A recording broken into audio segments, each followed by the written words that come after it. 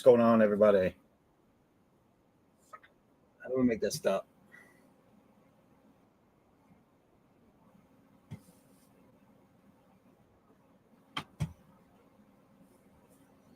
All right, get the echo out of there. What's up? What's up?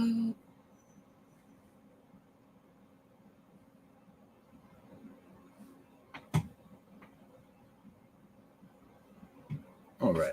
Sorry, I'm still getting the hang of this.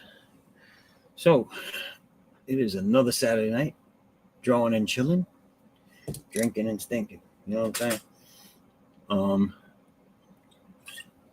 Tonight, I will be continuing work on the backup story, part 2 of the backup story for called Red Sun of the West, and it's my main character, Janan, getting a little downtime in between killing people.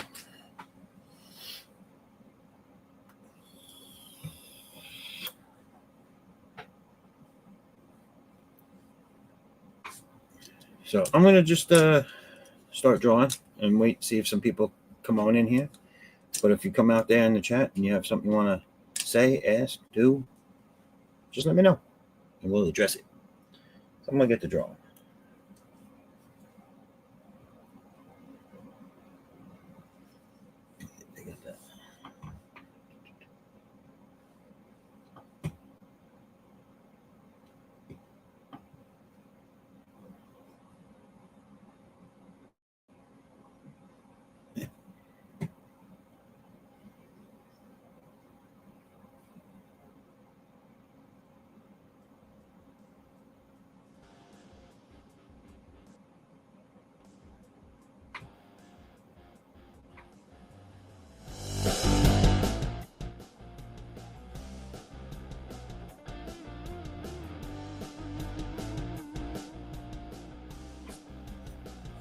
Just gonna put that background music on until someone shows up.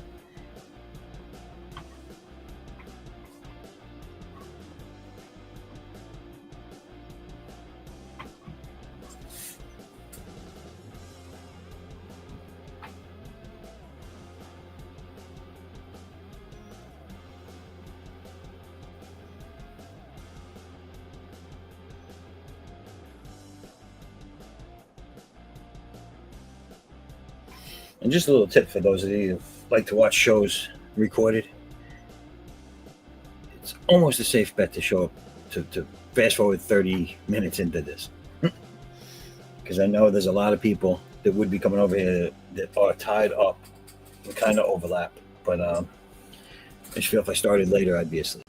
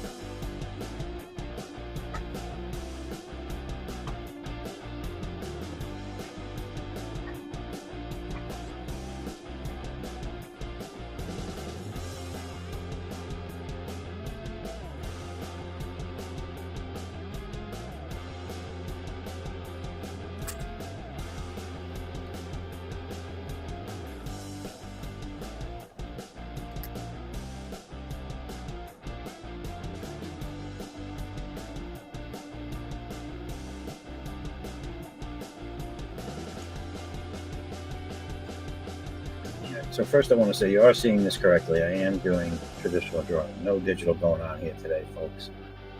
I usually only use digital if I am done with the art and I'm tweaking something, adding something, maybe just changing some of the values.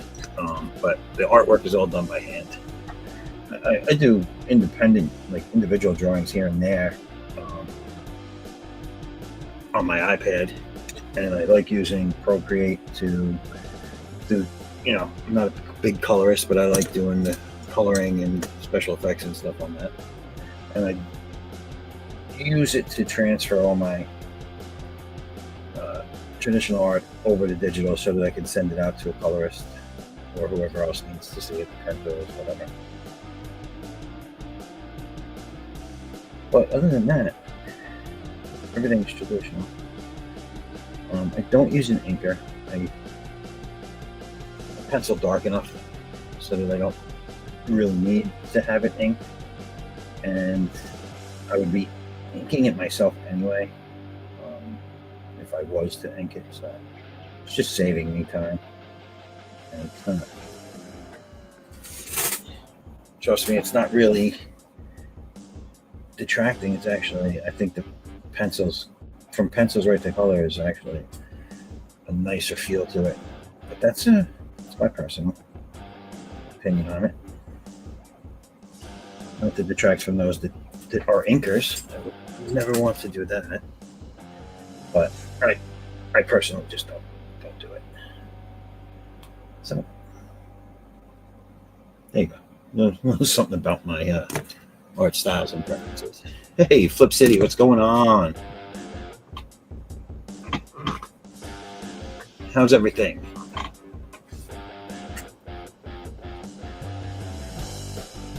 I'm just drawing up here, but if you'd like to jump in, I think the link is in the group chat over at the Madness.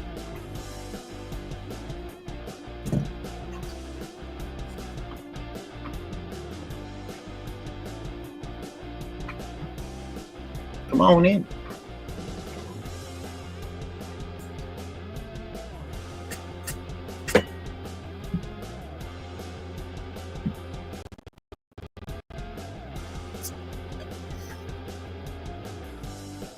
Cool. I'm glad. Well, like I said, you're welcome to come on. Feel free. I'm just here drawing, drinking, chilling. I drink foo flavored stuff because I'm old now and this is what I like. It's not bad. A little 5.9. Better than a Bud.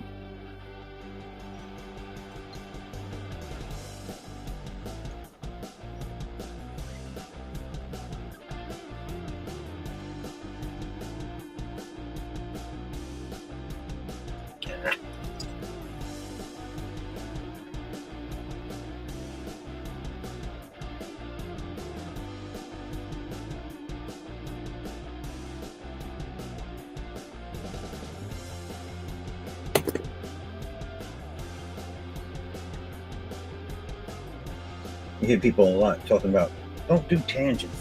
I just caught myself doing one. The hairline went into the jawline, and it looked like her jaw was deformed on one side.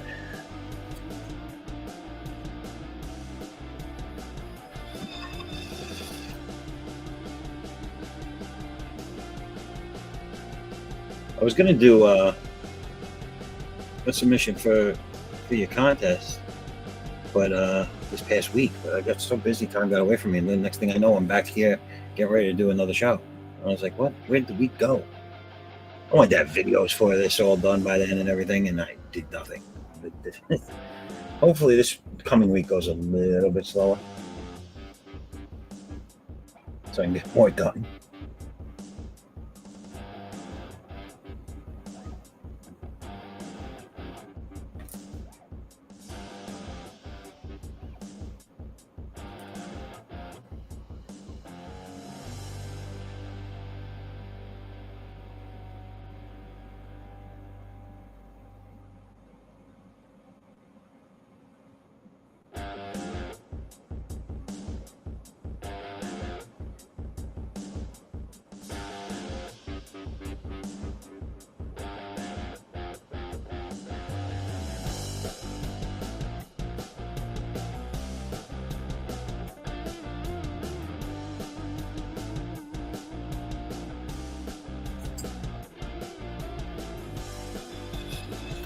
I know.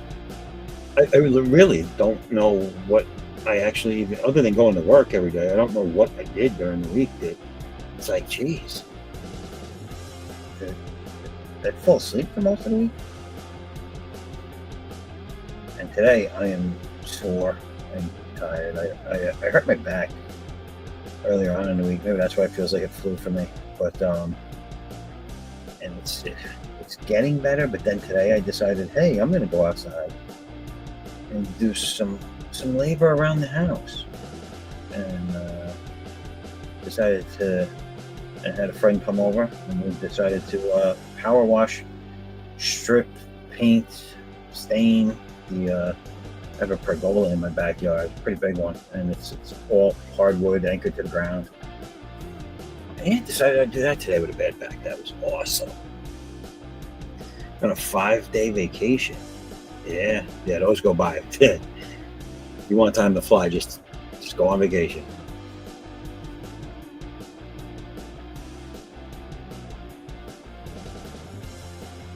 I wish I was on vacation.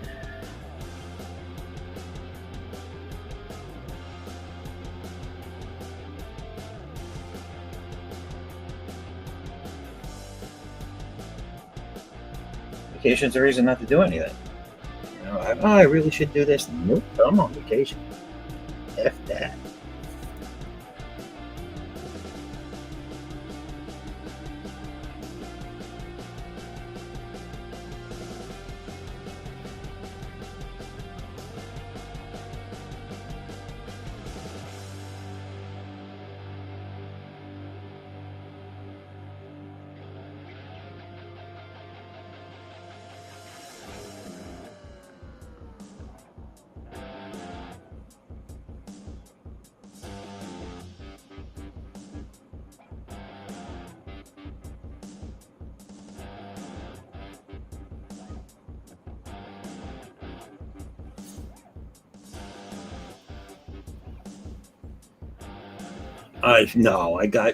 I got it all stripped, and it was nice and warm today, so that was good. So it dried really fast, and I got about 2/3 of it stained.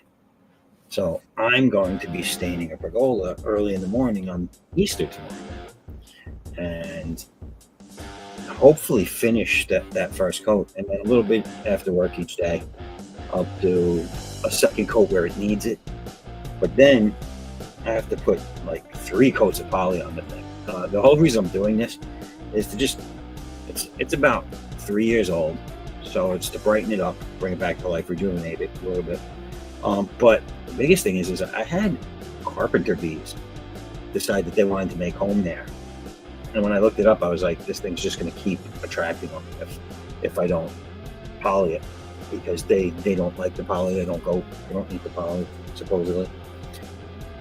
The stain too. So the stain was a big help to start. So it should be safe right now until I get it finished. But it was just bare treated wood before.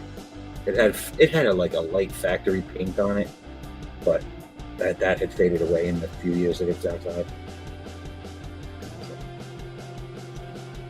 So I'm hoping it's just a week-long project and not like a 3-week-long project.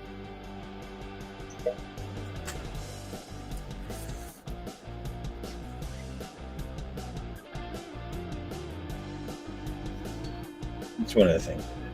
It's as far as the house is concerned, this is going to be a busy spring and summer and fall.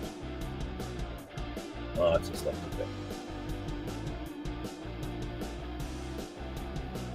That plus I have all the book work that I plan on doing this year that I still have to get done. So busy year, 2025 busy year.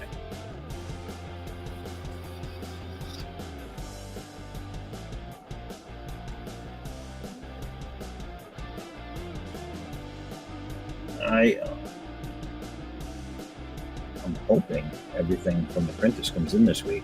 I got the confirmation that it was in final printing and that it was going to be done soon. And this is the second go round with this stuff, unfortunately. So until I see a tracking number, I'm not going to get excited. But once I get them and I bang out that, the fulfillment's going to be done like as fast as humanly possible. And once I get that done, the next campaign will be active and live. I that's the other thing too. The week went by so fast. I know I was supposed to set up the Indiegogo and Kickstarter so that I could have the sign-up pages ready, and I didn't even get around to that. I have to do that this week. That has to get done. Yeah, if I have the energy tomorrow in the evening, I'll try and get those up. At least the sign-up pages. But we shall see.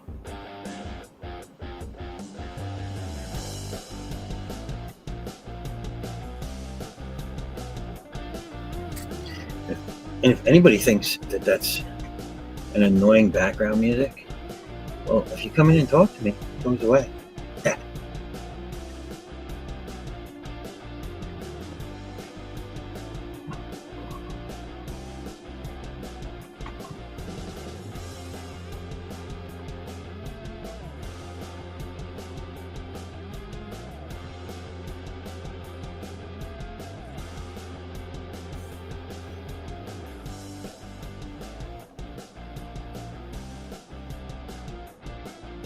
I don't know if writers are the same, but I know artists are guilty of thinking what some people would say too many steps ahead. So my mind is, I'd say three to four books past what you're watching me draw right now in planning stages, and I've already did breakdowns for two books that have nothing to even do with this story arc.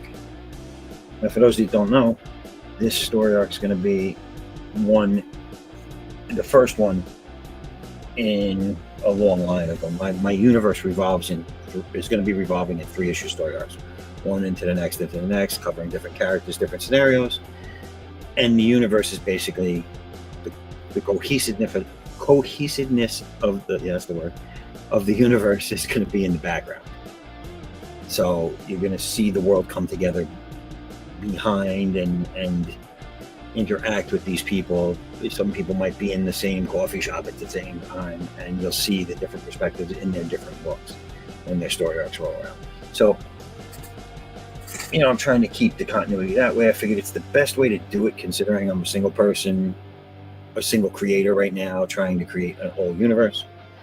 It's easier for me to do it linearly like this than to try and put out 3 different titles every year or 4 different titles every year and have them all be 1s, then the next year all be 2s, next year all be 3. It's a little much to do it that way. I'd rather just start and finish a story arc, go into another story arc, and so on.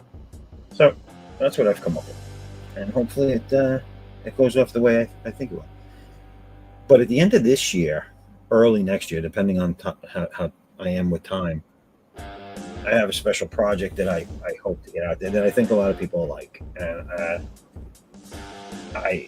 it was just an idea at first. It turned into a concept. It turned into a concept idea. Whichever one comes first, chicken or the egg, or whatever. I thought of it. I said, let me look at this and see what I can do with it. I fleshed it out a little bit, and I started to fall in love with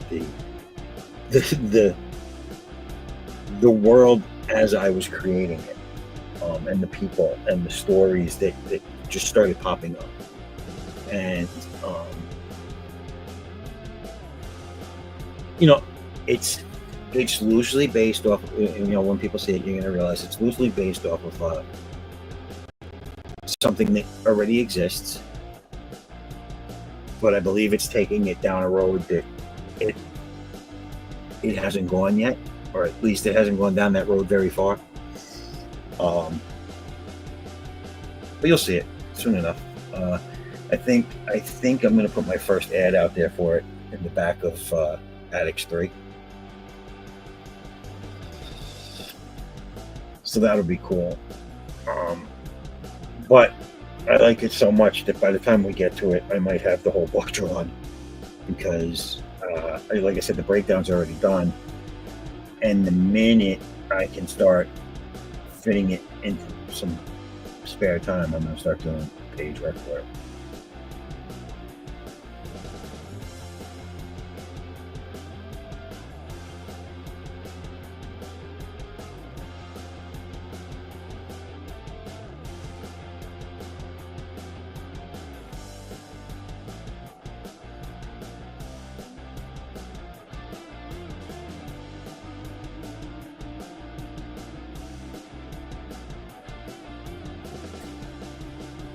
And that project is going to be a one-off. It's not going to be a part of my universe. It's just a story I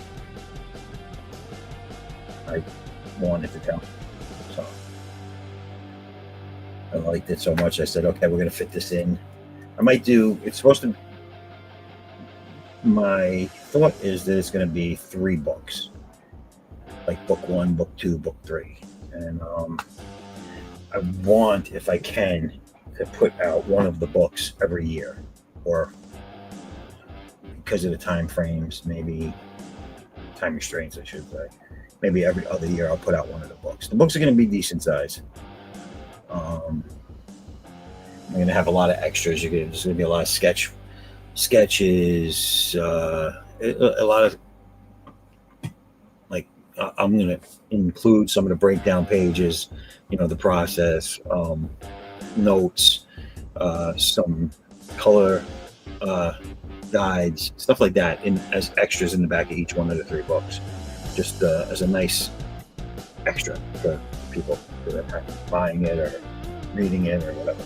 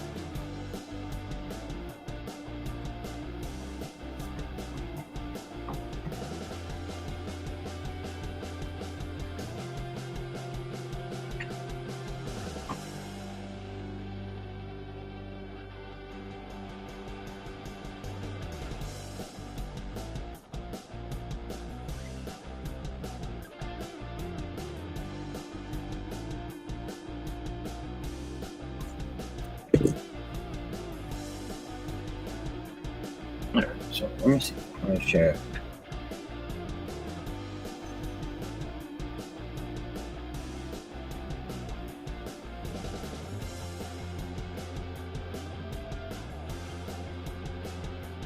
Oh, well, thank you for stopping by. Same to you.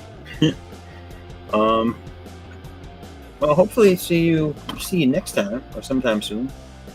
Yeah, stop on by. I know some of the other guys are going to be coming by there on another stream, I think, right now. But yeah, stop on by, and if you want to later, and then if you want to come in, by all means. So enjoy dinner. All right. So right now, I'm just gonna share a video.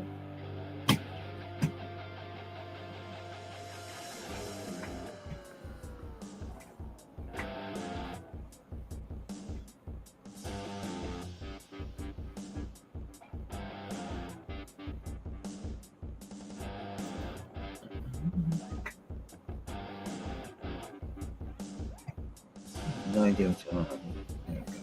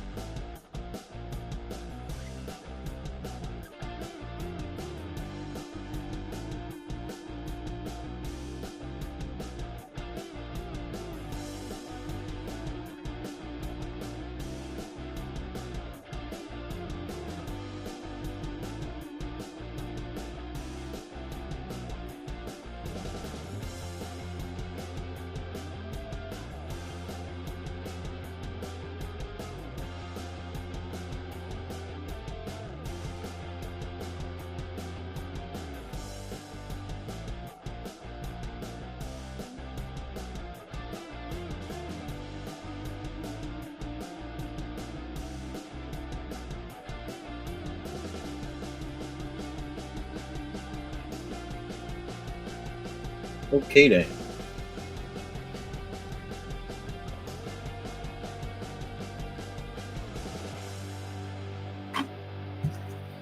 Back at it.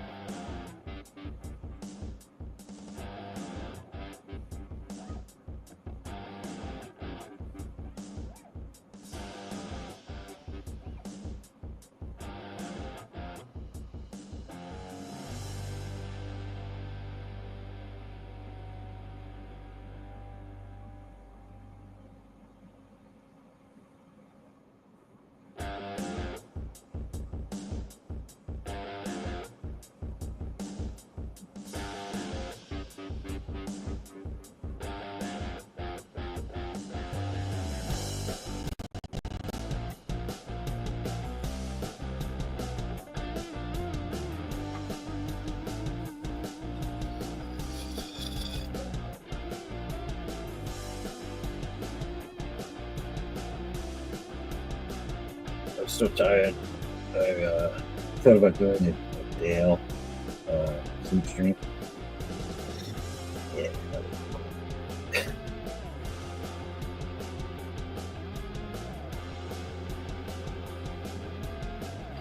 was like, I can't do that. It's been done.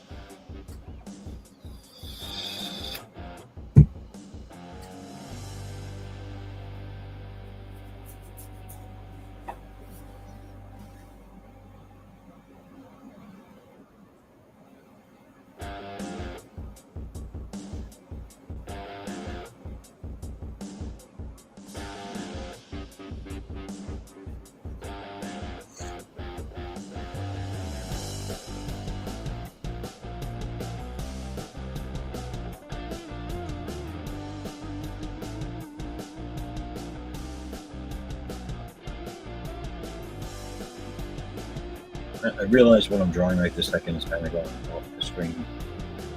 It's just the basis of mountains at the top of the page. It's overdraw. You might not even see it when you poke against it, but it gives me, it's what I do. It gives me a better understanding of what's going on. The whole picture kind of thing. And then you just crop it for the fuck. Make it feel. You know, so.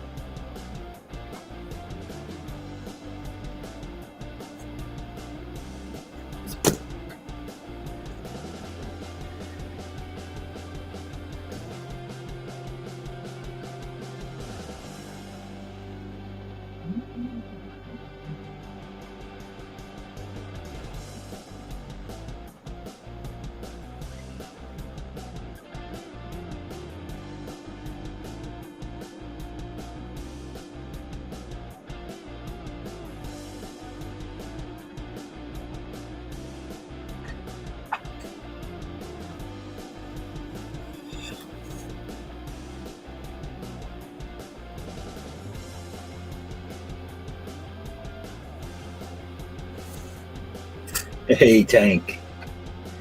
What's going on?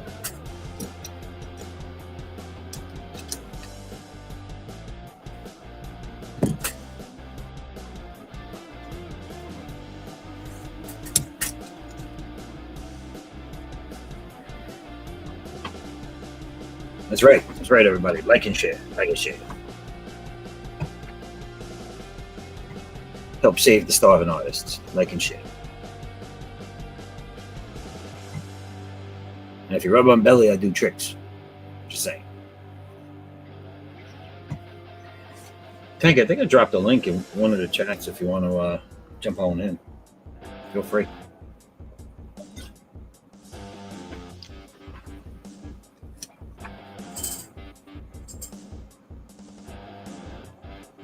All right.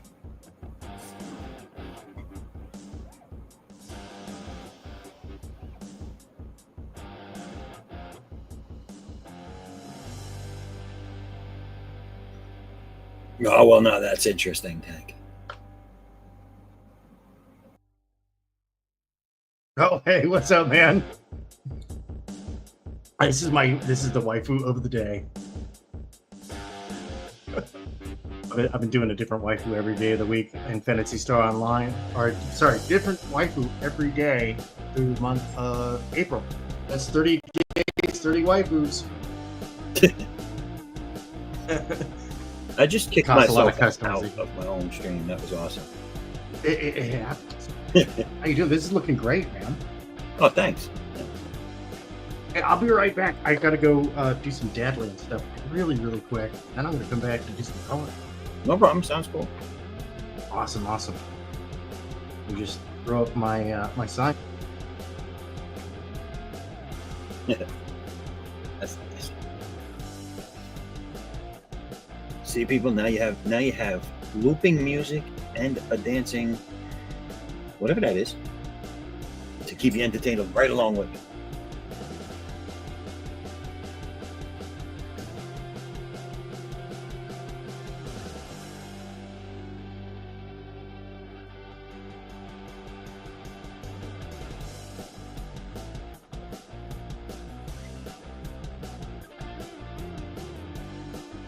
I should take that loop off because it's starting to drive me nuts. I don't know how people do that for hours.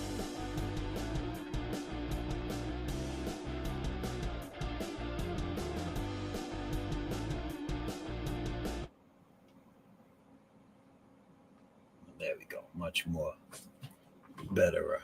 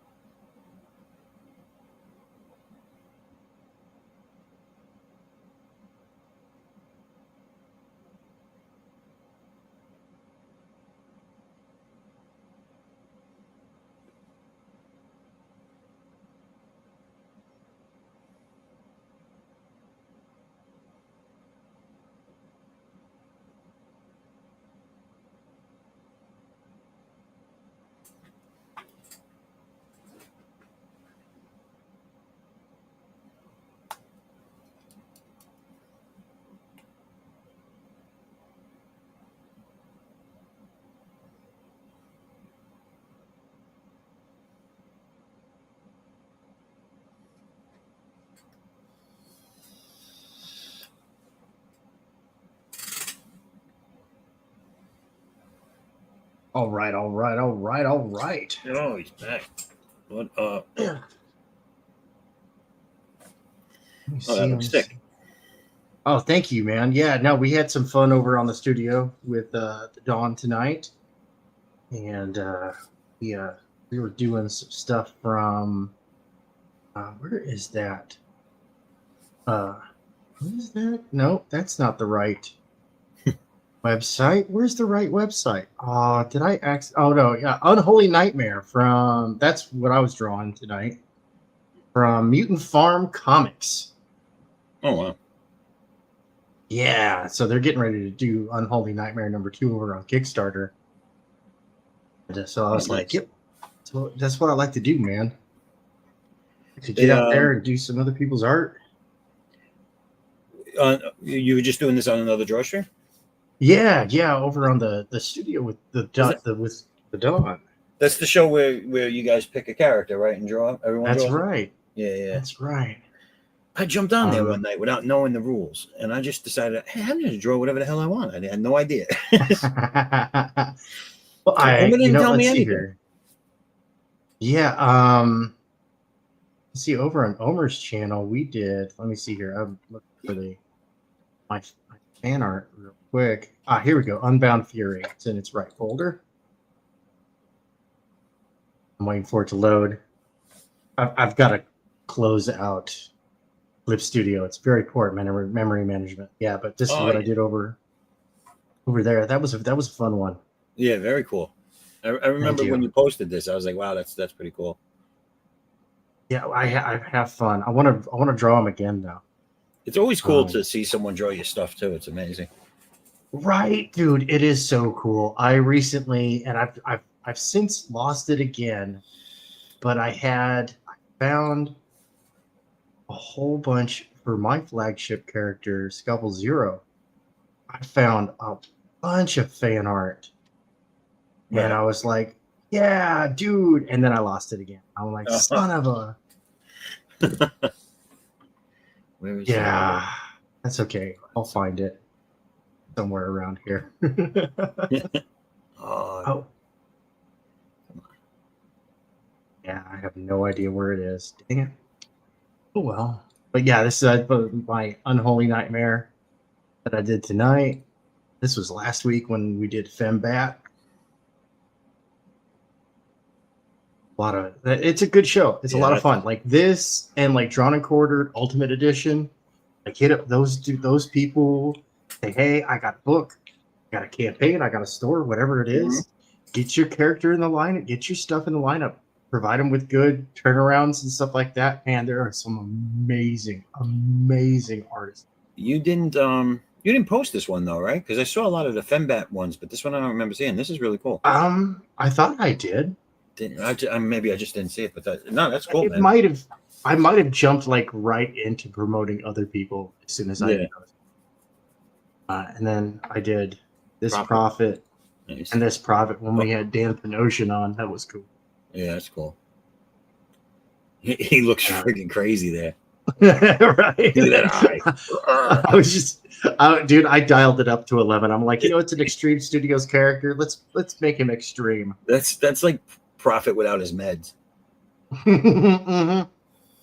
And it's funny because he's firing an energy weapon, but as a joke, bullets. Just add a whole bunch of bullet casings, and it's like, he's just shooting the bullet casings out of somebody.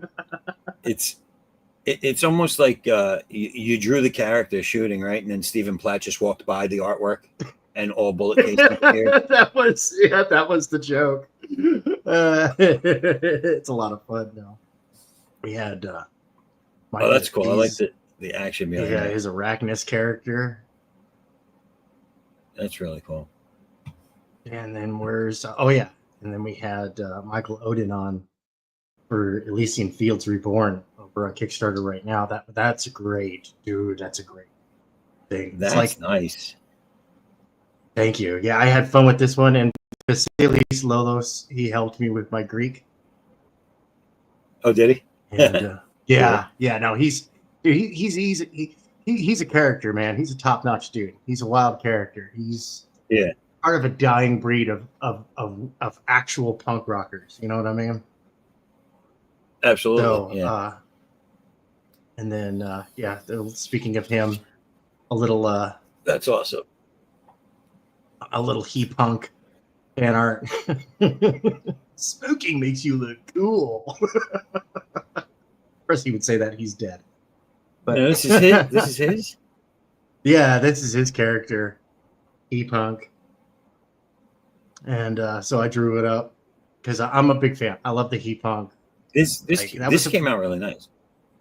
Thank you. Yeah, I had fun with I like this one. I like the fact that it looks like it's drawn so tight, like so clean. But then when you really look at it, it's there's a lot of sketch. Right, it's all slopped in like there. That's cool. And then this is one I'm working on right now. This is I'm doing Yeah. Ariel, the little mermaid. You posted the line work to this, right? The initial Yeah. line work. Yeah, I saw that. I liked it. It was cool. Right now, I'm kind of I was like, yep, nope. Since I'm the cyberpunk guy, I'm gonna do it up all cyberpunk. Hey, Omer's in the chat. Yeah. Yo, Omer. I saw you. I just wanted to ignore you for 5 minutes. No, That's right. That's what you do. I just saw you. What's going on, man? Jump on in if you're free. Yeah. Share this out. This is cool. This is your book?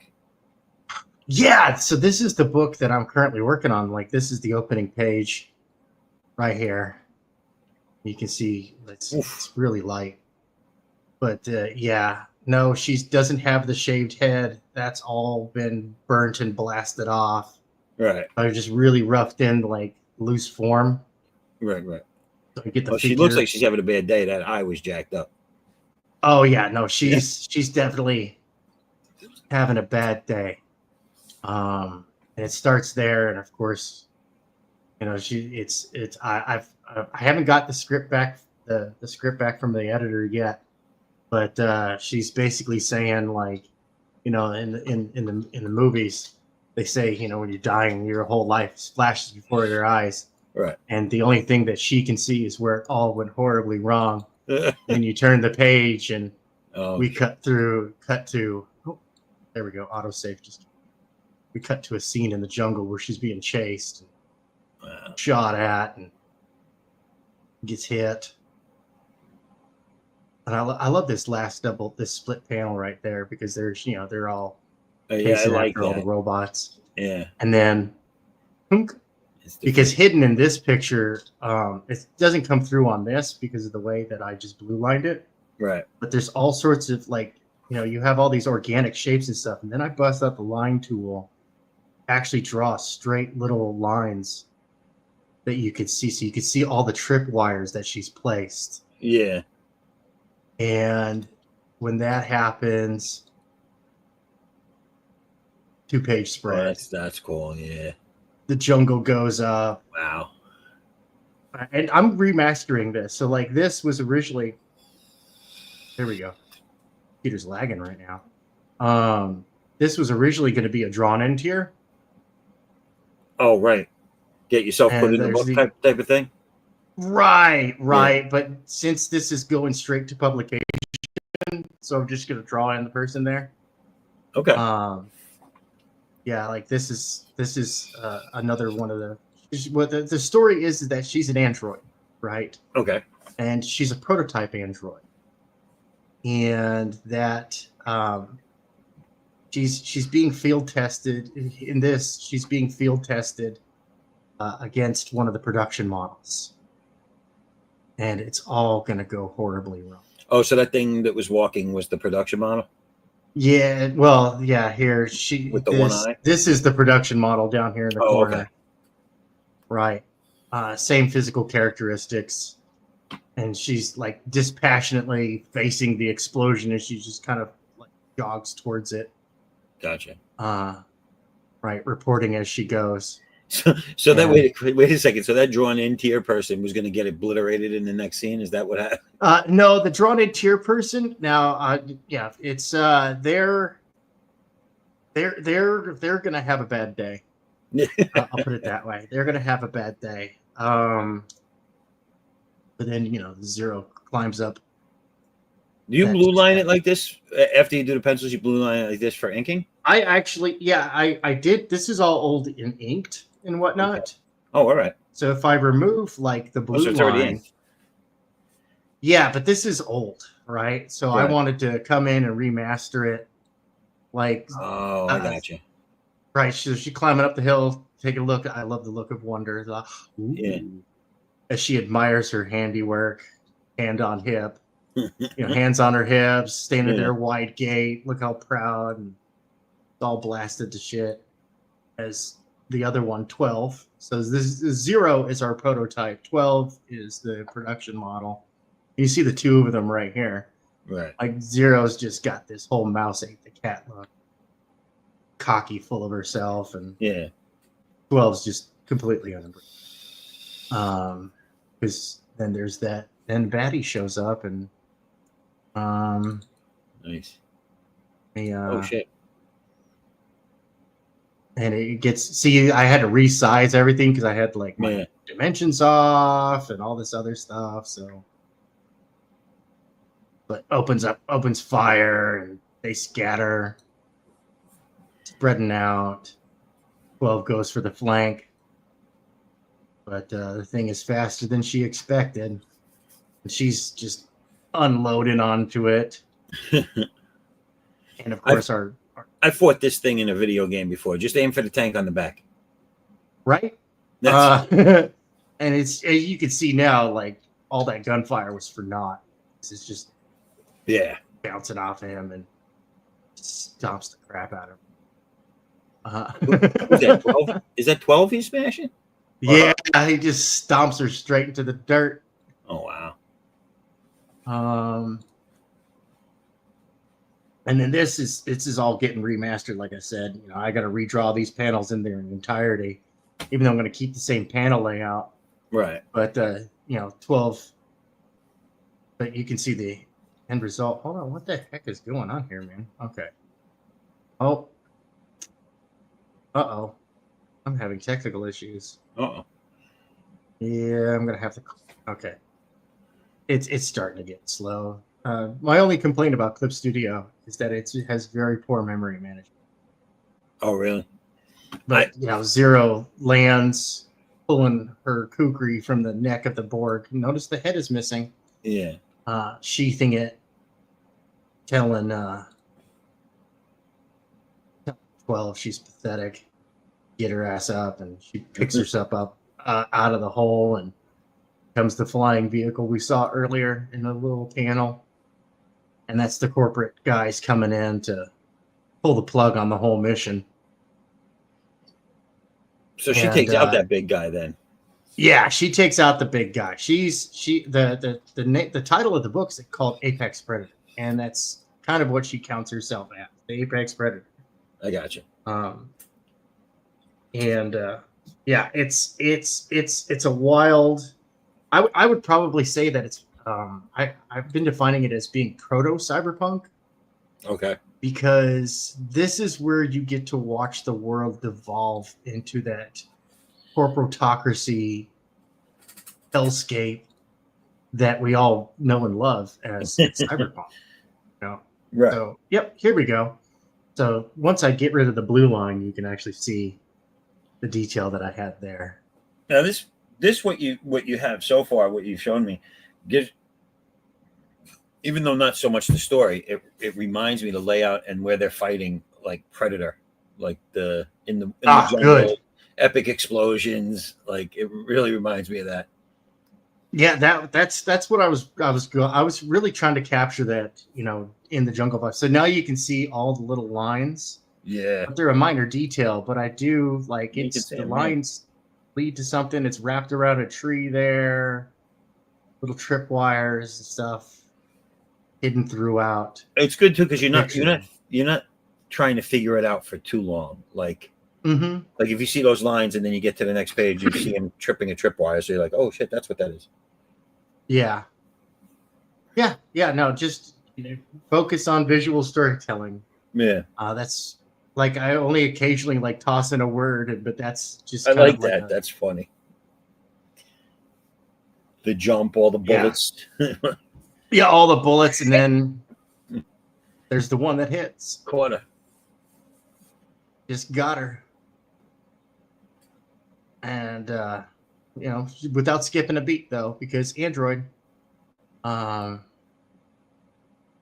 like the plot moves forward. This is going to be absolutely fantastic. It's going to be available in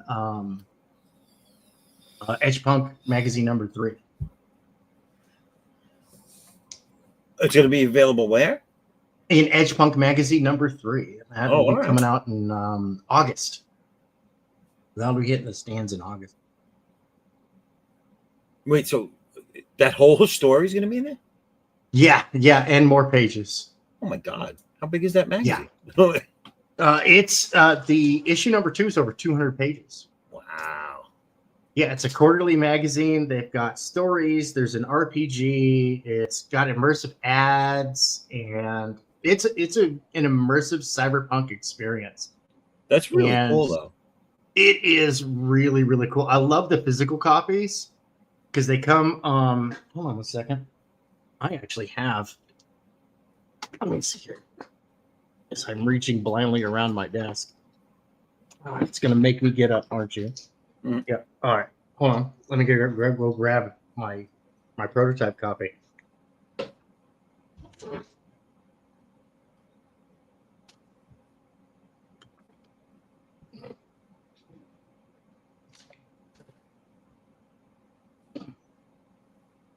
Let me see here. Let me I'm gonna have to work magic here. Okay, so pardon me. Goodness gracious. We're gonna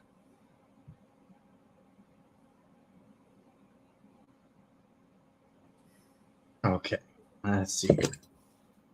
And we're going to scare all the children. And big and 8. This right there. Boop. Okay.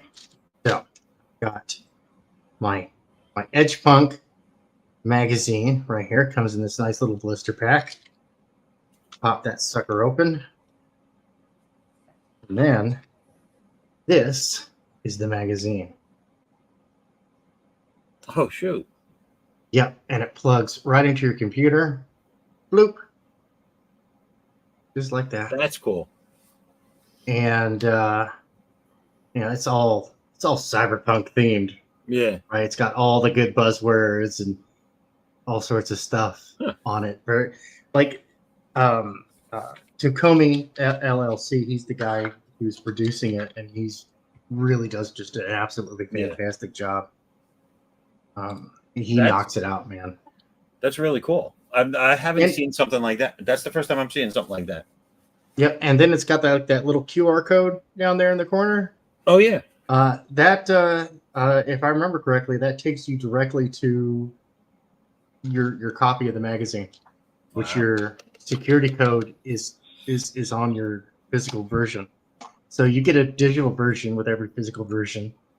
The physical version $30, and the digital version is $20, and it's quarterly. So now, how do they promote that? Like, how do they get that out? They're getting right now. They're at Who's Your Con. Right now they're all out at Who's Your Con, and they're out there. Let's see. I saw Darren Wagner was there, as well as Luke,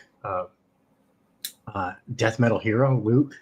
Okay. He was there. They got a whole bunch of people out there. Wow. Mint Salad was there. Out there, and a whole bunch of other really cool folks.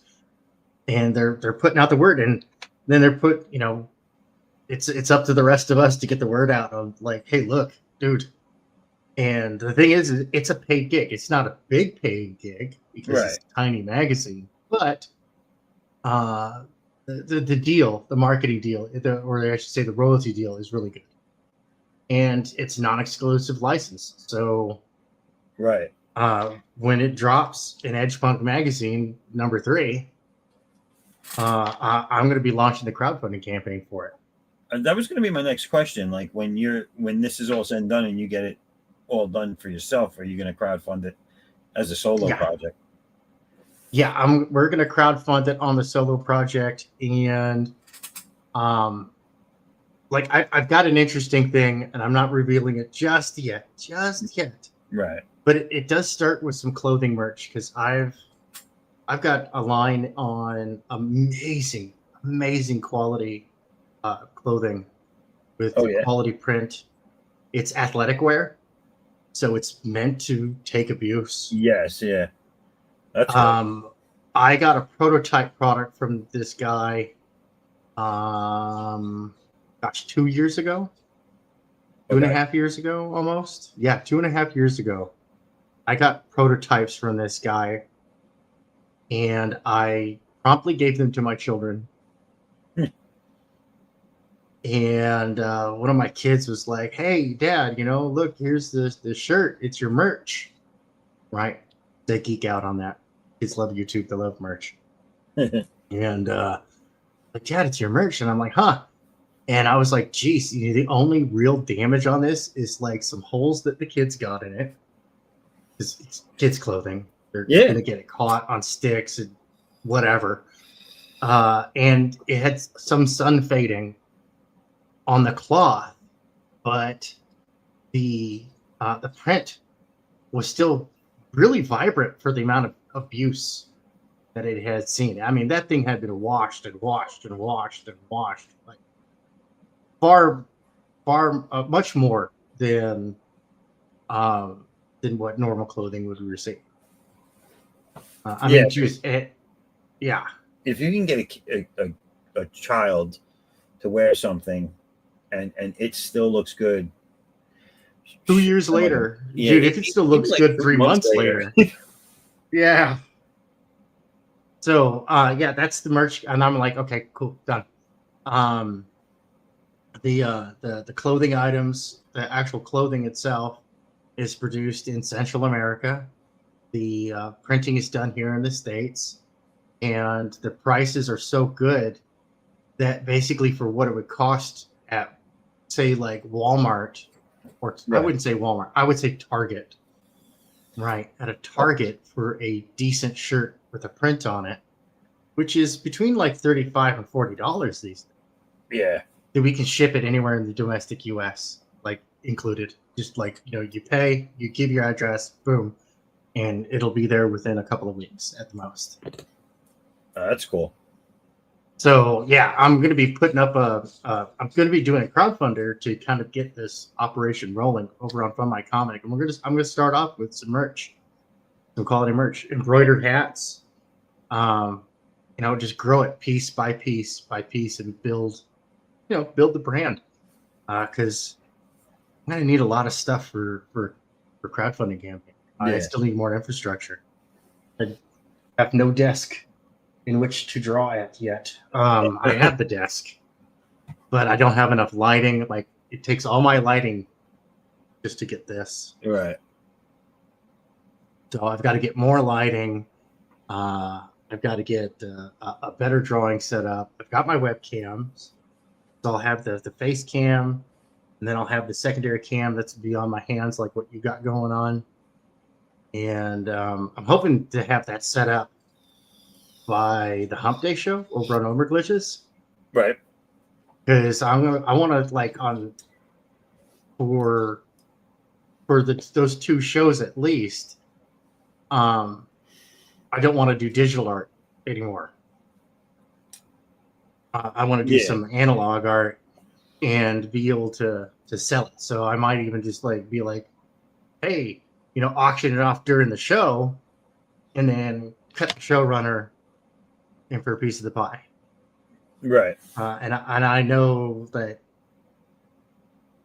I know that folks are a little reticent to accept money on those grounds, but I'm like, dude, like, I've had an art gallery before. Yeah. Let me tell you, man.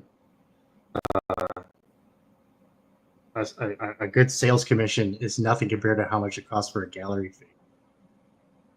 Right? Galleries, Absolutely. dude, they rip you off, man. Yeah. Like for somebody small like me, like when I did a gallery showing, 60%. 60%. Yeah. That's crazy. And that's considered to be steep, but not unfair. Right. And that's a lot of money if they I mean, think about it. They're giving you a spot, but that's all they're doing. Right. They give you the spot, they give you the venue, they've got the foot traffic that already comes there, that already expects a certain thing. And it's like, great, so you're giving me storefront. Right. Yeah. If I sell at Walmart, it's going to be a third of the cover price. You know what I mean? Like, that's how much I'm going to lose on it. Right. To upwards of half the cover price. Oh, my goodness. Yes, kitty. Hi. Just make yourself at home. That's my special kitty. Yeah, she's special. And I mean that Olympically. We found her and rescued her. We found her and she was not even weaned yet. And her mother and siblings were all there. We found her in the pile of bodies underneath her. Oh, wow. And so she ain't right. But she is absolutely lovable. Yes. And she still does like little kitten grunts. Well, we have a rescue dog and cat. The dog is 4 years old now, just turned 4 this year. The cat is not even 1.5 yet. And the cat's batshit crazy. The least graceful cat I've ever seen in my life. And his favorite thing to do is sit at the windows when it's nice out and talk to the birds. And he's holding full conversations with them. And then until my dog decides that he wants to play tackle. Right. I'll be right back. I'm just going to go take care of this cat. I think she just wants out. Okay.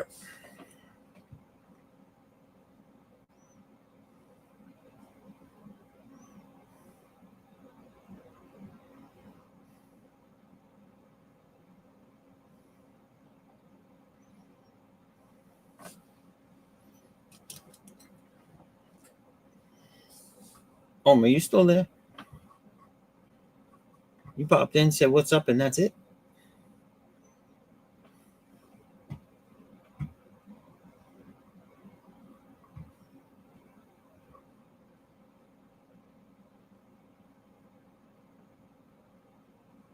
All right.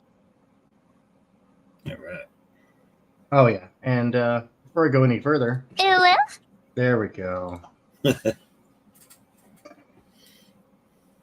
I've just been doing that on people's channels, man, and it's just, I don't know.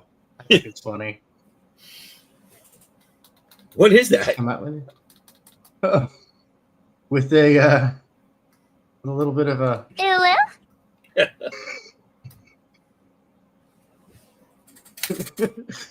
And then when they're like, what was that? You know, blah, blah, I go, oh, wait, no, that's the wrong one.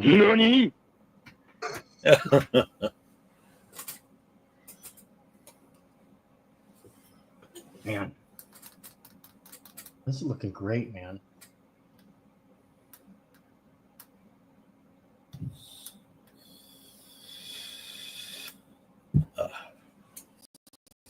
I wanted to show, because you were showing the fan art, and I know you probably saw this, but let me see, where is it? I'm so horrible at this. There it is. It's all right. If at first you don't succeed, get a bigger hammer. You know?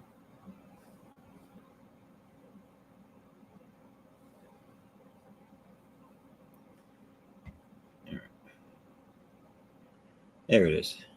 Oh, hell yeah. So that was the fan art I did. So this was the stream where I came on, didn't realize we were drawing this character. Uh-huh. until like the last 20 minutes, and I said, oh no. So I blue lined them up, and I think I started the line work on the stream, and then I was like, all right, I'm gonna finish this up. So I finished it up a couple of days later and posted it. Oh, So hell yeah, that dude. was it. We got to get that to Michael, man. Yeah, I mean, like I know it's out there on the internet. He's not on X. I think he's only on Facebook. Oh, Like a really? real person or something. I know. I think I posted it there too, but I'll post it again up on Okay. Facebook. Yeah, we can. You'll always get it to there's a handful of guys.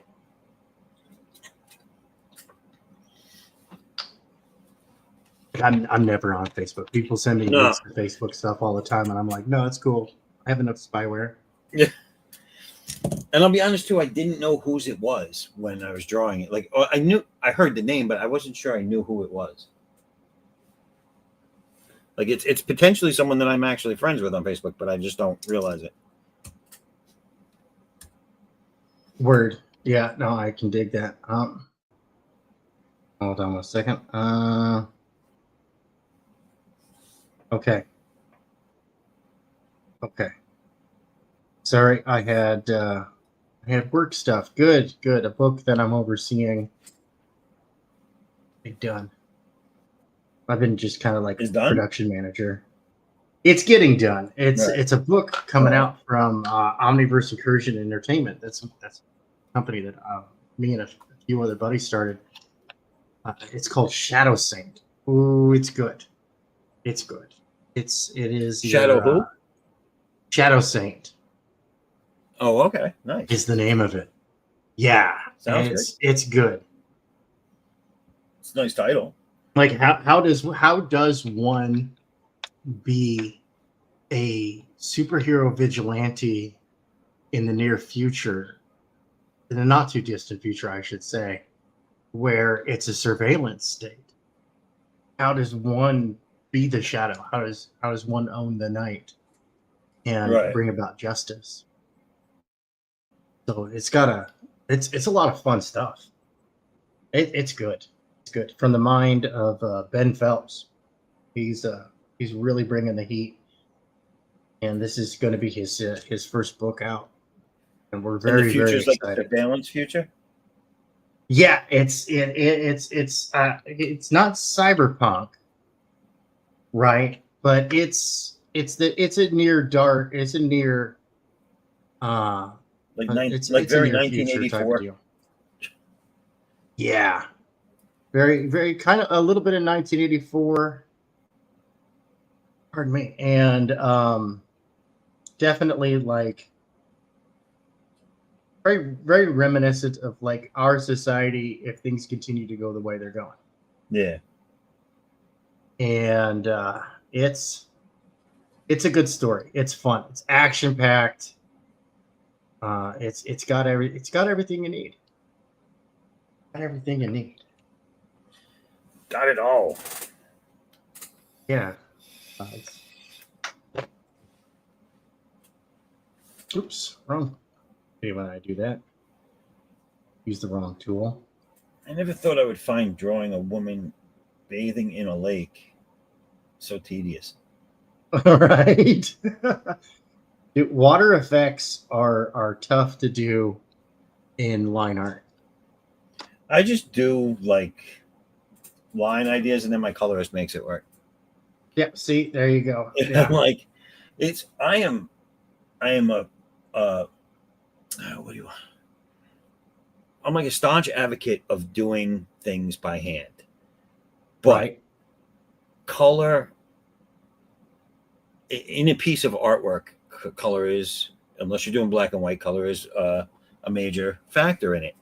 And being someone that does line art and relies on a colorist to do the colors, I give them certain things that I think they'll just make it look better than if there's lines involved. And one of them's water, one of them's obviously sky. Like, you know what I'm saying? Like, I'll draw these little foo fake clouds in, and they'll keep the line, but they'll go over it and add more behind it, in front of it, whatever.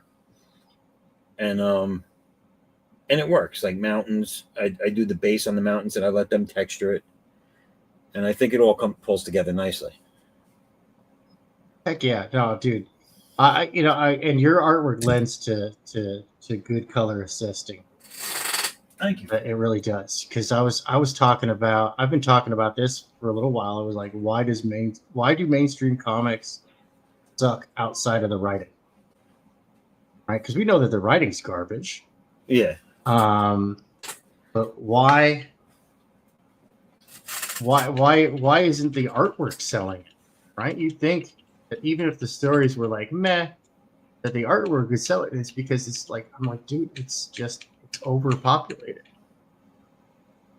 It really is. It's overpopulated. The stories for the last at least 5 years in mainstream comics, like DC, Marvel, have done nothing but take a handful of non-related talking points and tell all their writers pretty much. This is what it seems. Tells all their writers, put this in every issue. These 5 things have to be in every issue, and it makes for really boring, really repetitive, really stupid storytelling. Yep.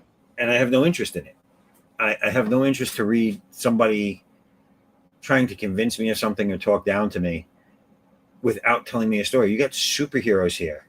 Why aren't they doing something superheroic? Let's knock it off and get to the point. No, and the artwork is for one, the art direction is non-existent, right? There's no editor saying, hey, this doesn't work, do it differently. There's none of that going on. No. The eye flow and everything through the pages is terrible. It gets muddled so quickly too. Yeah. It just gets so muddled, and it's just a hot mess. It's a giant polished turd, is what it is. It's highly polished. Like the colors, you just overdone on the colors. You can't see the line art, and it's like, look, if you're gonna have like a colorist like that, then you get your line artist to be somebody like Adam Peeps. Right, real simplistic, very basic, good solid line work, and then let your colorist sing. Absolutely. Right. And that's no, I like that. That's right there. That's customer assurance on your product right there, man. For real. So I'm gonna make mine bigger for a second. I just want to yeah. What you got going on? That's wrong. Pardon me. No problem. I got to get used to what buttons do what. So, right. I'm a newbie. So for anyone that either comes in or sees this later, here's some of the prints that I got for the. Let me show you the books real quick. Yeah. So for anyone that backed it or anyone thinking of backing it, this is what you get with the tier. It's still on Fund My Comic as a store, but it's being hopefully going to start fulfilling by the end of next week. Hopefully I get the books in, because they should be. I got a thing saying they're done at printing, and that I guess they're just packaging it or whatever, finalizing. They said whatever that means. But so if you've got the backup tier, which is the previous campaign and the books that came with that, you're getting this book here. Dude, look at that, man. And this is cool. Andy Smith art on the cover. Hell yeah. And then it's a flip book. On the back side is my artwork. Heck yeah. Of Aaron, who is one of the gods in my universe. So these are my two main characters that I created I created all of these back in high school and college. But these were two of the first ones I did. These are the only ones of the first several I did that have made it the distance. So in this book, you get an addict story, which is like his issue 0.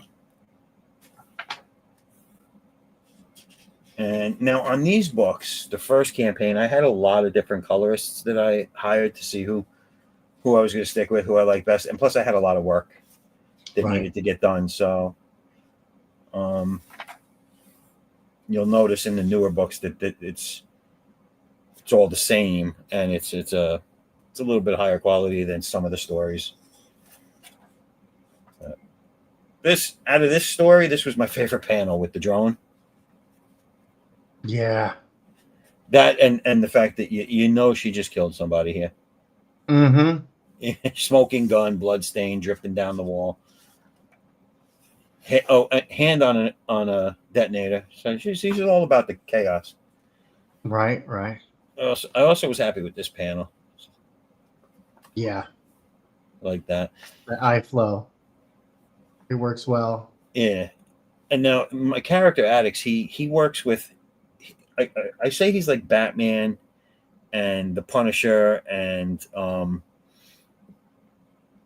he's like that type of character, mixed. And one of the ways he's like the Punisher is he has two guys that he works with behind the scenes, like his tech guys in surveillance, and it's these two guys, Oz and Jay, I call them, and they literally work out of a basement apartment that they created underneath an auto body garage.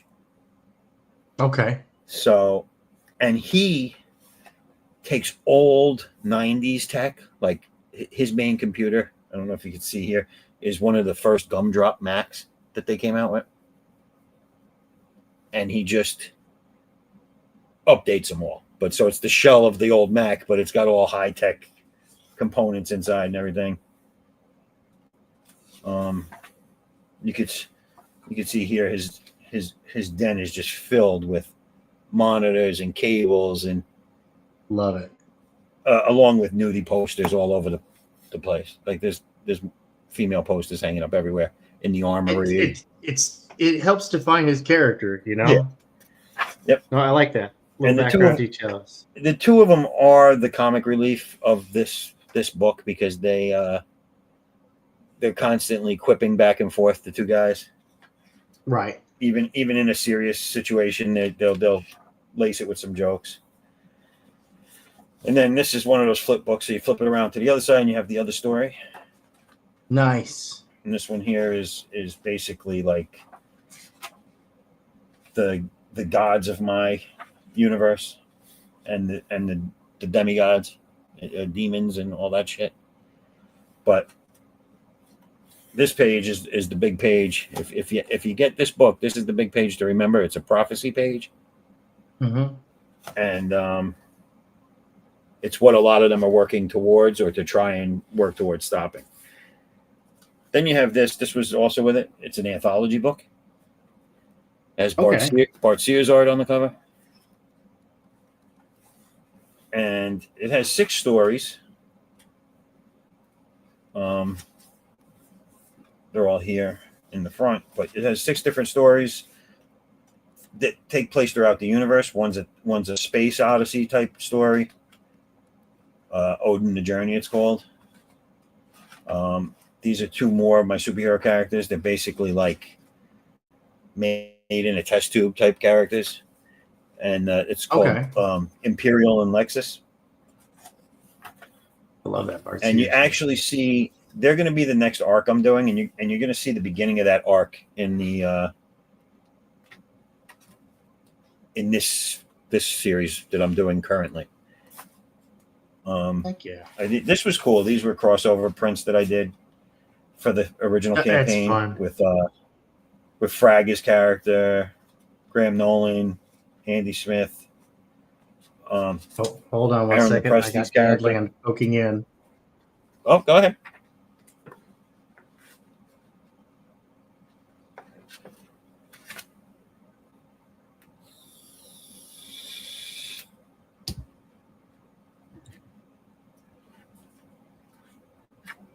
All right. Yeah, I'm back. Sorry about that. No, that's fine. It's Saturday. The kids get to stay up late. They were wondering how much later they could stay up. I was like, well, it's about time to go brush your teeth. So last call for snacking.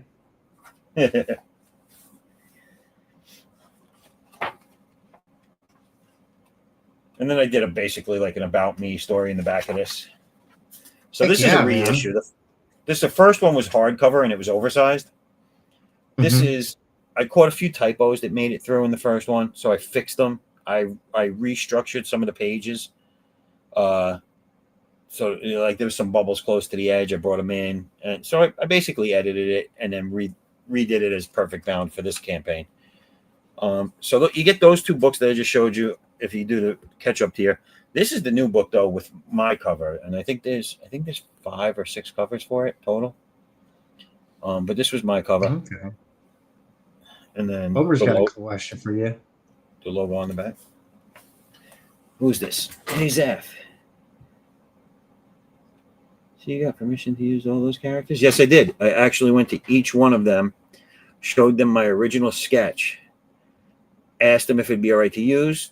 They all said fine. Just put our our copyright at the bottom, which I did. And with each stage, I went back to them to make sure I made sure the coloring was right on their characters. I made sure they, there wasn't anything they wanted me to change. I know Andy. I had gotten the pattern for First Man's the spike on his suits wrong initially, so I changed them. So he did a quick correction, showed me what was wrong. Like these points here, I had them all wrong, so I had to redo them.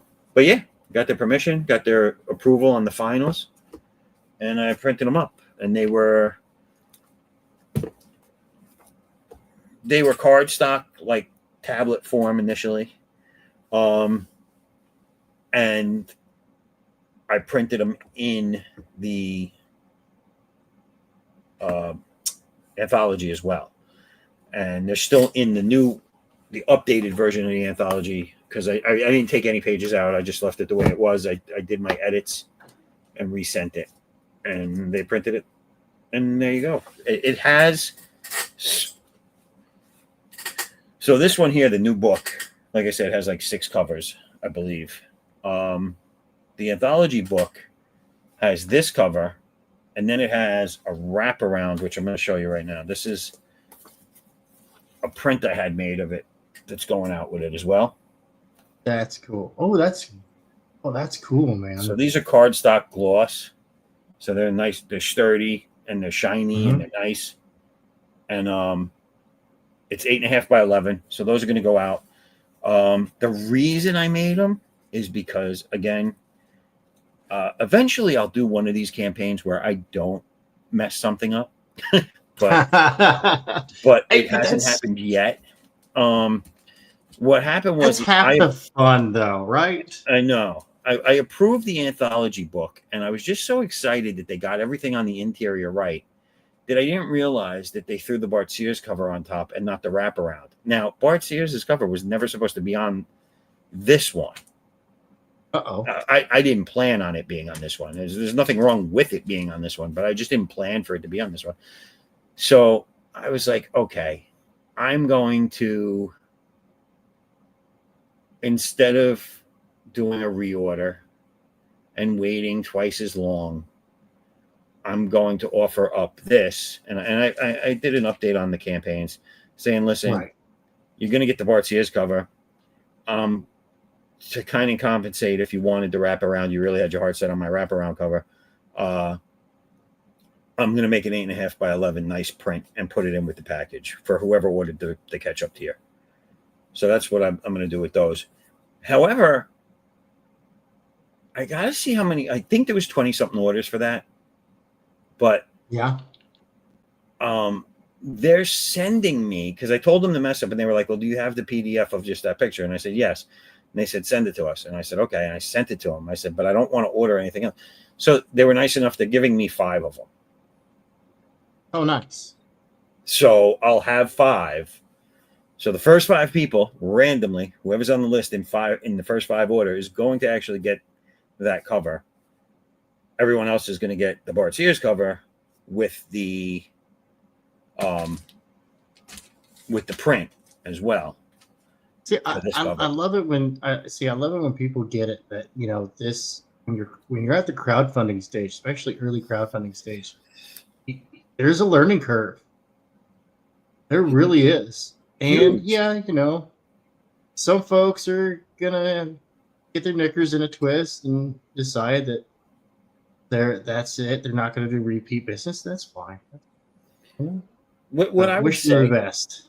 what I would say is, there's people that go to college to get into the field of marketing and publishing and all that stuff. And here we are, artists, creators in the sense of we come up with the ideas. But this is all new to us to do. The industry of comics used to be, if you were a penciler, you did pencils. You got hired by someone, you did pencils. If you did coloring, you got hired by someone, you did coloring. And you didn't worry about all that behind the scenes stuff because they had the executives worried about that, or you know what I'm saying? The suits worried about it. And now you're doing everything on your own. A lot of it's the first time you've ever heard of some of the things that you're doing, or you're ever attempting it. And if you expect us all to get it right on the first time, you're expecting a lot. Oh yeah. But I try. If I mess up something, it's all a learning curve. So if I mess up one thing this time, chances are next time that's going to be rectified. Maybe something else will take a hit, but trying. Right. Yeah. No, and that's what it is. You got to learn with it, and customer satisfaction's place. And then you communicated though. Most folks, like, I wouldn't say most folks, most folks who get the attention. There we go. That's the proper phrasing. Most folks who get the attention did not do good and proper customer. And then they become a meme. Well, there's some people, and I like some of those folks, and I'm just like, oh man, yeah. that's such a bummer, because like I have met very few people in indie comics who are actually like malicious, right? Like very far and few. Now I've met a whole bunch of humans, and humans are prone to error. To err is human. Yeah. And I'm sure the Vulcans would have something to say about the emotions of humans as well. And tempers run hot and whatnot, but hey.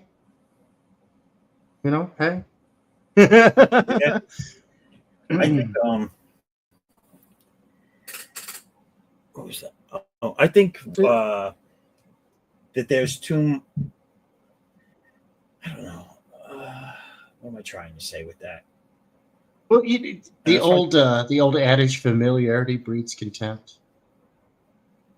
Yeah. Right. We're very close, and very close to the customer base as well. There's a high degree of communication, and Right.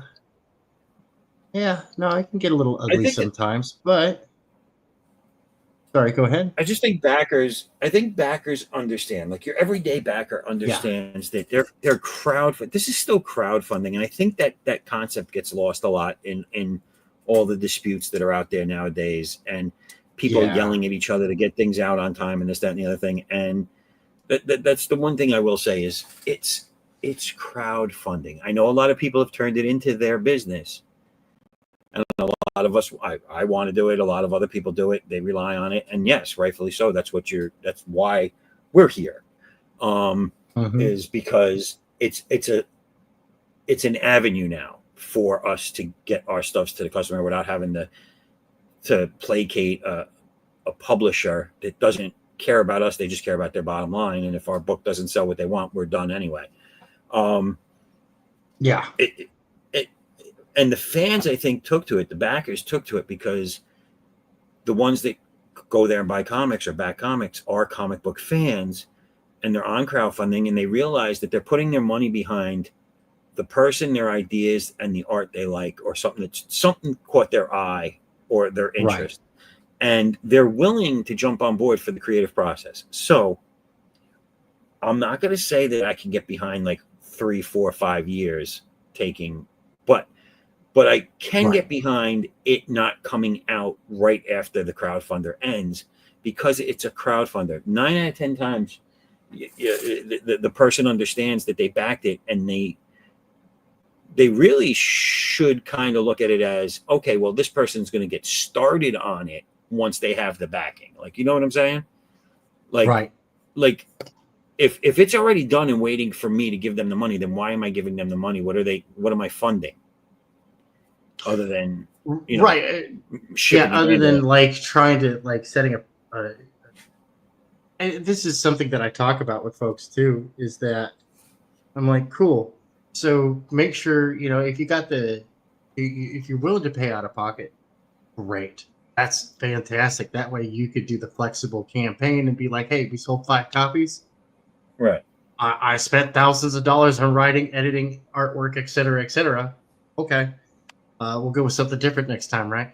Or hey, we made a profit, but I tell folks, I'm like, it's a great way to start a business. I forgot where I was going with this. I derailed. It's like that moment in Inside Out where the train just falls into the chasm. That's all right. That's what just happened to me before. Right. And like books, like projects are going to be late. Like there's a learning curve, right? Especially with these guys who are pro artists. I see a lot of the issues because I work with just as a member of the Buddy Check Network, I work with veterans and I see some of the same stuff that I see a lot of like veterans go through, even like the most disciplined of veterans, right? They lose that chain of command, right? They lose that ethics presence looming over them. And all of a sudden, discipline kind of goes out a little bit, and their time management skills leave much to be desired. Right. And I'm friends with some of these guys, man. So they know I'm not throwing shade. I'm like, but it's, know yourself, know your enemy. And sometimes your enemy is yourself. So Right. I know it is with me sometimes. But it's a learning experience, and learning the business. Like, these guys, they had wonderful, they have wonderful industry experience and stuff, but they don't know anything about running a business. And it's unfortunate because but the learning curve on that is a lot less steep than on somebody who knows the business and then tries to get into the producing and artwork. Mm-hmm. And there's a little bit of I don't know, I would call it baked in arrogance, because it's not a natural arrogance, right? It's that, well, I've done this, I know it works. And Right. It's like, oh, but dude, I mean, maybe it's not working. Maybe you gotta tighten up the reins a little bit. Get a production manager. Get somebody to beat you about the face and neck, to make sure that this stuff happens. Like, I've got a few of those guys. I keep them on deck. I do. They keep me in line and keep me producing, and I appreciate it immensely. And like I said, it's not shade. It's just it's reality. Like, say somebody like John Malin, the guy is disciplined, right? His books are timely. They're produced to the exact quality that he said they would be. But he gets no love for that. Right. The attention goes to late books, or it goes to goes to books with poor, little to no editing, or bad editing. Sometimes it's hard to tell the difference, because it's a quagmire, man. I've worked in printing for a long time, and I've spent over 30 years doing graphic design and commercial art. Keep in mind, I mostly did it as a side hustle. Occasionally, it became my full-time occupation. Yeah. But that's my daughter. She's back. Dog does not know her. She's an adult. She lives on. So the dog's still getting used to her. She's like, stranger danger. Yeah, but you have no idea.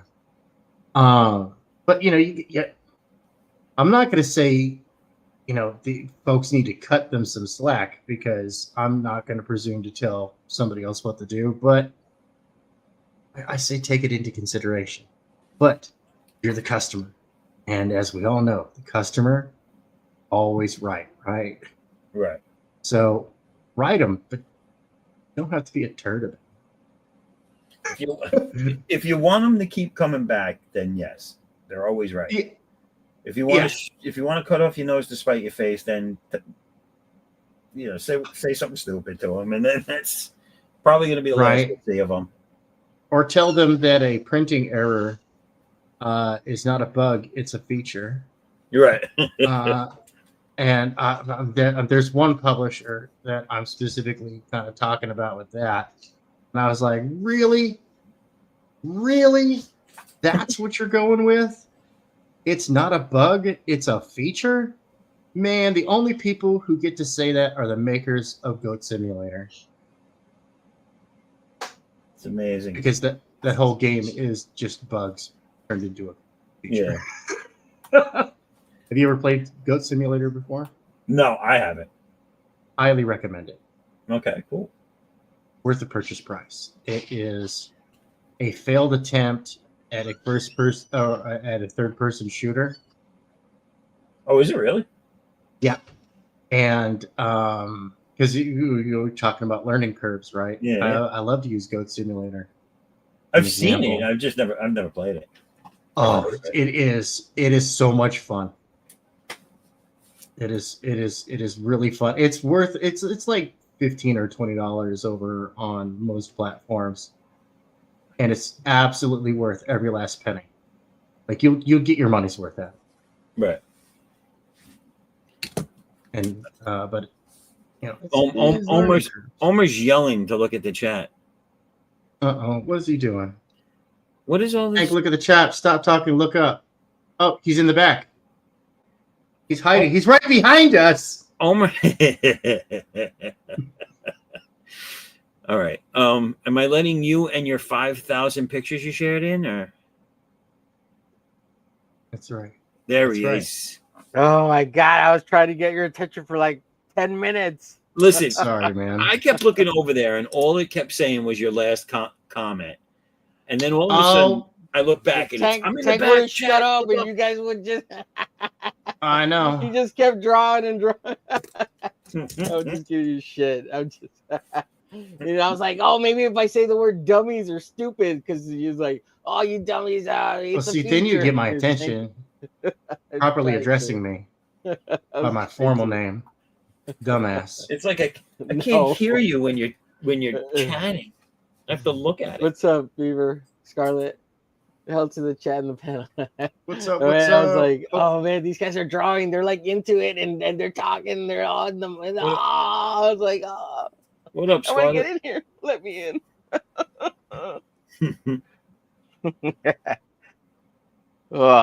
What's going on, Scarlett? Where you at, girl? What's going on? Yeah. Let's get this. Let's get this shared out. Let's get some more subs over here today. Where are we? Hey guys, I have a little announcement. I'm one away from 600 subs. One away. I'm so excited. You want to know the big news? Well, what's the big news? Tell us. I'm 2 away from 20. Oh, sweet. We need to go get. Yeah. we need some love for Tang and Zaf. Yes, please like, share, follow, and subscribe. Absolutely. Absolutely. It's like 9 miles of chat of Omer just trying to get in here. I was trying to get your all's attention. What's going on, Scarlett? Hey, Zaf, you know how to highlight people in the chat so they pull up on the screen? You just click on them. Yeah, like that. Yep. All right. Just Okay, curious. I'll be right back, gentlemen. All right. Absolutely. Absolutely. Oh, Dadland calls. You just wanted to put up. Someone said nice hun to you. Scarlett's awesome, man. She's a doll. She's a real doll. She's really sweet.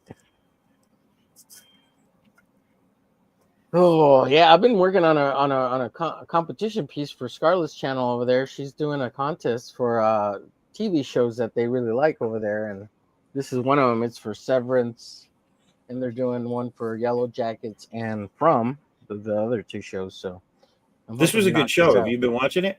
Yeah, man. Yeah, I have. Yeah. That was a good show. It's tripped out, man. So I got Helly here. I got this is Mark, and then we got the little goatee, and then this is they call her Miss something, but her name is well, she's Mark's wife, but I forgot her first name. And that's who I'm gonna draw there, and then I'm gonna put a bunch of video cameras over here, and that's pretty much it. So I'm hoping get this done this coming week and be done with that. And then maybe make a Yellow Jacket piece. I did want to do another version of I saw that show. Is the second season out yet? Yeah, second season's out and done. Yeah, I gotta watch it because the first season was very disturbing to me. Yeah, the second season's a little more far out there, man. Yeah, it's a little more. Yeah, it's fun though. I retweeted this stream earlier. I was on the Dawn show with Tank there. He was there for a bit. Yeah, well, I knew you guys were on that show, so I figured I'd see at least one or two of you guys later. Yeah, I was gonna invite those guys on, but I don't. You know, everybody, after that show, everybody's kind of tired, so only some people might want to. Yeah, I mean. In the future, if anybody's still up to that wants to keep drawing after you guys are done, you know, just treat this like the late show. You know what I'm saying? Right. Yeah. Absolutely. I've been meaning to tell him about this show too. So it's just I don't want to cut into Don's fun time because he really enjoys the show, and I don't want him to feel like I'm trying to snub him. I don't know if that makes sense, but. I don't want him. No, that's what I'm saying. I don't want anybody to leave there to come here. Just when that's done, and if you want somewhere to go, come on over. Yeah, which is what I've been doing. As soon as that's done over there, I did have some yard work stuff that I had to finish up. Put some stuff away that I had outside from earlier. But yeah, like I do that all the time. I've found, and that's why I wanted to do a late one because I didn't see anybody doing like a really late one, and I'm usually up late tonight anyway, drinking and drawing, you know? So I was like, let me do one late because I like bouncing too. Like if I do a stream during the day and I'm in the groove of drawing and they end it, I'm like, is anyone else doing something I can jump on there too? You know what I'm saying? Keep the momentum going. Sure. Yeah. Oh, thank you, Scarlett. Thank you for dropping that in there. I appreciate that. Gemma is Mark's wife. Oh, awesome. Yes, that is Gemma, right? That's right. Yes. Yeah. I thought I missed something, but then I realized we were talking about the show. Yeah. I was like, that's nice that Gemma's Mark's wife. Who the hell's Mark? Yeah. Yeah, Scarlett, she remembers the names. She's good. It was you know, is it a spoiler if I say anything about it now? The ending of the first season because the second season's done. Yeah, but it really upset me that he went with the redhead. The redhead only because he knew on the outside who she really was a real bad person. You know what I'm saying? Mm-hmm. Or was the daughter of a real bad person. Right. No, she's bad too. She's bad news. Yeah. And she hates her innie. So, but since she signed the contract too, or something like that, to go in there, she has to keep doing it. And the outside version of her wants her to keep doing it. And I don't really understand why. We don't know yet why. As far as I remember. Excuse me. I'm sure Scarlett could tell us all about it though. I really thought for sure that the threat to kill herself was gonna work. Yeah. And I don't fully understand why it didn't work. Yeah, because she's the daughter. Yeah. That's a big part of it. Yeah. And it's not a spoiler. It's just kind of a fact. They don't really explain it more than that in the show, from what I remember. So I want them to. Well, they probably did. Like I said, I haven't seen the second season yet, but I know watching the whole first season, I was like, that's great. That's great. This, that, and his wife's there. Oh, he found his wife. All right, he's getting her out. Oh, they formed a relationship. I was like, all these stories are really great. That's fun. That's great. But what do they do at this damn place? Like, what is the real function of this? Yeah, what are they? Yeah, what's the real function? Yeah. Because they're sitting in a room. Mm-hmm. They're sitting in one room, putting numbers into folders. They're sitting in another room, like archiving things and sending them places, but like random stupid stuff, like a deck of cards and a fire extinguisher, and it's like stupid. And then you go to the other one, and there's goats being treated like baby children. I'm like, this is just weird. Like, yeah. And then there's the black goo and the door in the hallway. Yeah. It's all about feeding the corporation or something like that. Something along those lines. Yeah. Now, this wasn't written by Stiller, right? He just directed it. Yeah, I think he just directed. Yeah, I don't think he wrote it. He may have like written 1 or 2 episodes or worked on 1 or 2 episodes. It has to do with Gemma and what they say they are testing on her. Yeah, something to me. I think it's gonna become about controlling people, so that they can like make them workers, right? That's what I think it's gonna be about in the end. Well, even in the first season, when they got into her and her going into all these different rooms with that psycho doctor guy. Yeah, that was so weird, man. You could tell it was like brainwashing. They were brainwashing her to forget about her old life. Mm-hmm. So I mean, I got that much from it, but like again, there's still the reason why isn't there. Like, you know what I'm saying? Yeah.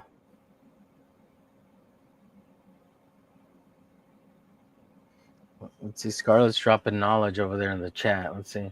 You didn't notice the difference between her and the Annie and the Audi? Yeah, exactly. Yeah. Jim testing her. We don't know why fully. The end goal. Yeah. And I love the paintings. The paintings are awesome when they talk about the paintings and what the hell they're about. Do they get into that in the second season? No, just a little bit. They do talk about him a little bit in the second season. And we get a little bit more on Bert and what's his name? Oh yeah. No, I was getting from the first season that he was a big to-do there before he retired and got out of there. Yeah. And the reason he got out of there was because his Audi saw that he had a relationship with that guy on the inside. I think. If I read that scene. Oh, right. Yeah, he did. Yeah, he did. Yeah. You're talking about Christopher Walken's character. Yeah. Mm-hmm. Yeah, there was something there. Yeah, with that.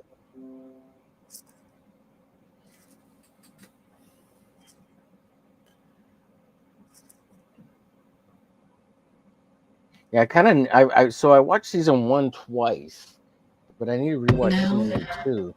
When I look up the number. Is that you, Robert? Hello?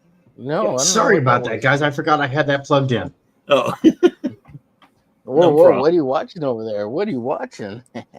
That's the new Lady Serpent music that got exclusively given to me.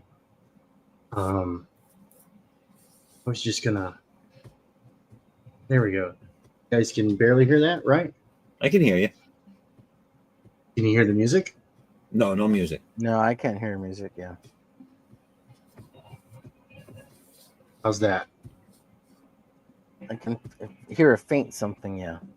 Okay. Just adjusting audio levels. How about that? What Scarlett have to say? She says, I can hear it, and I don't have mine turned up very loud, so Okay. 'Cause I don't want it to overwhelm the voices in my head. "Go places in my head." nothing. But can yeah, no, overwhelm I've got the some. voices. I've got some copyright free music, right, in the background. Bring Very a little, nice. Very nice. bring a little bit of class, a touch of class. Have a little bit of fun. And this is from a buddy of mine, and it's more like kind of soundtracky kind of stuff. It's not the usual Legion Zero I pump over on my channel. Yeah, that stuff you play he's- over there is pretty freaking awesome. I love that shit. Thank dude. you, man. Yeah, no, dude, Good. Legion Zero is awesome, and he's like, wow, people really like it. I'm like, yeah, dude. Yeah, dude.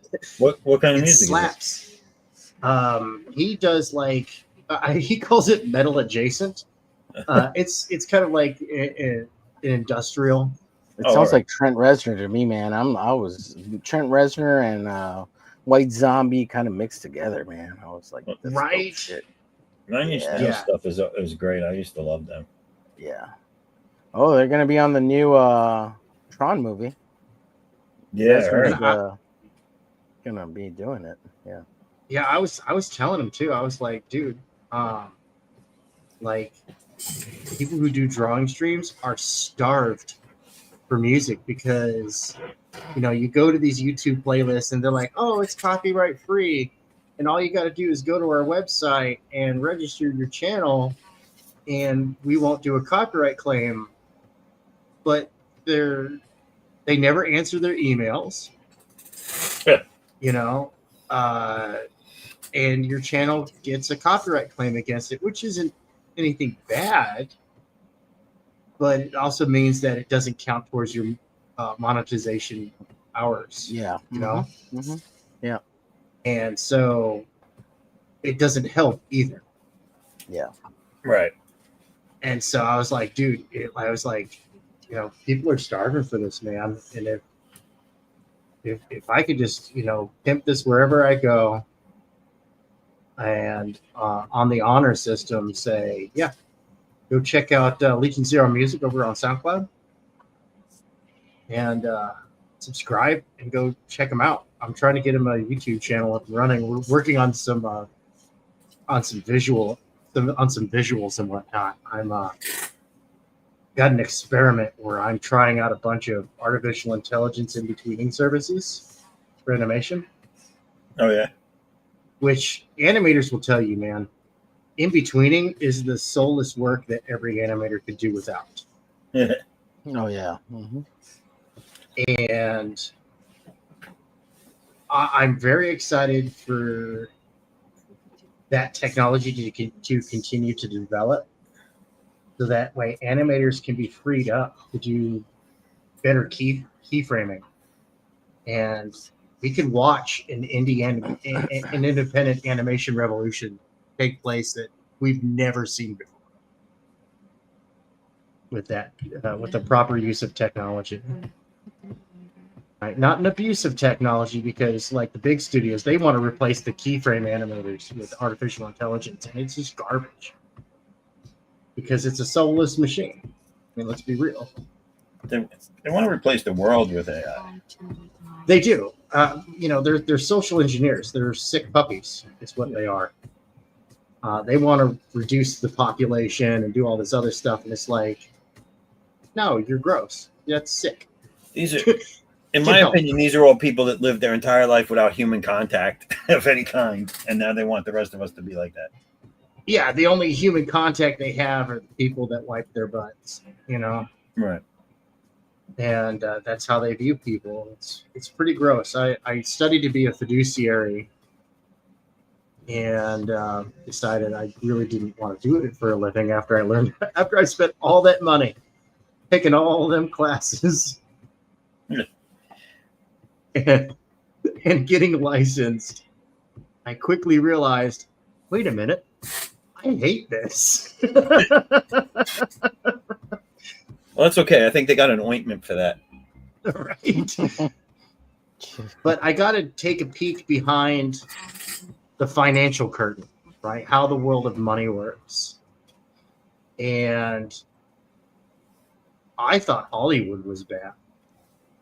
Now Hollywood's degenerate. That's for certain. I've worked in the entertainment industry, and like that place is just, it is devoid of morals, you know. But like the world of finance is it's soulless. It's That's almost awesome, scary. Scarlett. What's up? What's Scarlett saying? I was saying that's awesome, Scarlett. She's playing Bioshock and she's really enjoying it. It's a really cool game, Bioshock. Oh, dude, no, that's one I've been meaning to get into. Is she playing the first one? Yeah, I believe it's the first one. Yeah, That series is remember great. correctly. I like that series. Yeah. Really a lot. I think there's 3 of them. Yeah, I'm pretty sure there's 3. 2 of them are in the water, but the third one switches it up and goes into the clouds.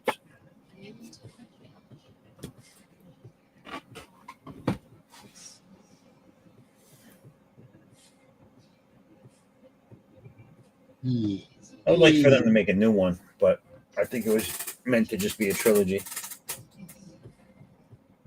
Well, I thought they were trying to get some kind of movie or something made. That would for be a while cool. there. Yeah, That would be cool.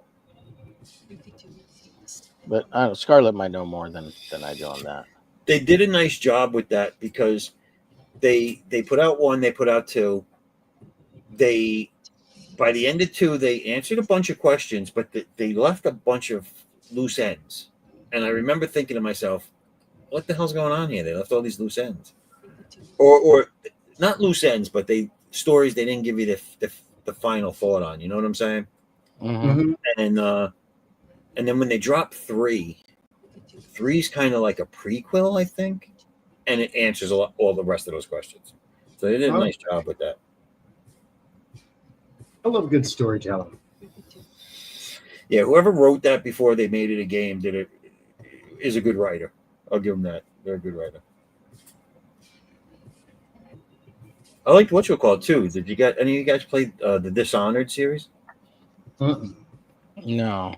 That's a good series too. There's 2 of them, and then there's like a big downloadable like expansion for one of them. I can't remember which one, which is kind of like a third, but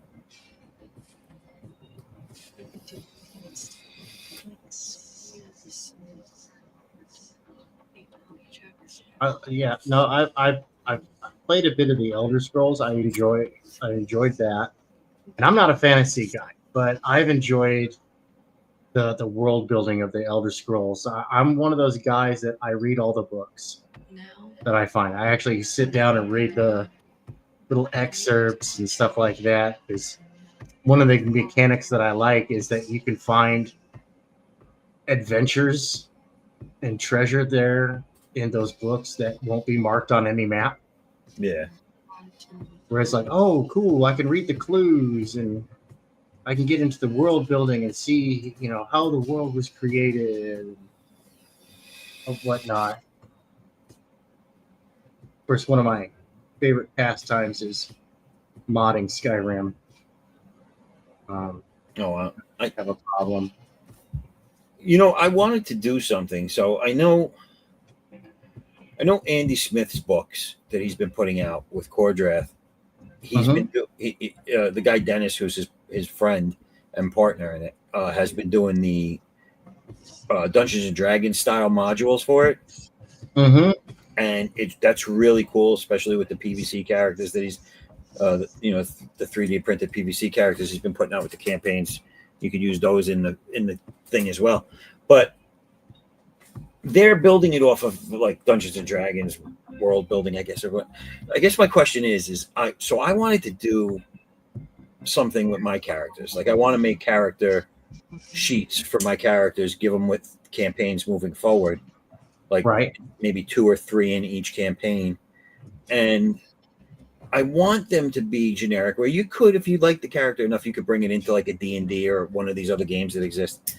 But is there a generic, I guess, world, a game system world that, like, what you create goes by their rules, like a base rule, I guess, is what I'm looking at. Why? Yes, they Why, do have yes, one. there Yes, is. there It's is, called GURPS. yes. Okay. I don't know anything specific, but yeah, there is one. Yeah. Yeah, GURPS. Let me go grab a link for you. Oh, that'd be Because awesome. they have their stuff online too. Generic universal role-playing system, originally developed by Steve Jackson, if I remember correctly. Steve Jackson, great tabletop game maker. But yeah, you can find it at sjgames.com. And that one's a lot of fun. GURPS, a lot of people like that. Savage Worlds is another one people like. I never got into Savage Worlds. I felt that it was like too much of an emphasis on storytelling, not enough emphasis on like rules to settle disputes. Right, but a lot of people like that one. I'm actually working on something for my stuff for the Scalpel Zero stuff. I'm actually working on putting together a cyberpunk source book for that. Hey Tank, now Scalpel Zero is Neon Revenant, right? Those are the same properties, or they're No. They're Neon different. Revenant is from Rock Hard Comics, and that one is the story behind that one is that a mother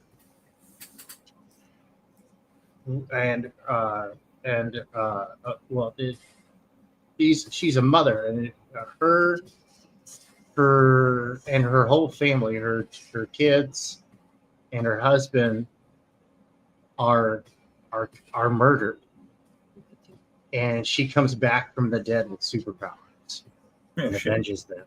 Yeah, hell hath no fury such as a mother's vengeance is the tagline. And that one's kind of neat because yeah, she's a muscly girl, but the story is good because like she and her husband were both athletes, both in the military, and she was a competitive women's powerlifter before she was killed. So kind of like does show that she's got some muscle behind her, right? Instead of like these twig girls that can overpower every guy around them. You know what I mean? Yeah. Yeah. That now, was Scalpel really Zero. That's your property, right? Scalpel Zero. Yes, sir. Okay. Yes, that's part. She's the flagship character for the Apex Predator, and that one we're gonna follow her to her death. That's right. It's only a spoiler if the journey there is not worth taking again. By the way, Luke is Vader's kid. So No. yeah, no. When I showed you, like when I was showing that opening page earlier, we cut to the end of this. We opened with the end of the story. You know, I like, and you don't have it up, and I meant to say this when you had it up, and I meant to say this when you had it up too. Oh, here it is. There it is. See, like I like this. This is like the life is flashing before the eyes, beat up on deathbed, and you still get a nice rack shot. You know what I'm saying? Right. Yeah. No, you got to that's get what it's all about. Some titties. That's right? what it's all about. Some titties. Oh my God! Speaking of naughty bits, have you seen the latest troll from Basilius? No. he did an OnlyFans picture of Heat Punk. Oh, get out of here. Dude, it's got people raging. And I'm like... Wait, he did it of who? He Punk, his character, his character. Oh, We won't no. show it on this channel because it will get the channel struck. It's No. very explicit. Yeah. That's funny though. Dude, people are raging against it, and I'm just like, bruh. Just earlier this day, I said, "You call it drama, I call it marketing," and yeah. Mm-hmm. Hey, Vasilis fucking knows what he's doing, man. He's been around the block and he's been screwed over so hard, like it's not even funny, man. It's crazy. I'll tell you, he's got a look to it, dude. Like, okay, so I wasn't I'm not very familiar with him. I've only become familiar from what I seen them show on the and talk about on the Kings, right?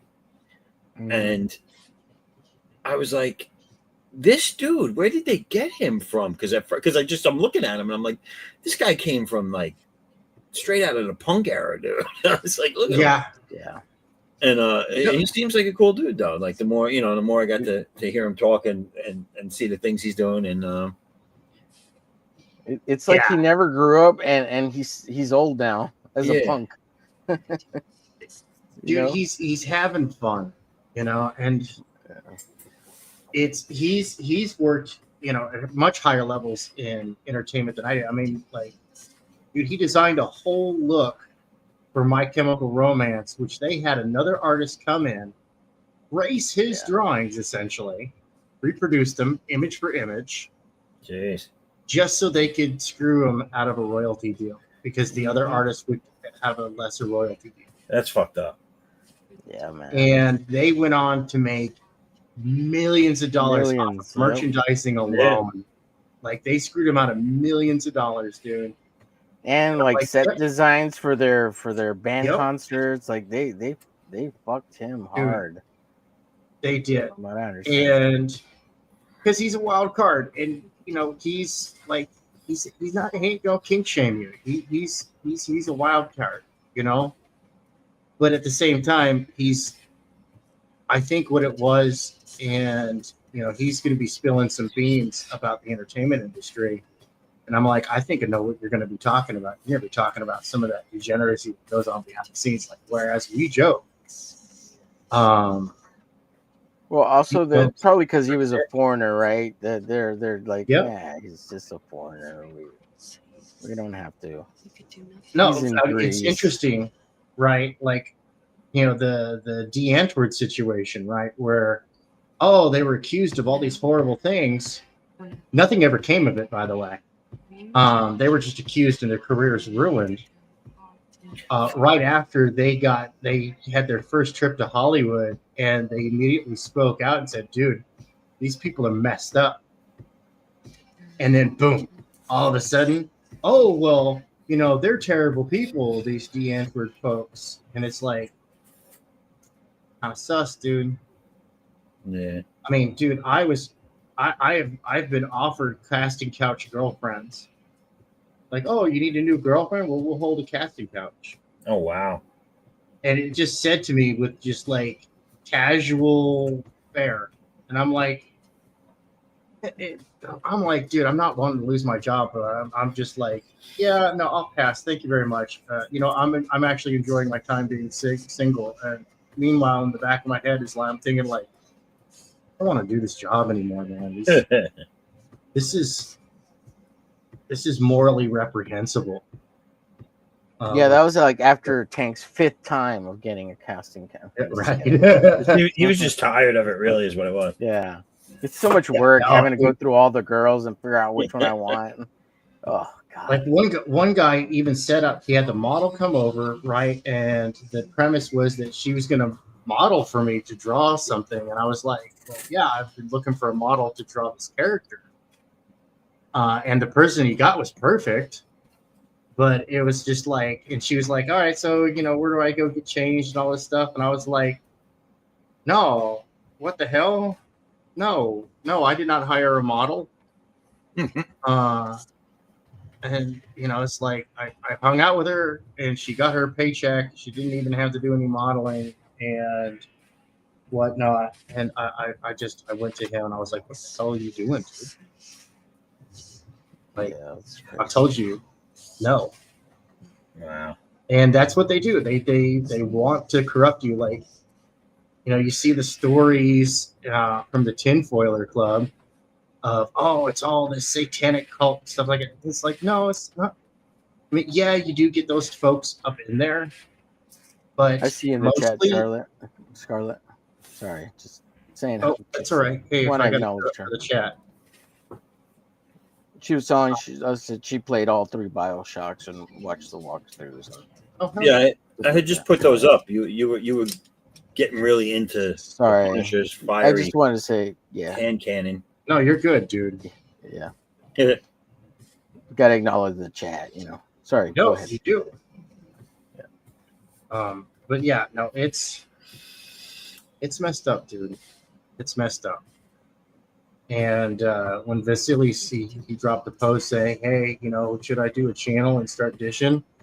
And I was like, "One day there will be a reckoning." And I put up a GIF of a guillotine because that's what's going to happen when people finally realize what these folks have been doing. They're going to be like, "Yep, it's time for the wood chipper." Mm-hmm. Because it ain't right. Yeah, People man, sick. it's crazy. Yeah. Well, I mean, I saw that movie with Anna. Was it Anna de Palma? Yeah, she's the one that was in Blade Runner 2049. Okay. She plays the Joybot. She did Yeah. Marilyn, right? And man, when that first time she goes and sees the movie, the head movie guy, and she wants to get into movies, and he just bends her over and just gives it to her right then and there, like the first time meeting. And oh, you got the job, babe.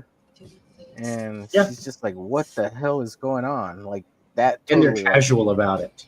yeah. It was just like this. Like, what is happening? No wonder she's traumatized.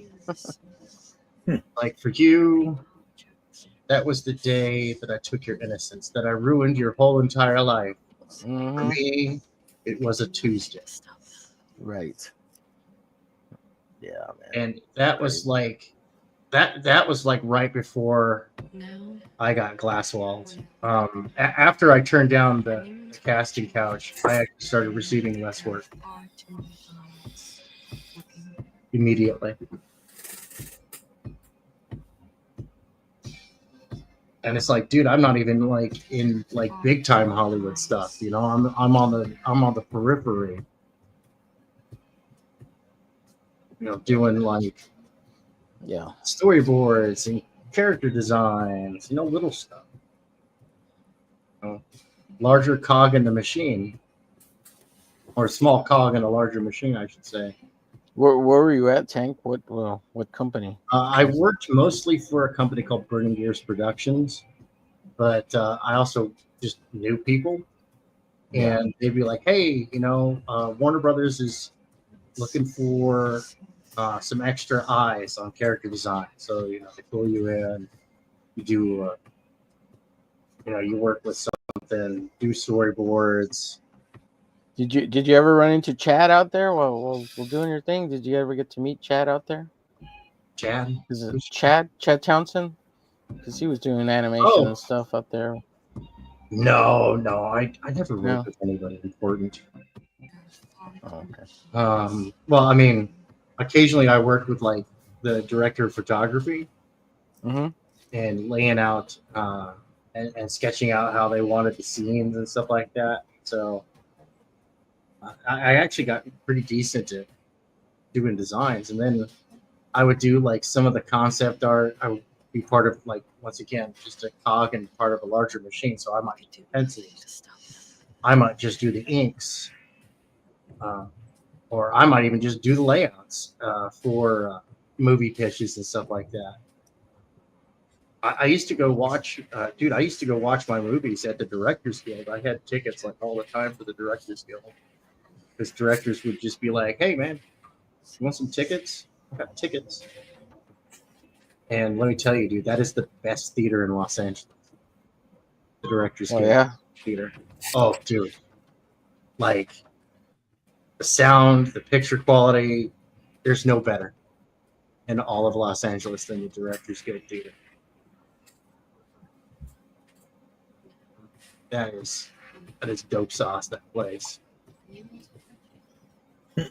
But you say no, I don't want to join your evil cult. And the nail in my coffin was sticking up for Peter Samedi. When they came after him, and I Pizza Samedi? Pizza Samedi. yeah, Pizza Samedi. dude, Oh. no, man, like they came after Pete's a really good guy. Yeah, And I've never the heard they came anyone say a after bad thing about him. Like, what the hell? Well, the wokies came after him really hard because he wouldn't just automatically block people. He wouldn't use a block bot. He spoke against block bots, all this stuff. Uh-huh. And, they're like, oh, well, you support fascism. And, like, dude, they pushed him to the limit, man. And, I would talk to him and just be like, no, just stick it with it, man. Stick with it. Come check out Comicsgate.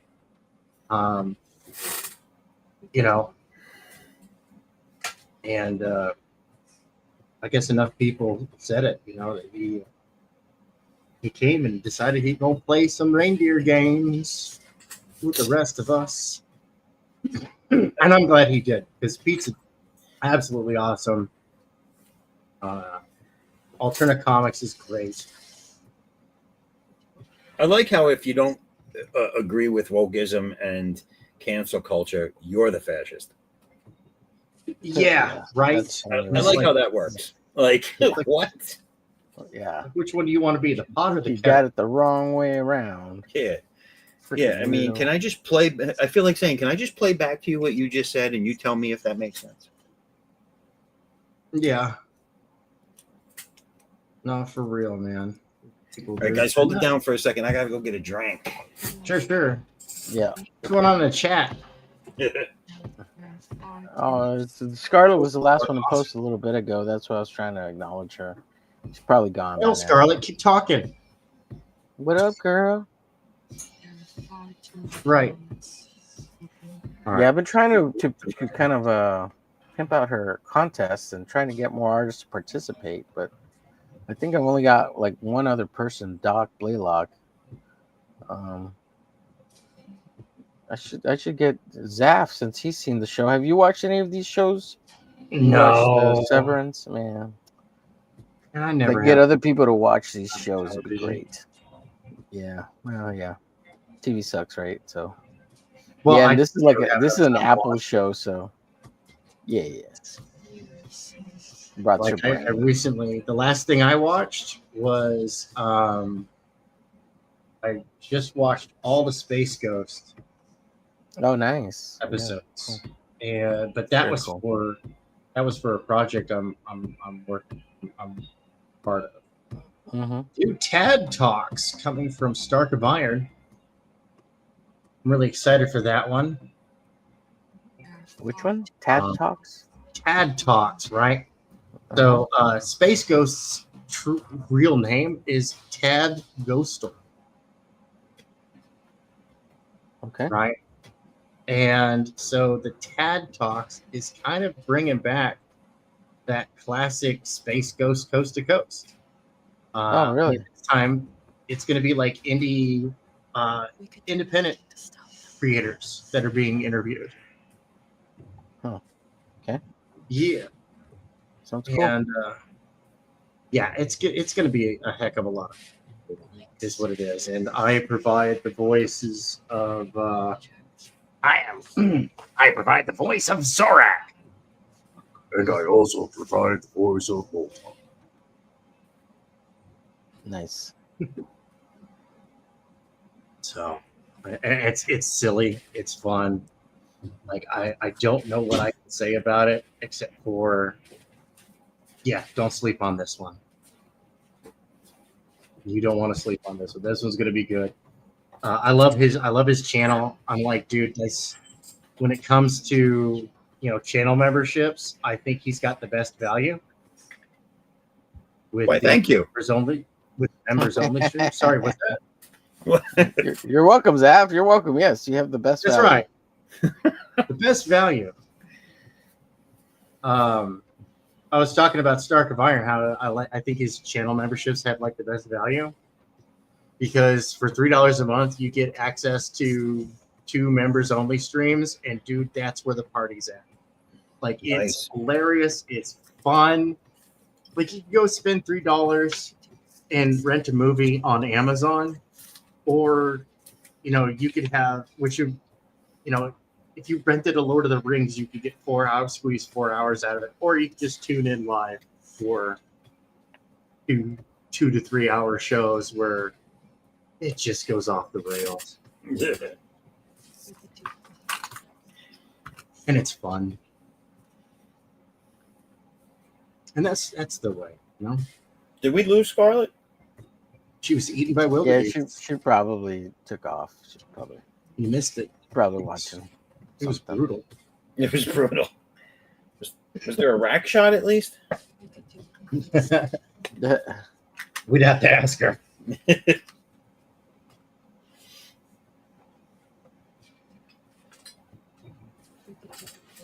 Or we could just say to the audience, go sub to her channel and find out. Oh, look, she's back. There she walked is. away for a second. Hi, Scarlett. Appreciate you, Always Scarlett. good to see Scarlett. Scarlett's awesome people. Yeah. She's I love it when she sweet. comes and hangs out with me when I'm doing morning streams and stuff. Sometimes she'll pop in. A lot of fun. Yeah. She was on the Wednesday show, right? Yeah, she was. Yeah. Yeah. She's hanging out with us. Yeah.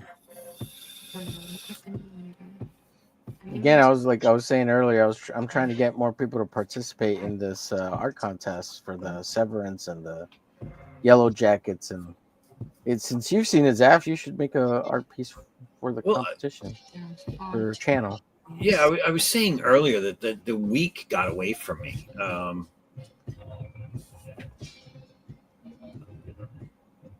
Earlier on, Flip City was in here, and Yeah, Christy. Yeah, Christy. I was on with her earlier. I was able to catch the afternoon hangout draw stream. It's more of a hangout now than a draw stream. Yeah, before you guys came in, Christy was in the chat while I was taking dick pics. But no, but and we were talking, and I, for the second time tonight, I forgot where I was going with something. But that's what happens when you get old. You get senile. Yeah. But Christy went off to eat dinner, and then that was never to be heard from again. She said she would come back if she could. Yeah.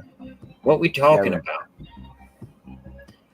Well, I walked away, Scarlett. I walked away to get a drink, and I came back, and these guys were singing me high praise. Mm-hmm.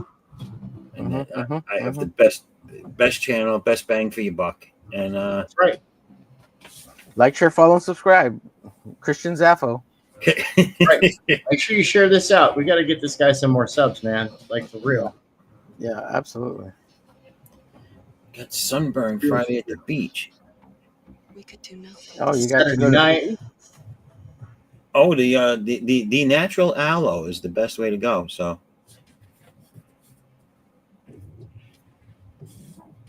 Saturday night. We know you nerds ain't up to nothing. everybody come on out.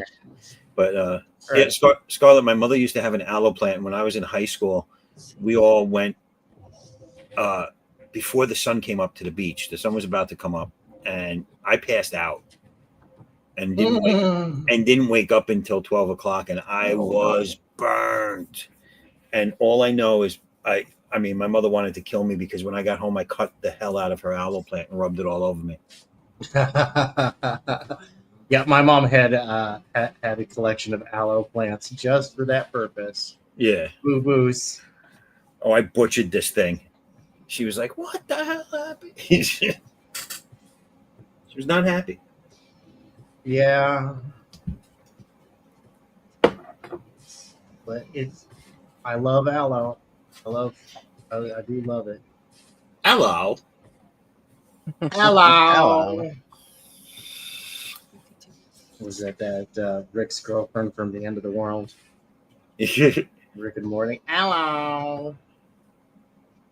No, it's Cecil, dude, saying hello from freaking Oh, that too. Oxmall. Where did he? Okay, where the hell did he get that hat with the eyes in it that he used to wear all the time? It's a ski hat. You can buy it when you go skiing. It's a ski hat. Yeah. It comes with the It's got the lenses built-in and shades. Yeah. yeah. Oh my god! I'm If never I gonna saw one of forget those out, I could never Cecil. wear it now. Yeah. I'd be like, no, I don't want to look like Cecil going down the ski slope. Nope. I'm never gonna forgive him. He ate all my clout.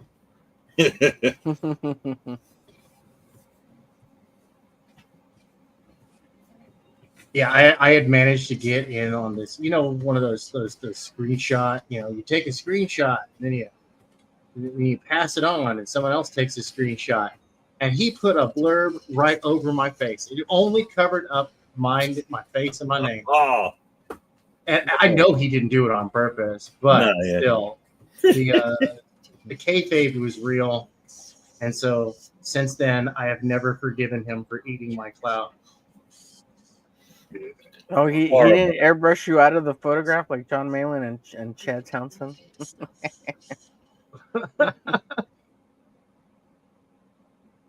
That was on purpose, from what I hear.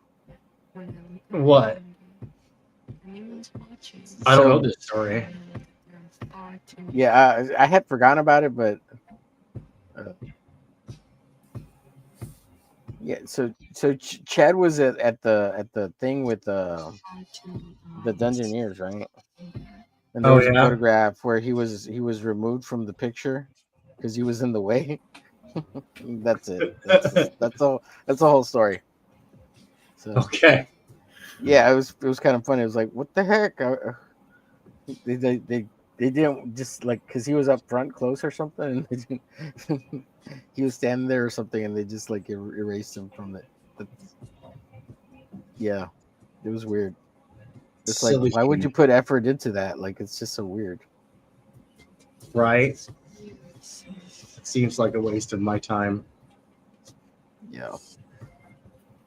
Oh well, humans. So fig. Yeah, I don't really understand it. It's all that. Remember when the Dungeoneer Tampa stuff? It has to do with all that stuff. So yeah, it's funny too because I kind of snapped at somebody rudely, and I didn't mean to, but it was my exasperation just hitting the surface. Where it's like, dude, like if I never hear the terms Dungeoneers and throat goat ever again, it'll be too soon. Throat coat. Like I don't care for either of it, but hey, like I said, you call it drama, I call it marketing. Yeah, I just well, I was into it back in the day, right? Because I was watching all of them. Right. When I had more time. I don't have time now, and I could care less. And it was very entertaining at the time. It was. And it kind of it leaves you now to kind of wanting to be a little bit informed, just so you kind of know what's going on. But like otherwise, I don't care. Right. And, Well, I have good working relationships and friendships on both sides of the debacle. And it's like, nope.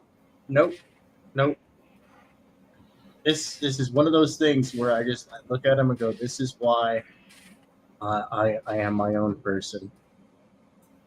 Yeah. And I tell others, I'm like, never allow your friendships or allegiances to be alloyed, right? If somebody says, well, you have to not like this person in order to, for me to like you, that's not your friend. Yeah. It's like, look, dude, I won't bring up nothing like that. Like, like I posted out today, it's like I was thanking Malin.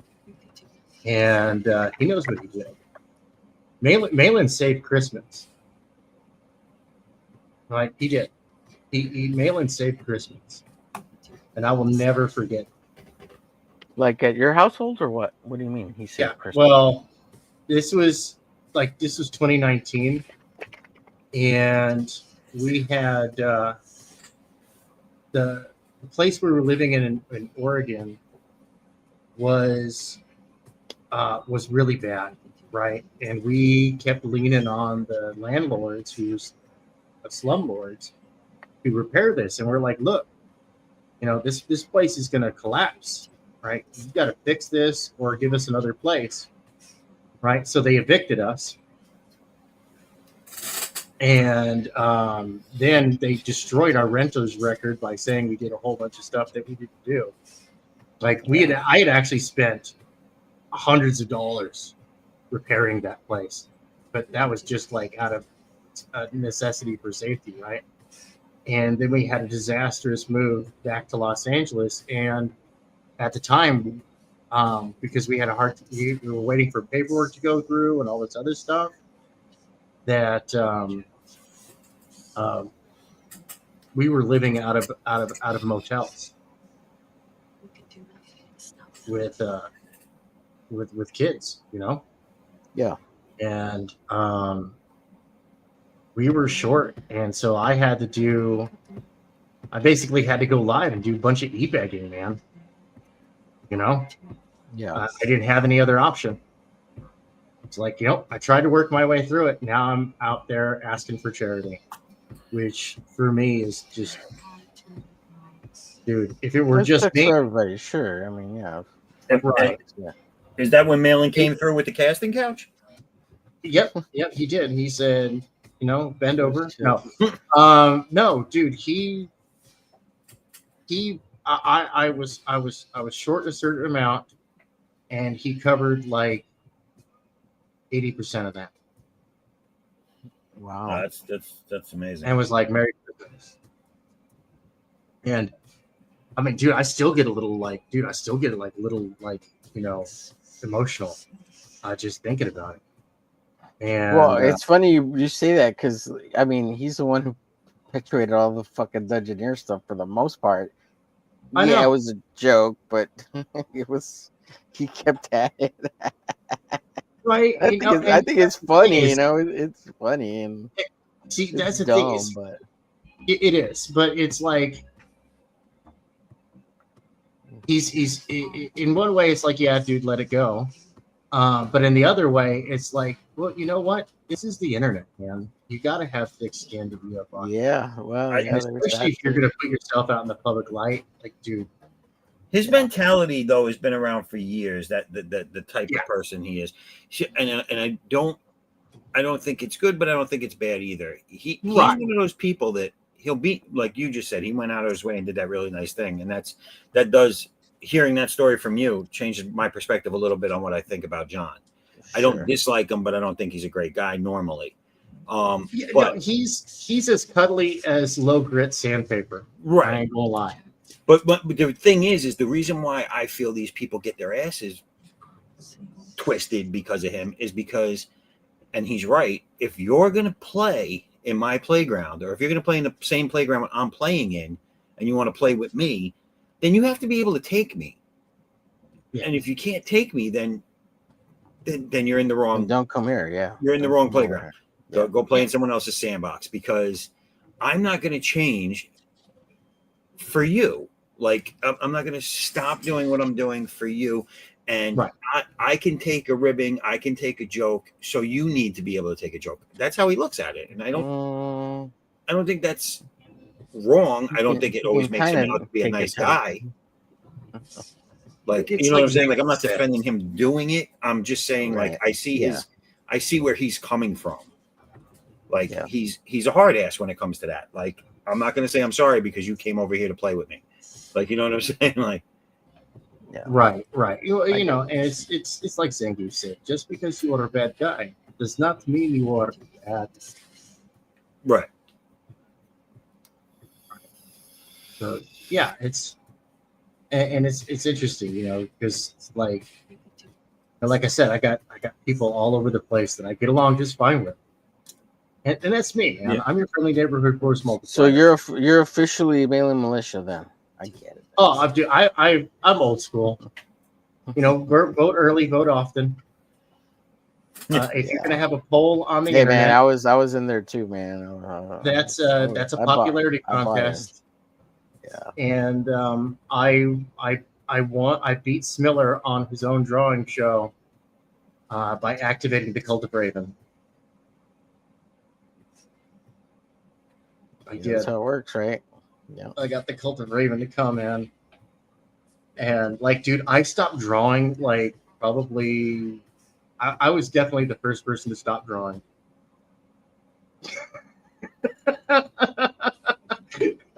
And it was just Raven holding up a sign saying, "Hail me." Hail what? Hail me. Oh, hell. It's Cult of Raven. Hail Raven, greatest Titan of all time. Down with the Church of Starfire. Hashtag Orange Lady Bad.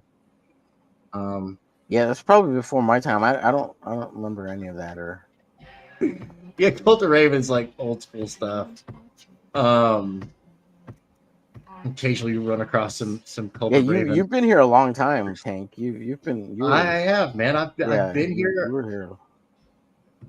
Yeah. And like the next show I'm going to do, I actually have, because like I said, I've got friends and I've got good relations across the board here, but I've got some choice words, and I don't want people to take it the wrong way. So I'm going to do it on my channel, where if people are going to be angry at me, and not take it out on anybody else. But yeah. Let's just say it has to do with giving up too early. Like, if you really care about something, you'll never let it go. Right. Yeah. And I've been speaking on, like, move the needle. It was a good shot. It was a good shot. It was a good idea. But as we can see from all the years of poor sales, that Hollywood and comics are still doing the exact same stuff. So, they never were going to listen. Move the Needle was doomed to fail from the outset. But hey, you had to give it the old Harvard try. Right?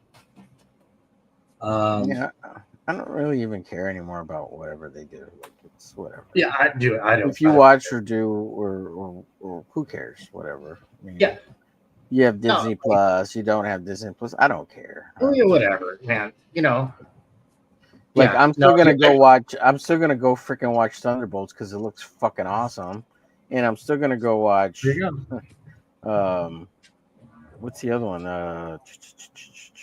Fantastic Four. Fantastic Four, even though it's probably gonna be horrible. And I'm just gonna do what I always do. I just wait for them to come out on streaming.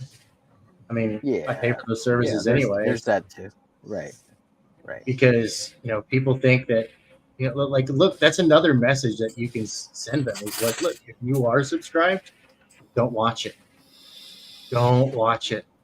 I gotta tell you, I liked the longer trailer, the newer trailer, I guess, for Fantastic Four. Fantastic Four, yeah. Right up until Galactus's little feet walk down the sidewalk, down the street, because I was like, it's big. I don't think he's ever shrunk himself down that small. I know his daughter shrank herself down that small. I was like, even though he's Godzilla sized in that, by judging by his feet in that scene, okay, he's still too small for Galactus. Right. Well, he does vary his size. There are times where he is, Godzilla sized, but it's rare. Yeah. Is that it takes effort for him to appear that small, and he's hungry. He doesn't have the calories to spare. They have one scene where they show you the shadow coming up over like the world, like the scene you're seeing, and that was cool because that was massive. But then they end the trailer with his feet, and he's almost like dragging his feet down, like he can't be bothered to destroy this planet. Like, as long as he's not, a giant storm cloud. That was horrible. God. Yeah, that was dumb. I like that first one, that first Fantastic Four, except for Doctor Doom. Like, they never get him right. He's one of my favorite villains of all time. Oh, they never get him right. And I stand for him, pretty hard. Mm-hmm. They haven't gotten him right yet, and now where it looks like, at least look-wise, they got him right. they make him an alternate reality version that's Stark. Yeah. It's Right, and I guarantee that's Doom though, because there's the what if story, right, where Doom swapped bodies with Stark, right. but in the what if comic, Stark, as looking like Victor Von Doom, wins. But I'm like, dude, I'm not into the multiverse stuff too much, but since you're gonna play in on it, that's a good what if, because that's a what if of a what if, Right. and like that's actually a good story. So I'm like, okay, I'm gonna give you a little bit of leeway because I like the guy that the fans were saying should be Doom. I don't know the guy's name, but they've been posting pictures. This guy should have been Doom, and I'm like, no, absolutely, he should have been Doom. But you know how it goes. Well, Marvel's been good at fooling everybody as to what the movie's actually going to be about. Because if you remember, before the Multiverse of Madness one, Yeah, they had all these characters are being introduced into the universe now. No, they weren't. yeah. They were in it for 5 seconds. They're never going to be seen again. All the people from the Illuminati got killed. Yeah. They didn't introduce anybody into the universe. Yeah. No, it's marketing, good marketing. Yeah. Their marketing teams are fantastic over there at Marvel Studios. I did think they Whoever were going to do handles something with Venom after that scene at the end where the piece of the symbiote gets left behind. Yeah. Yeah. That was one. Go ahead, Tank. All right, go ahead. I cut you off. After you. No. Go ahead.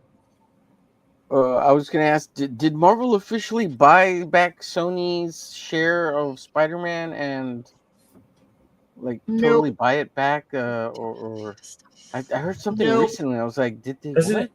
Doesn't it default to them if they don't use it though? I thought that was yeah, that's part of it. But they could buy it back too. Like if they offer enough money, Yeah. But If Sony will take the deal, but yeah. This is Sony we're talking about. Yeah. They've had it for Sony. I grew up with Sony. That shit. Yeah. Right. I grew up. My parents had it. We always had a music room, right? And Sony was just incompatible with everything. And it was like some of the best audio equipment you could have, but it was like it would not work with other equalizers or, these other little boxes that would, change the sound and stuff like that. Like Sony was proprietary through and through. They're I'm not going to say they're a greedy company, but once they have something, they like it to stay there. Yeah. Well, yeah, they want you to Sony the ones buy all their stuff too. They're the ones who created the CD, weren't they? Wasn't it Sony? Or was they it created the portable CD player, the disc. No, the CD and the portable CD player. Yeah. I thought it was Sony, but I think it might have been Toshiba. I could be wrong. It's one of those two. Because I know that RCA invented the laser disc, which is the predecessor. Well, Sony had the Blu-ray. I know that. Yeah. They did that too. That's why I'm thinking they're the ones that did the CD. Yeah, they. And I think they were the ones pioneering DVD. So I don't think they did. I don't think they did CDs though, did they? Yeah, maybe they didn't create because everybody was using it, and Sony wouldn't have allowed that. Maybe it was Toshiba. CDs were actually originally American Computer Company.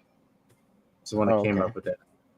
Okay. That's why we originally referred to them as CD-ROMs, read-only memory, instead of just a compact disc, or as a compact laser disc. Mm-hmm. They were originally used for computers, but those were like supercomputers that were like hundreds of thousands of dollars for the computer. What?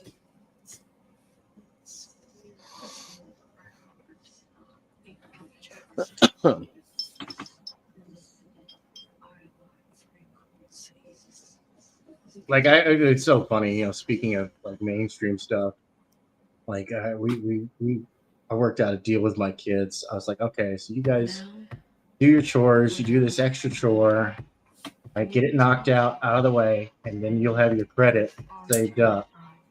So that way, when the Minecraft movie comes out, I'll purchase it. And they're like, done. Thank you, Scarlett. What's Scarlett say? She said, "What you guys working on is looking good. Keep it up." You can see what I'm doing. I'm doing I'm halftone. working on a Punisher painting. It's a Punisher and Daredevil. Ooh. That's what I got. Look at that. Let me see what we got going. That's the wrong button. That's still the wrong button. There we go. Hell yeah, dude.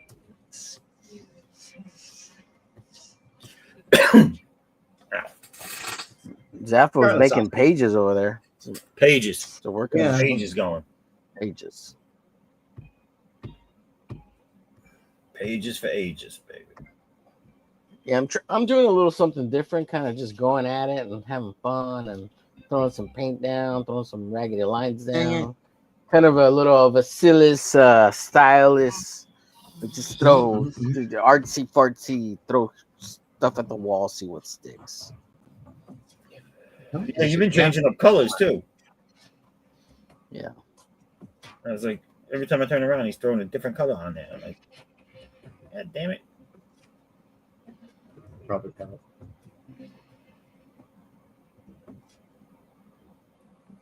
we could do nothing to stop them. Yep.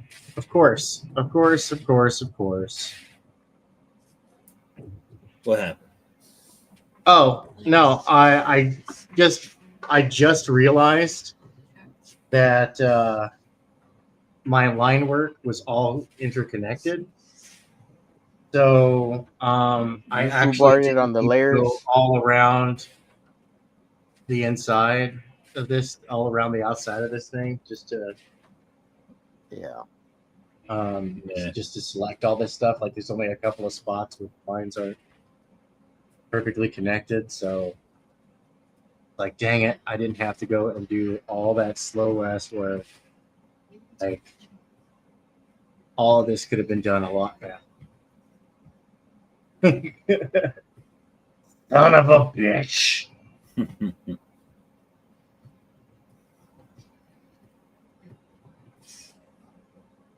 Scarlett says she can see everything, Tank. She got eyes everywhere. I know it. I know it. I know. I know. Next thing you know, Arrow's gonna show up and he's gonna be like, "You have failed this city." And gonna be 2 in the chest, 1 in the head, and I can't say that I can argue with it.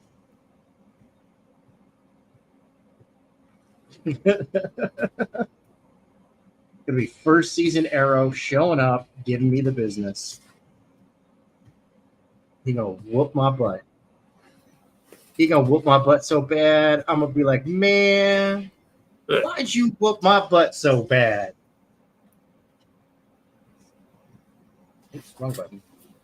Okay, so that should cool. Then I can work uninterrupted. So we can do should be able to. So Omar, what's the deal with your character? What do you mean? Glitch? Glitch. Yeah. I'm hoping to do something maybe after this summer. Either late summer or right after the summer. Right. Shoot for January. Something in January. But I've been kind of just having fun making fan art stuff right now. Trying to make a name, build the channel, you know what I mean? Build the audience, because if I can't get like 100, 150, backers, like it's kind of hard, you know what I mean? I don't want to rely on. I don't want to shoot for 30 to 50 backers. I want 100, I want to at least try to get 100, I hear you. Does that make sense? I hear you. So you don't want to be like me. I hear you. Well, I want to shoot for at least financially at least 1,200 $2,000, and I think with the goal of having like a hundred backers type of thing is kind of a good goal. Like 100's not a lot. Like I don't think it's a lot. I think it's achievable. 50 to 100, 100, 150. And I think in order to do that, you like to kind of hit those numbers. You got to have maybe between 7,000 and 10,000 subs, ideally. But I think maybe with about 1,500, 2,000 subs, I think you could pull it off. At least get 100. You got to see where the numbers are coming from, because more often than not, a lot of backers aren't people watching your stream.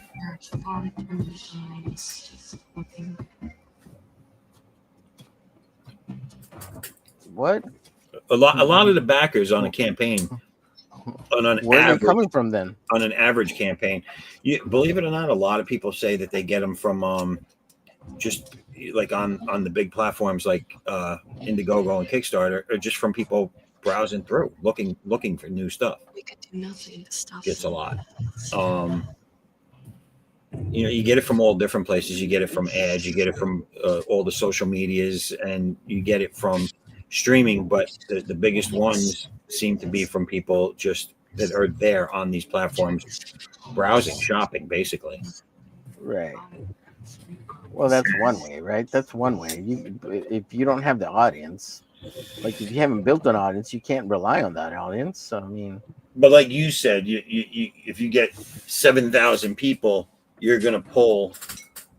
at least 7% or 3% roughly. It's probably probably closer to 3%. Yeah, the magic number is 7%.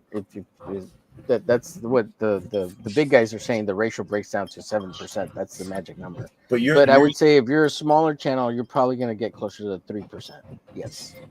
But when you're talking about the big guys, the other thing you got to remember, these are all guys, for the most part, they came in with a name. Right. Exactly. And a following. That's why you got to build a channel. You got to build an audience. Yeah. And I'm not saying, at those, 7%, that's like, 2,000, 3,000, 4,000 people, right? I'm saying 100, 150. I'm not like out of my brain, No, I'm not. Yeah. I'm just reasonable. I'm saying it's never good to gauge yourself by the big guys, because the big guys, like I said, they come with their audience, their fans, and most of those people are not YouTubers.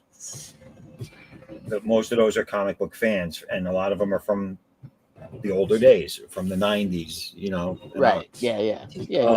So they just don't hang normally in that circle. Like,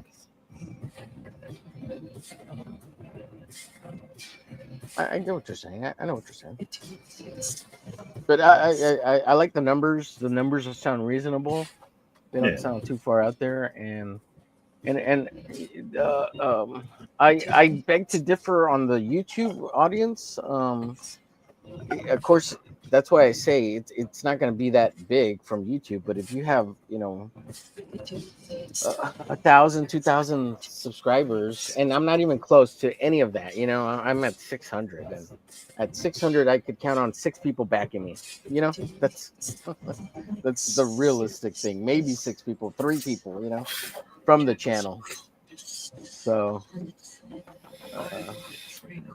I'm not disillusioned in any way. So I don't think so. But just statistically speaking, people that are on YouTube are watching your show. They're interested in your show. They'll be a subscriber. If you take super chats, they'll super chat you. You'll make money that way with them. But not all of them are buyers. Like, you get what I'm saying? Like, not all of them are people that are going to live on Indiegogo or Kickstarter or crowdfunder or whatever it is. Right. I'm sure some of them it's even foreign to. Like, they'll be like, "How do you do that? What's that? What is that? A site?" It's 3%. That's what I'm telling you. That's the numbers, anywhere from 1% to 10%. Yeah. That's what I'm saying. I get what you're saying, but I'm saying the percentages there, yeah. Like, and that's where you have to show, and you know, everybody else has said who has a YouTube channel that has a decent following, and I'm not saying the big guys, you know, that has 1,000 following, like Chom's Longbox, he's got like 1,200 subscribers, and they're from that pool of his YouTube, he's getting the 3%, you know, he's getting the 3% from his channel, right? And that's enough for, I think he's gotten what like 300 or so backers. Let me check his current campaign and his last campaign. So it's, I mean, the math is there. If I get 3% of my YouTube audience, that means I'll get one guy. I'll get one guy to think about going and visiting my site. Yeah. Well, I mean, that's if you keep doing it your way. If you do it my way, they'll go to your site all the time. Because I'm pushy and like in a fun way, you know, like, oh, we're such a dork. Oh, let me go see what he's talking about. I make it fun, you know. At least I think I make it fun. I try to. Because you don't want to make it seem like it's a pain in the ass to go check out a website, right? Like, and I know because I've been there, right? We've all been there. It's like, God dang it, I gotta go to this other website and find this stupid shit and like sign up, and oh man, you know, nobody wants to do that. But if you like the guy or the person or the personality enough, you do it, and that's what all these big guys do. They make you like them, and you're like, okay, I'll sign up for this shit and buy your book. Fucking asshole, Christy. Christy, if you're still there, I told you as soon as someone came in, I'd stop the music. So that's all someone had to do. Just come in and I stopped the music. I pimp the shit out of Flip City all the time too, and Scarlet and Tank and Zappo. You've been there. You guys don't want me to turn off the music? I'll go ahead and do that. No, I was doing the free before you guys got here. I was doing the free YouTube music. Oh, okay. Just because I was here talking to myself, and I did a public service announcement at the beginning. I said, listen, if you guys come in and you're watching and you're here for I said if you watch these shows on replay, I'm going to tell you now, go a half hour to an hour in before it gets interesting. Oh man! But and I'll even be nice enough to put this up here. Yeah. Oh, thank you, man. I need one more sub, folks. One more sub to hit. One more sub. Yeah, and don't forget to subscribe, like, share, and follow my compatriots here, Zappo, Christian, and Tank Ferret on their lovely, beautiful YouTube channels, because they need love too. That's right. Yeah. Like and gently touch. Yes. To subscribe. Oh yeah. Hey man, I pushed you that one day, and I think we got you like 3 subs. Now who had just as many subs as me, or almost none that day on the draw stream? Was that Marcus? Yeah, Marcus is pretty low. I think he's like at 13 subs, or he was at 13. So I just wanted to beat him, and I did. I'm at 18 now. What? Oh, huge! Hell yeah. That's awesome. Huge, Marcus. my I like how you're making it a bit. It's really funny. It's great. Yeah, it's good. My channel was at 3 subscribers for about 20 years. And so this is booming. Hey, I bet if you look on your YouTube stats page for the last 30 pages, the last 30 days, like your sub count is really high. Really high because I'm like the next big thing based on the way that skyrocketed after 3 years. Yeah. I know on my dashboard, let's see, my last 30 days on subs has been a plus 27 in the last 28 days. 1 sub per day, roughly. Where do I go? Dude, that's awesome. Yeah, that's crazy, right, Tank? Like you go to your dashboard and it has channel on the analytics. It's like in the middle, and it shows current subscriber number, and it tells you there, and right under there it says plus whatever amount you've gained in the last 28, 30 days. Yes, 28 days, yeah. There. Yeah, I just like looking at the numbers. You know, it's just fun. It's not like I care about them that much. I don't. I think 600 would be cool for subscribers, but like I don't care that much. You know, it's just a fun thing to kind of to share with the audience and share with the subs. What's it under though? Where? How do I find it again? When you log Can you into go to your your YouTube dashboard? channel, Yeah. you go ahead, tell them. Tank.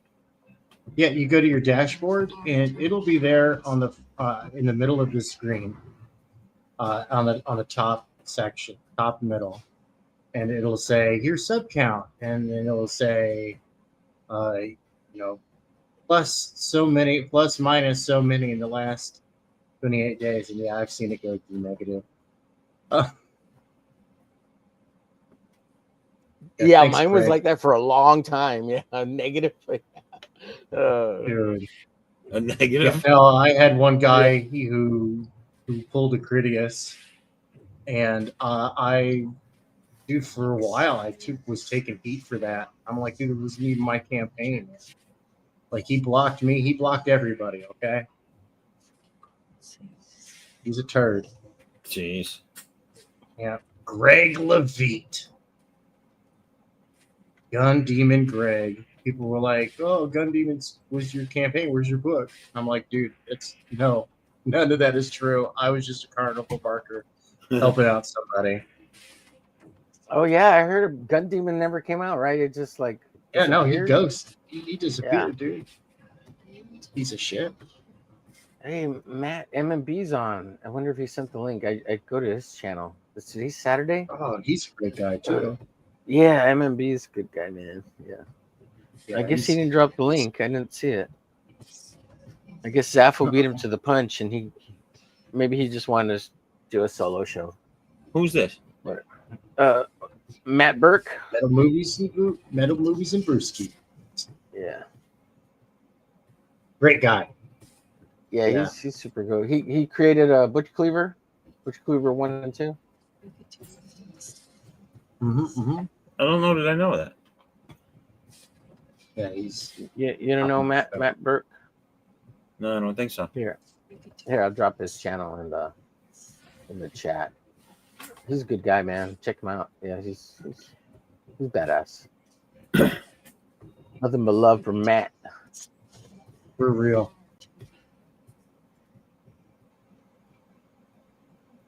Kitty flips. Kitty. What up, Kitty? Kitty? Yo. What up, Kitty? Her alter ego's out tonight, Miss Kitty.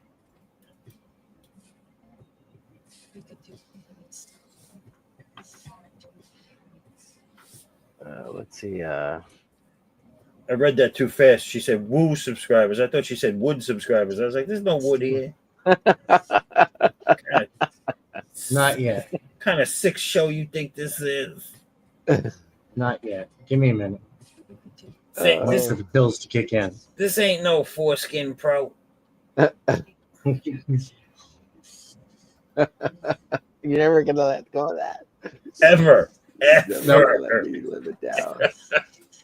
Never. What's up, Timothy Olsen? Hey, it's Haldir. What's up, Haldir? Yeah. I bet you that guy's subs are through the roof. Whoever owns foreskin, roof. Oh, Timothy Olsen and Haldir are over there on MMB. Yeah, there we go. I was reading the wrong chat here. Yeah. The bastards. It's cool though. It's cool. It's because they don't adapt very well. Even though he's been on this channel a bunch of times. I dropped MMB's channel there in our chat here. But I was gonna drop all your stuff, Zaf, all your contacts and stuff. Nice. Heck yeah. And look, of course, Tank. That's how all inclusive we are. We even say hello to other people's chats. That's right. Absolutely. That's how we. Well, let me go say hi. Hi, chat. Hi, chat. Yo, Matt.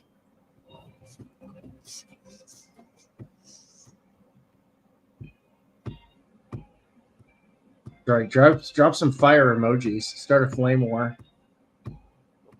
Well, they don't know I'm over here. They don't know I'm over here. No, that's what I'm saying. Like, you just drop some fire emojis. That's the only flame war I enjoy on the internet. Yeah. You know, Flame wars. dropping some love. Flaming. Flame war. Flaming. Let's see. Here's Tank. Go like, share, follow, and subscribe to good old Tanko. Here he is. That guy. There's all his info there. Tank Ferret. Oh man, I messed up that one first. We could do nothing. I'll put it again a little bit. Although it's really funny because, like, I'll sometimes promote books so hard that people think they're mine. And it's like, no. But I was just, being a carnival barker, just trying to help a dude out. Here's a Christian's info. Go check all his stuff out there. Oh look, let's give her a shout out. Let's see. Here's Miss Scarlet Fever. I did put flipcitymag.com in the chat somewhere. Where did I put it?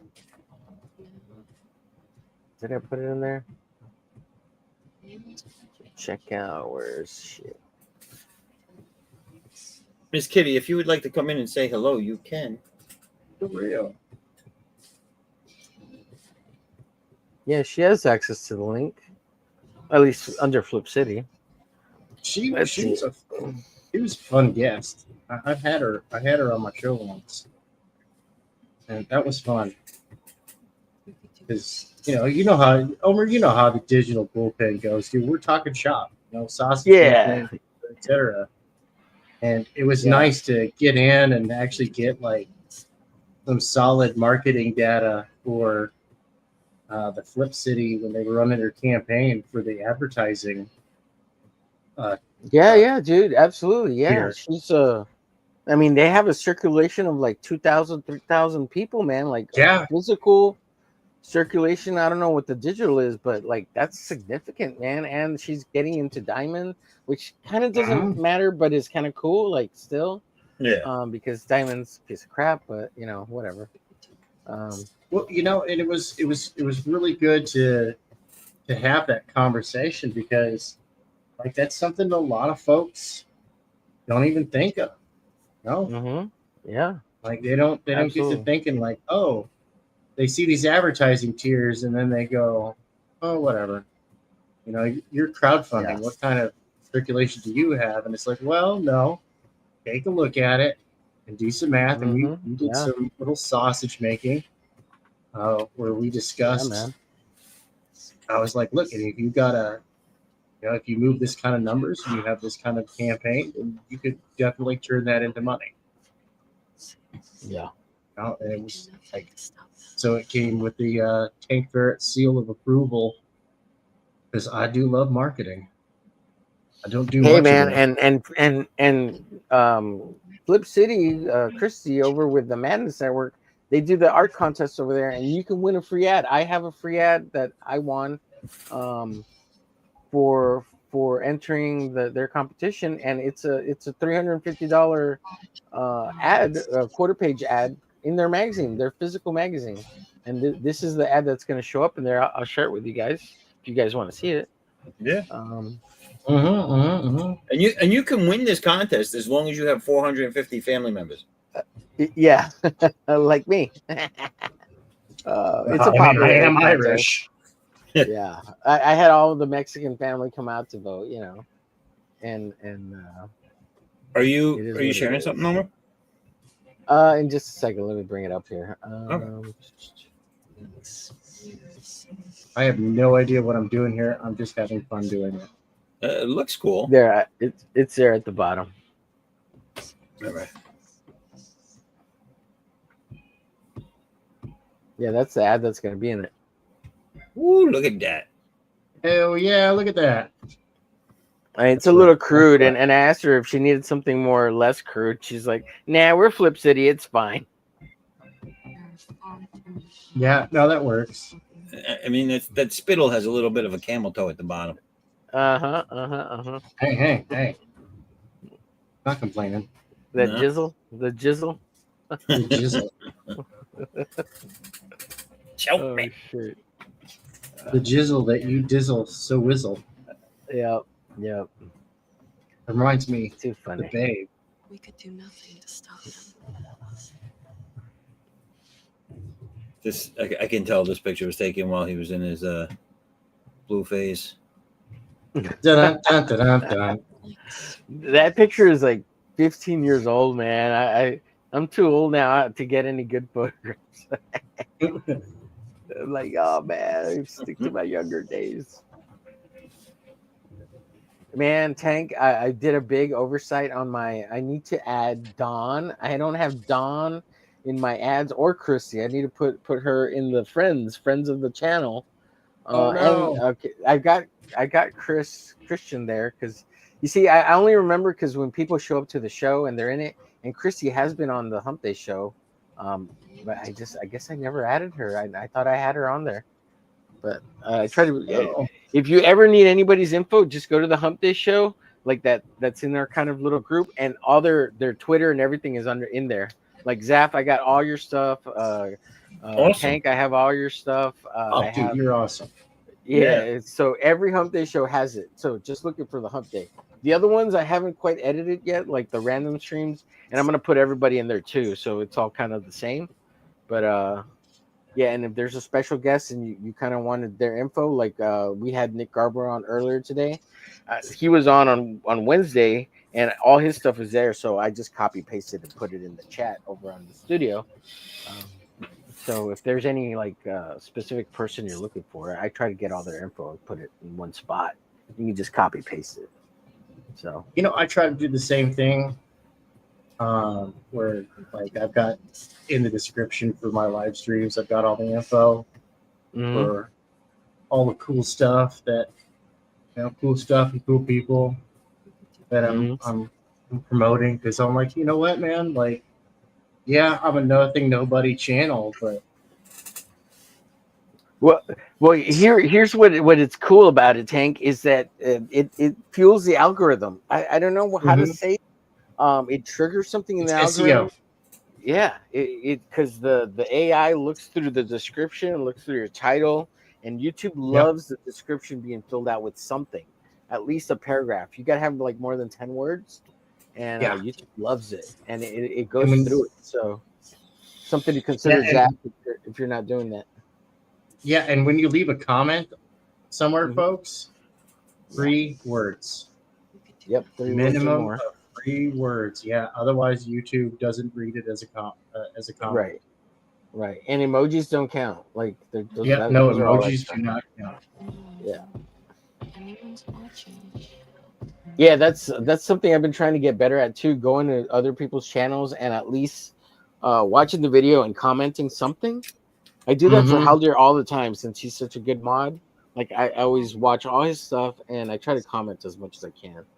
And I've been trying to get to other people like Kitties, Creative Chaos. Since I've been on, I've been trying, but those are like an hour and a half, and I can't watch them all, even sped up times 2, at least so I could drop a nice comment. And same thing goes for you, Tank. I haven't gotten over there, Nope, I dig it.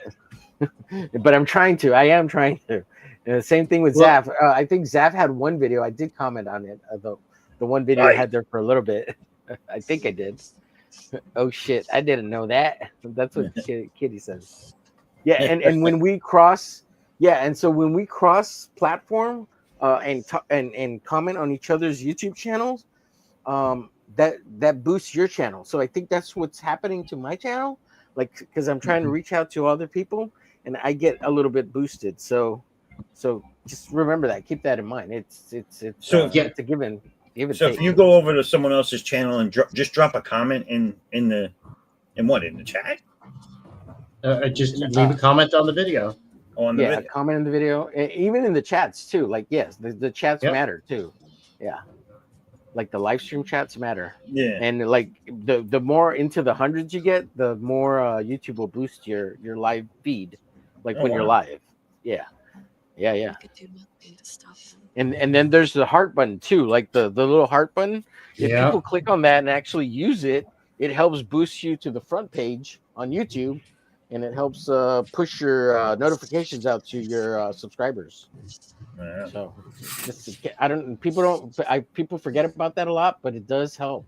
Like if we could, like on the next Hum Day show, what I'll tell is tell people to hit that little heart button and give us the 100 or the heart, and it'll help promote and push the channel while we're live. That's what it's for. Yeah. So it's the click via like TikTok. They stole that from TikTok.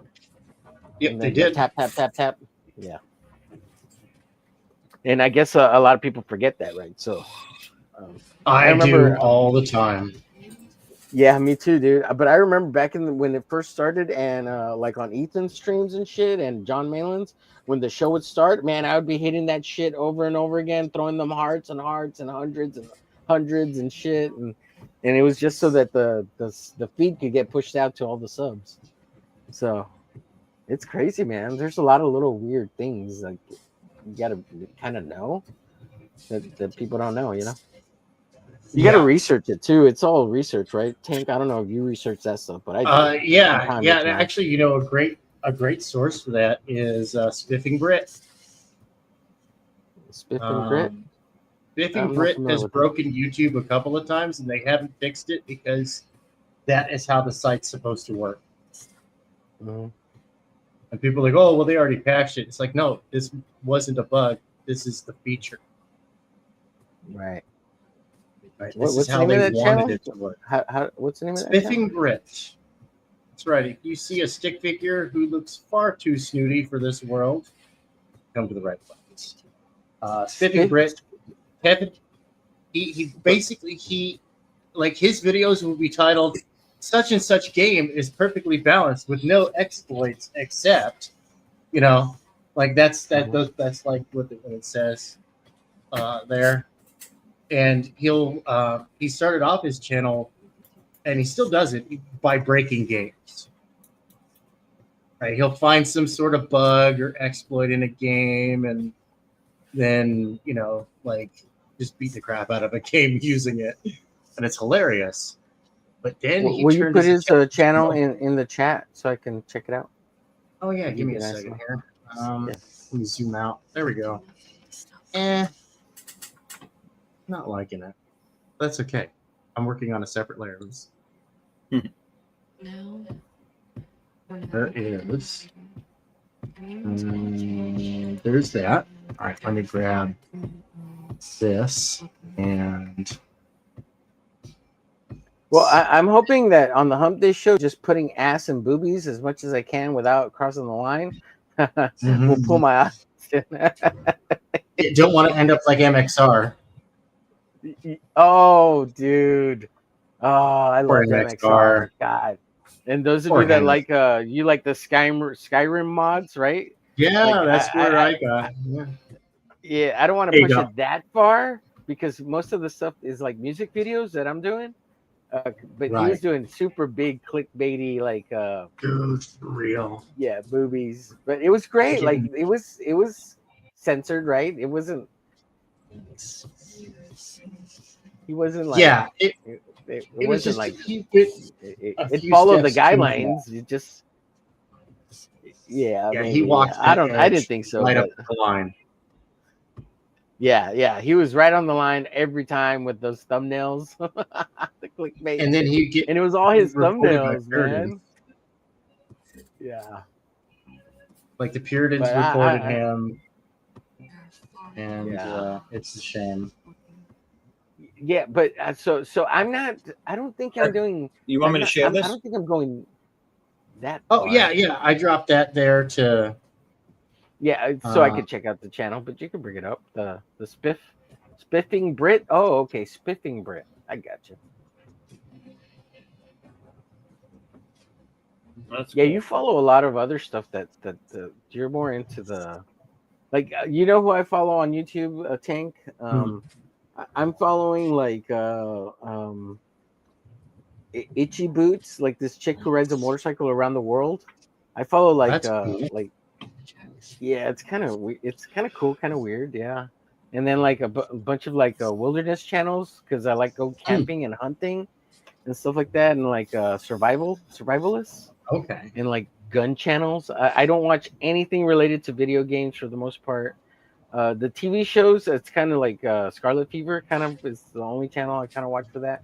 I used to watch like gaming streams with Zelda and stuff like that, and Super Mario when I was playing video Right. games, and a little bit of Call of Duty. But yeah, but that was like 15, almost 20 years ago. Oh my god, that's like Call of Duty #2, right? Zombies and Right. yeah. Yeah. No, yeah, Spiffing Brit. Yeah, he breaks games, but there are 3 videos of his, and I'll go dig them up, where he breaks YouTube. And that's how his channel got so big. When he started that, I Hey, think let's see. he was around 4 100,000 million subs. subs. Holy cow! 4 million. Like, dude, he broke YouTube, and it turned out it wasn't a bug; it was a feature. Yes, Miss Kitty. Yes. If I had cleavage, I would be showing them off all the time for subs. I agree. Yep. Me too. Which But is my an wife said advantage I'm not you allowed have. to take those pictures. You have, young lady. You have those, and that's you're sitting on a landmine there, or they're sitting on a landmine. Sitting on a Sitting on a landmine. landmine. I mean,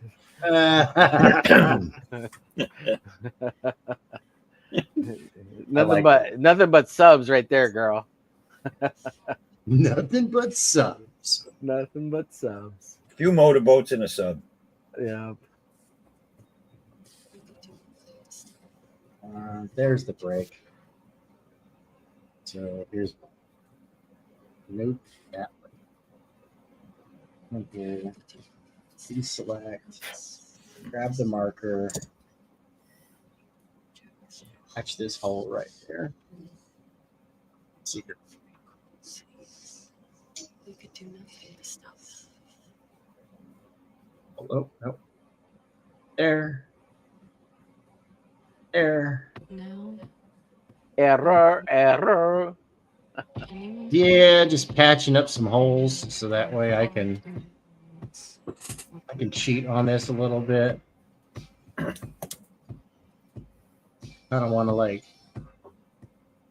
do it section by section.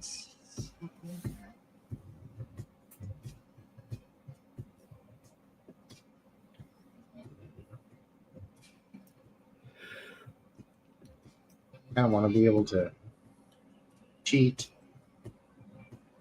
I want to cheat. Like Eartha Kitt said, I want to be evil. I want to be a cheater. The great Eartha Kitt song, I want to be evil. I want to be eaten? Is that what you said? I want to be evil by Eartha Kitt. I want to be eaten. Yeah, I was like, She what? probably did. I mean, she was definitely out there. Like she's the OG anime character. Yeah. Okay. I got my settings set. Good. I think I'm ready to get a little silly with this. You know what? In fact, actually, we're going to fix it. And you see image resolution, because right now I have it jacked way up. It doesn't need to do that. I'm going to go ahead. Boop. Here we go. We could do nothing to stop them. That. Okay. No.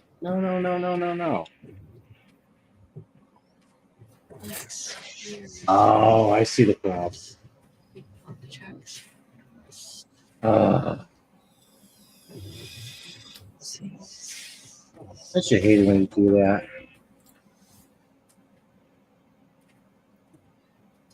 Here. Son of a rats and frackle.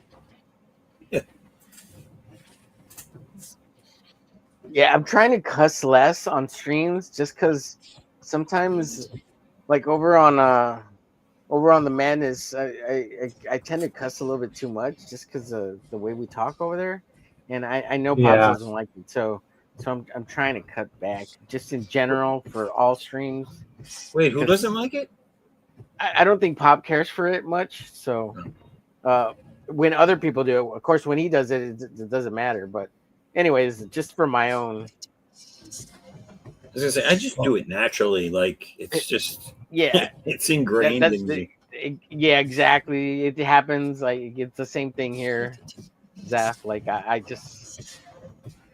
just trying to cut back because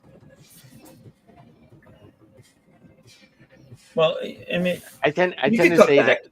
Just have yourself a few diet fuck yous, and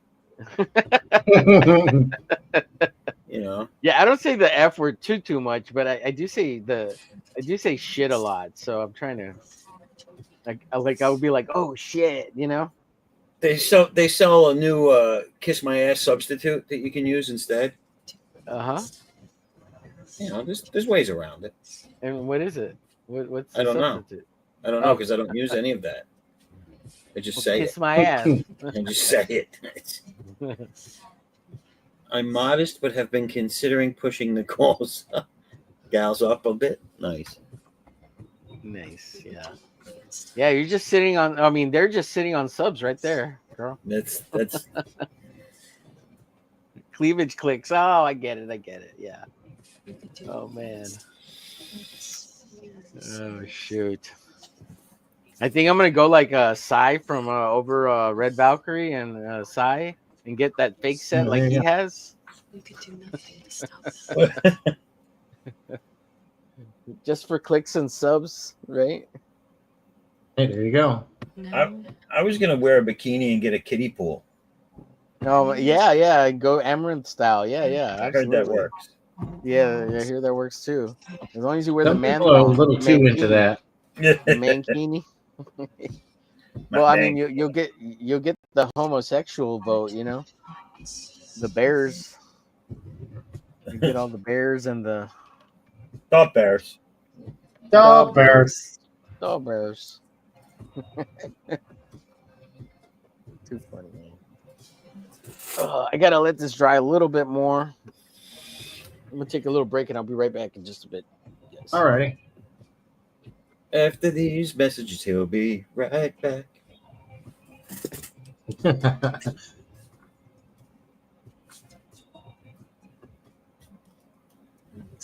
years.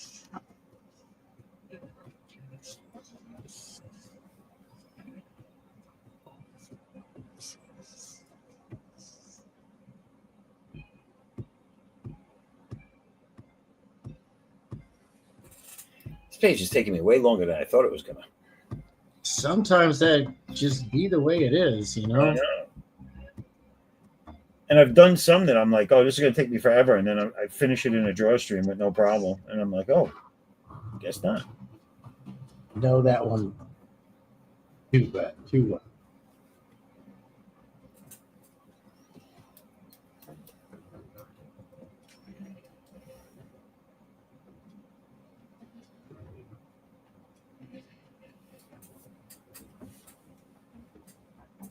We could do nothing to stop them.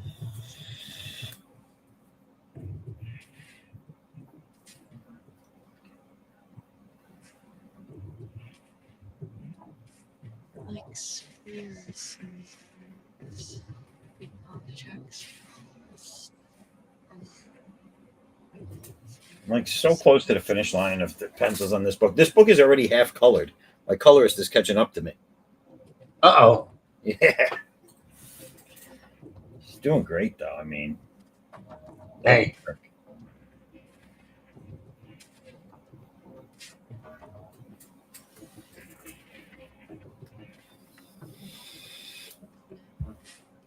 See, that's always good though, you know? yeah. I love a good, smooth production line. I do. And the next book, so I do the first two books, the way I'm doing them is it's 35 pages main story, 6 pages backup story Right. in part 1 and 2. And then part 3, I go oversized, not double sized, but oversized, and I have a 46 page, so an extra 11 pages in the main story, and then I got a 12 page, so I double up for the backup story. So the next one, once I get started on that, is going to be a lot of work, and I'm hoping to get started on that by next weekend. Heck yeah. This should all be done by. I mean, what you see in front of me is all I have left. Oh, dude. But let me just make it big for a second. That's what she said. That's not it. That's not the one I want. Kitty Flip says, I'm modest, but I've been considering pushing the gals up. You know? Okay, so this is the one I'm working on, but so I'm past the blue line on all of them. These are the line, Right. Just the regular line work without the rendering. So I have 1, 2, 3 of those, 4, 5. So I have 6 pages left that are just line work. These pages here, I have 4 pages that I just want to put a little background in. Like, you know what I'm saying? Right. Like I want to put a hint of brickwork here and let the color take that up. I got some background on the middle open panel, and that's it for that page. This one, again, just reiterating what was in the middle open panel on the page before. Just hints of it in the backgrounds of some of these. That's like nothing. This one here is basically an excavation site, so that's fairly quick. Yeah. And that's it. And then I'm done with the book. That is so cool. I'll be right back. Yeah. I hear your patter of little feet. That should be in bed. They should. And my niece is visiting right now, so my it's 2 7-year-olds. You know they're up to no good. My youngest daughter and her are besties forever. Oh yeah. Oh yeah. So I'll be right back. No problem.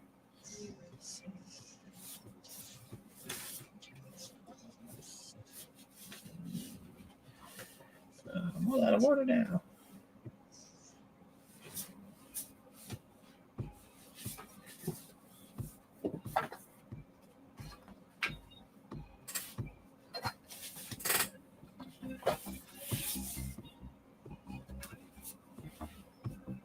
No idea why I skipped it. I gotta change this back.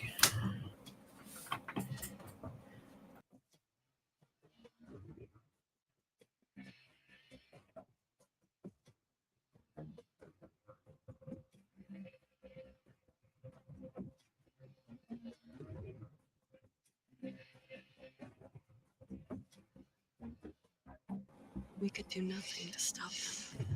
Do that all the time. There's a button on the mouse that I guess it's made for right-handed people. I'm left-handed, so my finger triggers it every time, and I always kick myself out. I'm gonna have to fix that. I have to break the button.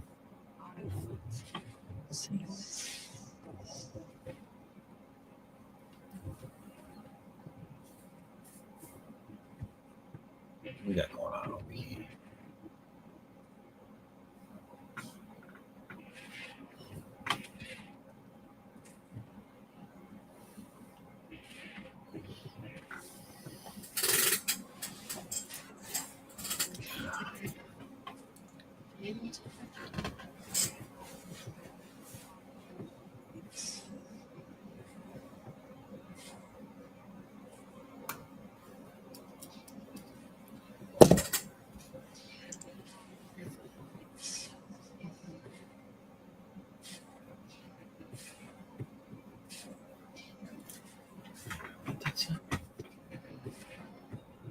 We could do nothing to stop them.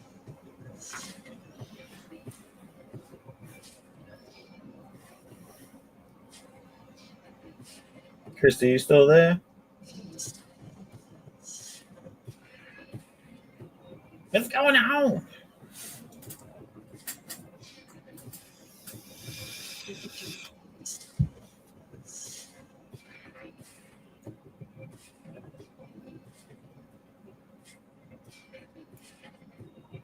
We could do things. We could do things.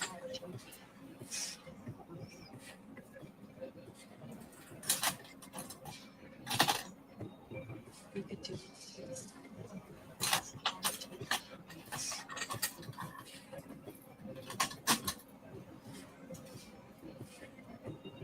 We could do things.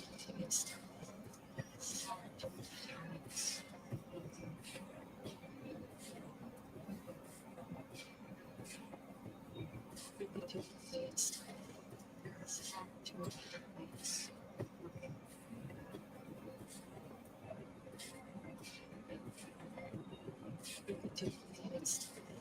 Serious big objects.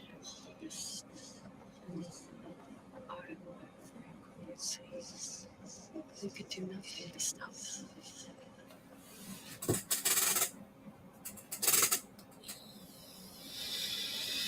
Now, when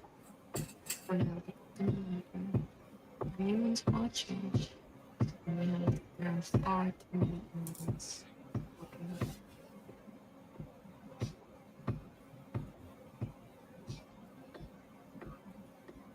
There are far too many animals.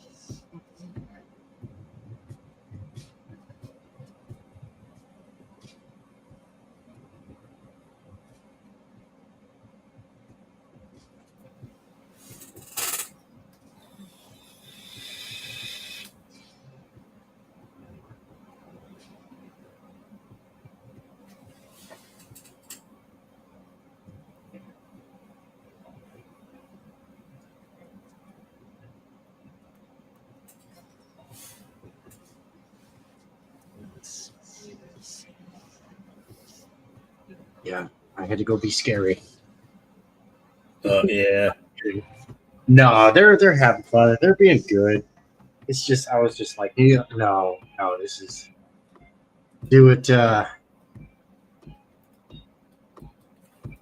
Like hurry up and follow my instructions before this ceases to be fun.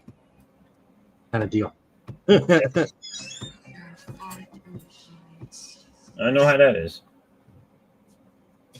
Yeah. All right. Let's see here. Now, if I just select.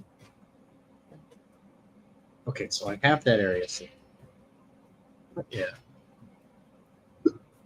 Just select it. That just realized going about this is the wrong way.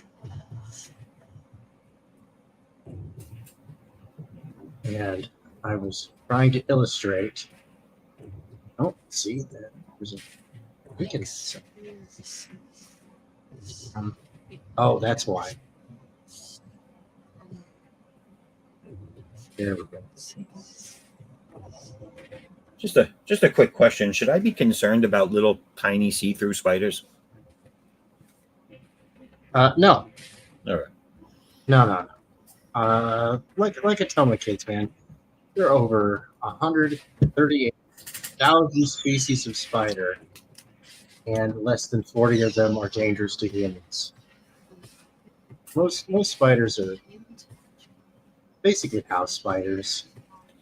Yeah. It's the spiders that make themselves obvious. They're the scary ones. Well, this one came walking right across the drawing table. Oh, cool. He's like, I dare you to smash me. So I smashed him. Well, you know. I like spiders. I know that they're helpful. They get rid of the other bugs. They all this and that and the other thing. And that's fine. Just don't let me see you. That's right. So as long as I don't have to see it, because I might just smash it. That's right. That's right. Sometimes you got to reinforce the rule. They got to get in where they fit in. You know what I'm saying? Mm-hmm. That's I'm what I try tracking. to do. That's what I try to do. That's what you try to do, Homer. Yeah. I'm trying to get in where I fit in. Oh my God. So I'm noticing that Stephen Platt walked by Omer's painting too. Mm-hmm. Yeah. I got the bullets shells all everywhere. over. Yeah. That's Stephen Platt. Yeah, I'm drawing the Punisher, so it's gonna happen. It was bound to happen. I still remember walking into the comic book store on Comic Book Day and seeing his Moon Knight, the first one he did, Mm-hmm. and I was Yeah. like, "This is sick looking." Yeah. He's a pretty badass mofo, man.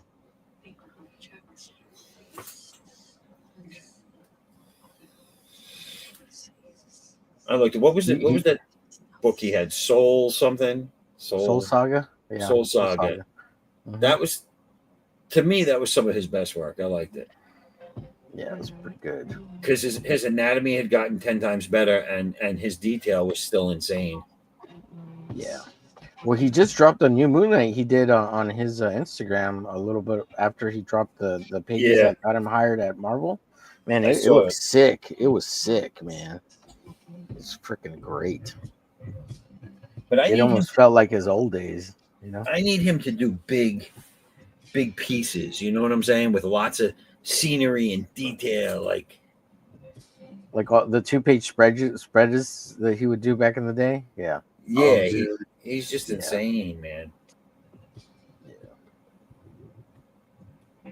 His Prophet stuff I love too. I thought that was great. Yeah.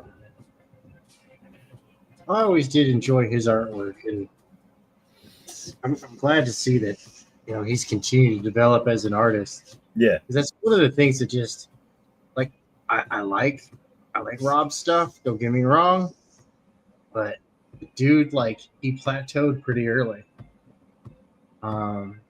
He's not much of a penciler. He's really grown into being a much better inker. Yeah. But he really does need a breakdown artist, and that's totally fine. That's totally okay. There's no shame in needing a breakdown artist. Nah, he can do it. He's just being lazy. He can His do newer it. stuff, yes, is I think his Lazy, most accurate stuff was when he first started. Mm-hmm. Yeah. Then I think when his he was on Hawk and Dove, he was doing like Yeah. everything. He looked good. Well, no, on Hawk and Dove, he had a breakdown artist. Oh, did he? He had help on Hawk and Dove, but his Harry his was style it Barda? and his- Barda? Was it Barda on Hawk and Dove? I don't know. I thought he had, he had somebody on Hawk and Dove. I forget who he had, but he did great. Like, honestly, that's still some of my favorite Liefeld work. Yeah, from a technical standpoint. Knowledge-wise, his stuff it was more accurate when he first started, and and then he got to the highly stylized stuff, which peaked, I feel, just before he left Marvel. His image stuff was cool because it was new, it was Rob, and it wasn't Marvel, and that's what made it, to me, that's what made it fresh and why I liked it. But I don't think there was much advancement in him until the end of that. When he hired Platt, now I don't know the story between them. I feel like there was bad blood there. Oh yeah, there is. Yeah, I don't know why. I never heard the whole story of that. But bad blood or not, he adapted a lot of Platt's detail line work when he was working. The stuff that I love by Rob at Image is all the Danny Minky stuff, because Minky was trying to be Scott, and he brought Scott Williams, and he added all the extra stuff to Liefeld that made him badass, you know. Yeah, but I mean, in my opinion, when he hired Platt to do Prophet, and then you look at the stuff he was producing directly after that or at the same time, there was a lot more detail. There was more bullets. There was more casings. You know, there was more. There was a lot more of that stuff in Rob's art. Yeah. So he wanted to be the biggest dog in the group, right? And Platt was showing him up. So, you know, it was, I'm the boss. I pushed him. Let me put Danny Minky on my stuff. Danny, clean up my shit, make it look better than Platt. But his new stuff, Rob's new stuff, just looks weird to me. There's something funky going on with the arms. Yeah. And Weird it stuff just looks, happening in the midsections of his yeah, it stuff. doesn't. It's almost, to me, it looks like he's drawing the outline based on what he knows, and then he's going in and filling the internals later, and they're offset. Like Mm-hmm.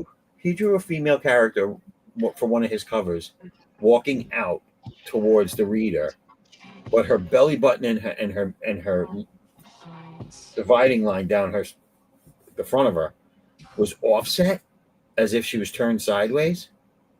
Mm. It just looked weird. And I thought to myself, as a piece of cover art, how is this not caught? Yeah. But then I saw the Frank Miller cover, and I said, "Oh well, that's how it wasn't caught." Yeah. Well, there's that. Yeah, Rockstar Syndrome. Yeah. And no one's editing the artwork at Marvel No, anymore. true. They're just saying, "Hey, we're hiring this guy. He has a big name. He's a legend in the industry. Give me a cover." They get the cover and they send it right to printing. They don't even look at it. No, for real, dude. Yeah, no, it's lazy. It's lazy. I don't think it was Frank Miller, but someone else just had a cover done who it was well known, old timer, or not old timer, but been around a while, and that too was like right along the same path as the Frank Miller cover, and I was like, "What the hell's going on over here?" Dude, yeah, no, these guys they're collecting a cheap paycheck. It shows. And it's a shame. Well, I mean, I would say some of it's it's payback, right? Yeah. Yeah. Now I'm a big name. You guys are paying shit now, and you didn't let me become the biggest artist I could be, and it's payback now. So here's what I'm gonna turn in. You don't like And it, they too bad. never Don't and they pay never me. got any respect from these companies back when they were in their prime. Right. So they're screwing the pooch back. I mean, you look at Frank Miller; he wasn't with Marvel when he was at his top of his game. Oh yeah, no, he was with Daredevil and yeah, well, there's a bunch of stuff he did. Wolverine, Daredevil. He did. Yeah, he was. I That was wonder, pretty up there. Yeah. I wonder what his story with them is, because it just seems like he doesn't freaking care about them, the company. Yeah, not now. He definitely doesn't seem like he cares now. He's like, I'm Frank Miller, bitch. You know what I mean? Like, I'm Rick. I'm Rick James. yeah, exactly. I'm Rick James, bitch. Although I will say darkness and shit. What's that? So he's walking around calling people darkness and shit. I was gonna say that Frank Miller probably oh, I lost my train of thought, and it doesn't matter. I'm sorry. No, you're good. It wasn't you. Yeah. Oh, played so. Oh, here's what I was gonna say. Frank Miller had a good contracts with both DC and Marvel, so he didn't get too screwed over. But of course, always undervalued, I'm sure, for all the stuff he did.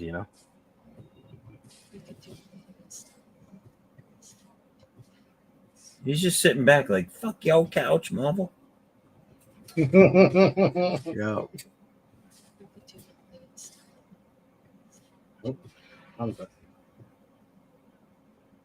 I'm in my golden years. I ain't gotta put up with this. Golden years. It's funny. People ask like, "Oh, you mean to tell me you'd rather do crowdfunding, and if Marvel called you up and said, 'We want you to do the X-Men,' you wouldn't do it?" And I'm like, it has nothing to do with what I couldn't do it for what they pay. I couldn't put that much time into something and not get paid more than what they offer. It's just physically not doable. I need to either chance the crowdfunding and make way more than that and do it on my own, or leave the whole system altogether and stick to my day job. Right. So I'm not going to put hundreds of hours into your pages and get paid like crap. For real though. I would do it no matter Where's what. the I would do incentive? it. I would do it. I would put my name on every single page so people knew who freaking drew it, and then say, "Hey, I'm doing a crowdfunding, guys." Every time I did some kind of Marvel appearance or something, I would say every single time, like, you know. I couldn't do it because I don't care. I don't care Like, about them, and I hope their well, company burns to the ground, with them out of the building, of course. But still, I am definitively jaded though, and disclaimer: I'm jaded. Omar yeah, would do it, and he'd be like, I would do it as an advertising mechanism of my own arms and like as an extension of my being. You know what I mean? Like I would use That's why them you're as much smarter as than me. possible, as much as possible for advertisement. It would be a shill game. Like how much can I get away with? You know? No, I'm tracking. Yeah. Omar would be like, I'll do it, and and I'll be at Comic Con because I'm panhandling outside there this week. So But like, where's the Marvel booth? Can I bring my books? Oh, this yeah, is Glitch. Check this out. can I come by your Crowdfunding hotel room and now take a shower? on Kickstarter. Hey, look, yeah, I'll sign your X-Men books, but look at my character Glitch the whole time, you know. Oh man, And I appreciate that. That's a good, solid hustle. right? I think so. I'll be like, hell yeah, man! Come on, Marvel.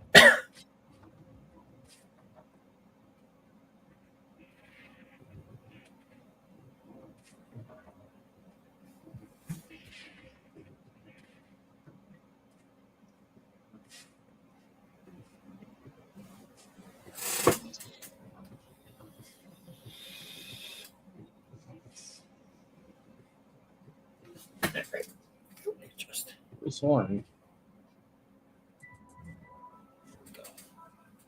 There we go. I knew I had more.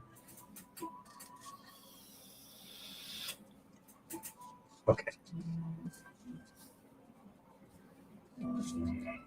Change it up a little. Change it up a little bit. so wait, this is starfish on one boob. What's on the other boob? Some sort of cybernetics. I don't know. Oh, all right. Yeah. Ariel 13. Yeah. Mermaid. Little Yeah, Mermaid. I'm she's a doing badass. I'm calling a Cymermaid. A Cymermaid. Cymermaid. She's a cyber or mermaid. There's no way to roll it off the tongue. But it is Little Mermaid fan art, right? Like It is totally because Pixel was like, yeah, and I've got an idea for like a cyberpunk kind of mermaid story, and I was like, yeah, I've been wanting to draw that character. She's badass. dude, she is so much fun, and I'm glad that Pixel went with that. Pixel's a good buddy of mine, man. He's a good buddy. Yeah, it's a cool He's an character. awesome dude. I wanted to pick it up, but I'm just too broke right now. Well, I was Dude, too broke I then feel too. I feel that Ain't gonna. a little too much. Yeah.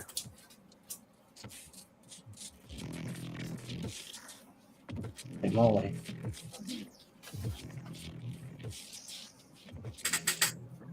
I did sell some stuff on an auction with JBot for the $5 bit, and I made $40. So, Hell yeah. but I'm still poor. But I'm still poor. Oh, shoot. And I feel it. I do. Sadly, I do. Why I'm That's why I'm open for commissions right now. Hell yeah. So you were talking about cybernetic mermaids and people and whatever. What do you think of that? This page you've been seeing me draw, this Western chick or whatever. This is the bad guy that's going to show up, or bad woman. And this is the character design. Oh, hell yeah, dude. That's great. Embiggenate yourself so we can see it better. I want It to looks draw so the hell good. out of that. I like that. Sorry, it's The a two little. arms. Yeah. There you go. Dude, Yeah, I'm that's loving cool, the. dude. Yeah, Man, no, those are dude, I'm big- loving the. Big hoo-has. Whew. Mm-hmm, Oh, yeah. And she's got I a like hole that. poked out of the top of her hat with dreads coming out. Oh, Jingle dude, wheelies. that's cool. But she's part cybernetic, like that whole right side of her body. Mm-hmm. You know, there's No, no I'm loving that eyeball because the detail, eye man. is cybernetic. I'm The loving that arm, detail. and then if you look at the hair, at the tips of all the hair are little plugs. So it's actually cables, not really Oh, dreadlocks. nice. Oh, wow. That's pretty cool. That's Yeah, a cool I'm loving that character for Wild sure. West aesthetic, man. So does she have is she wearing a thong under that thing, or is that thing just covering her bits? That's just covering the bits, my friend. Wow. See? That's pretty sexy. Wow. That's pretty sexy. Wowie, wow. She has that waist chain, like the jewelry. Uh-huh. Going right, it's going above the belly button, Yeah. I see it. but there's a cool story behind the character, and So how did she get cybernetics back in the Wild Wild West? well, it's just, like I said, there's a cool story behind the character. There's Buy my book. buy my book, Right. but You can't hear that without thinking of Risey as you leave. Yeah. Uh-huh. And, Yeah. back my book. Back my book. Dingo Man versus the orangutan lord. Mm-hmm. See, Dingo Man, he's got to get to Bendigo to get the Mhm. green cube. But the orange tyrant and his army of koala ninjas. Ninjas. the koala ninjas, man. Yeah. Yeah, his koala ninjas. They got the keys to the Ute. And like, Who's in the that's chat? like a long-standing thing with Rising. Raul and T drawing in the chat. Hello. How's it going? Yo, man? What up, Raoul? Raul. Hell yeah. it's making it sick. Anybody know him? Raul? Huh. Well, good to have you here. Nice of you to show up. I don't know him, but I think I know him, but I don't know him. But I don't think I know him. I've been I don't drinking, recognize Raul. him. Pardon look. us. Pardon us. She's making soup and drying off her bits. Hell yeah. Yeah, I Like- remember seeing the layout to that. Man, it was nice. Oh, I like that sleeping shot. Looks great. Which one? The one below to the right, her sleeping. That looks Yeah. cool. Yeah, it's a good, nicely drawn. Thank you. hmm I love women sleeping. I love it. And I was happy with the way the hair came out in this panel up here. Yeah. Very cool. Dude, you're just like cranking out pages and stuff. I'm a little envious, to be honest. I'm trying. This is my favorite panel on page 2. I skipped a page for some reason. I gotta go back to page 2. I went to 3, but that's my favorite panel right there. Thanks. Oh One yeah, laying up oh, on the That's a horse. good one. yeah. Mm-hmm. Nothing like a woman laying on a horse. Nothing like a woman laying on a horse. Oh, look at those babies. Hello. Now that's what I call a pressed ham. Zap, you old dog. You dirty old dirty dog. This is my favorite. There's a lot of stuff going on in this one. Yeah. Man, that character looks like a bad, mean mofo. Yeah, very cool. Yeah, he's I like a reckoning to kill I like somebody. that he's smoking. I like that he's smoking. Smoke those cigarettes. That's right. Remember, kid, Smoke, smoking makes you look cool. You just put that stamp in there somewhere, like a caption box that says, "Kids, smoking makes you look cool." Right? Smoke Just them like, cigarettes. yeah. and then 50 lawsuits later. You know what I'll say? I'll be like, why are they listening to me? I'm not an expert. That's right. I'm not a role model. I'm Never just a claimed to YouTuber be. and a comic book artist. I mean, I'm just a comic book. I'm just a comic book artist. Everyone tells you nowadays to listen to the experts. Am I both? I'm not an expert, so smoke them if you got them. Smoke them if you got 'em. Smoke those cigarettes.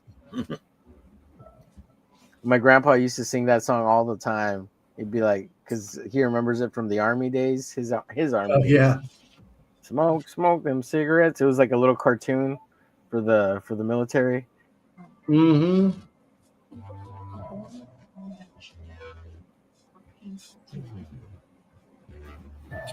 Well, because they were like, if the enemy doesn't get them the cigarettes, well, then we don't have to pay it for them when they come home. That's right. Not service related.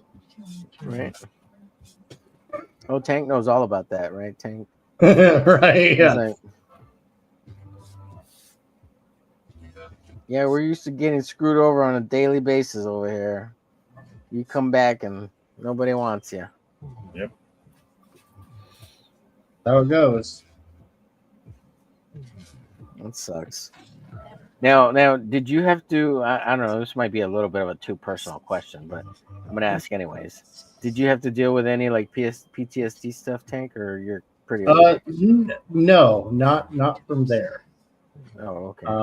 When I got back, I found out that my sister had committed suicide, and then my brother Oh shit! was Yeah, murdered Oh shit! a few months later. Yeah, that's something else. Yeah. and But the service, that service didn't that fuck broke you me. up. Like, Yeah, no, your service time that was stuff fine. right there. Yeah, Of course, that's family. stuff That's right there, I mean, that especially if you're close. I mean, yeah, of course. Those were the siblings I was closest to out of all my siblings. And God dang. yeah, I was a wreck. I started screwing up left and right after that. But hey, you know what? Even with all my screw ups, I still got out with it. I was still discharged in honorable condition. 3 days for my normal separation date. Yeah. I'm sorry to hear about the fam, man. Jeez. Yeah. I know you talked about your brother one time when we were talking, but like your sister. I appreciate it. Yeah, that's fucking horrible. Yeah, it sucks. Yeah, I'm pretty close to my sister and my brother, so and I'm the oldest, so I'm the second oldest. I'm the second oldest out of a million. No, out of how many siblings have I had? 8. Yeah. Did you say 8? 8. Yeah. Holy wow. Yeah, we're Irish. Wow. Well, we're Mexican, but you know, my dad firmly settled on 3. Like I just want 3. My grandfather was like, but we had 6. Come on, what are you doing? Well, you guys both got me beat. I am the youngest and the oldest. How does that work? There you go. Only child. Oh, I'm my own grandpa. What? You got me there. Oh shoot.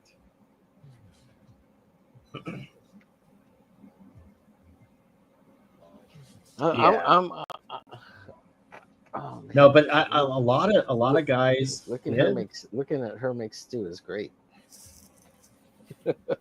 A lot of guys did, and honestly, it really comes from they had this romanticized notion of how it was all going to go. Mm-hmm. You know, on what the reality of what warfare was, modern warfare and stuff, and oh shoot, they just weren't prepared. We got guests, people. We got guests. What? Kitty? What? Was she in the back waiting this whole time? Let me see. Yeah, she probably went to bed already. Yeah. 3 private messages. waiting. I'm waiting. Oh, ding dong. Christy, you did the same thing I did. I was in there for like 10 minutes waiting for Zach to notice. I scroll back. This is why I love tiny streams, because you can scroll chat back really easy. And I'm like, oh, look, Uh-huh. when Omer was here, when I wasn't here, he was like sitting in the back forever. That was literally, look at the time on that. That was the period of like 3 or 4 minutes. No, Oh, I know who Raoul T is. Go ahead. Well, that sorry. Raul. yes, Raul and T Yeah, he's in the- has shown up on the draw stream a couple of times. The madness. Oh, cool. Yeah, what's up, Raoul? Is- Yeah, I don't yeah. sh- Didn't you drop it over in the drawing stream? Yeah, it's over Zach? there. Yeah, the link's over there, Raoul. You can get in here. Oh, I Yeah. think Raul left that group. I don't know why. He left? I don't know. I swear I remember like on X seeing that. Well, he username. posted something, and I checked it out, and I subscribed to his channel, and he said, "Oh, thanks, Homer," or whatever. And I said, "Hey, if you're kind enough, subscribe to mine," and they did, and that's why. Oh well. Well, is it okay if we send him the link, Raoul? I'll get He you the said link. he's here. It's Yeah, cool. send him the link. Oh, yeah, I'll send you the link. That way you can keep on trucking with the stream. I'll get you the link, buddy. Yeah, I decided to drink a beer with you guys. So Nice. Oh, kick ass. Awesome. Cheers. cheers. If I had a beer, I'd definitely have a drink with you. Do you drink much beer, Omer? I like twice a year. New Year's Eve and 4th of July. Those are my main. But I do every once in a while if I get a hankering for it because I love the taste. But be honest, I haven't. But you know what? I do have a little bit of some plum wine. I think it's plum wine. It's an Asian plum wine. Yeah. So I'll bust out a glass of that. So what? Is there a reason you don't drink though? Or like do you become No, a slave no. to the hooch? No. I just don't drink very often because like I don't care for it. Like I like to be sober, I guess, and I like to drink socially. Like if I'm going out to a club or a bar and hanging out with a group of friends, like I like drinking then because it's fun. Nice. But otherwise, I have like a glass of wine or a beer out and about having dinner or something from time to time. But it's not. It was never like a big important thing to me. I did a lot of partying in high school and in college, so I got it all out of my system, you could say. If that makes sense. Fair. Yeah, no, makes sense. Yeah. I also have discovered with age comes not being able to tolerate alcohol as well. So I get hungover off 3 beers, which kind of sucks because that's a nice buzz, But yeah, so I still overdrink. So I drink. I like drinking.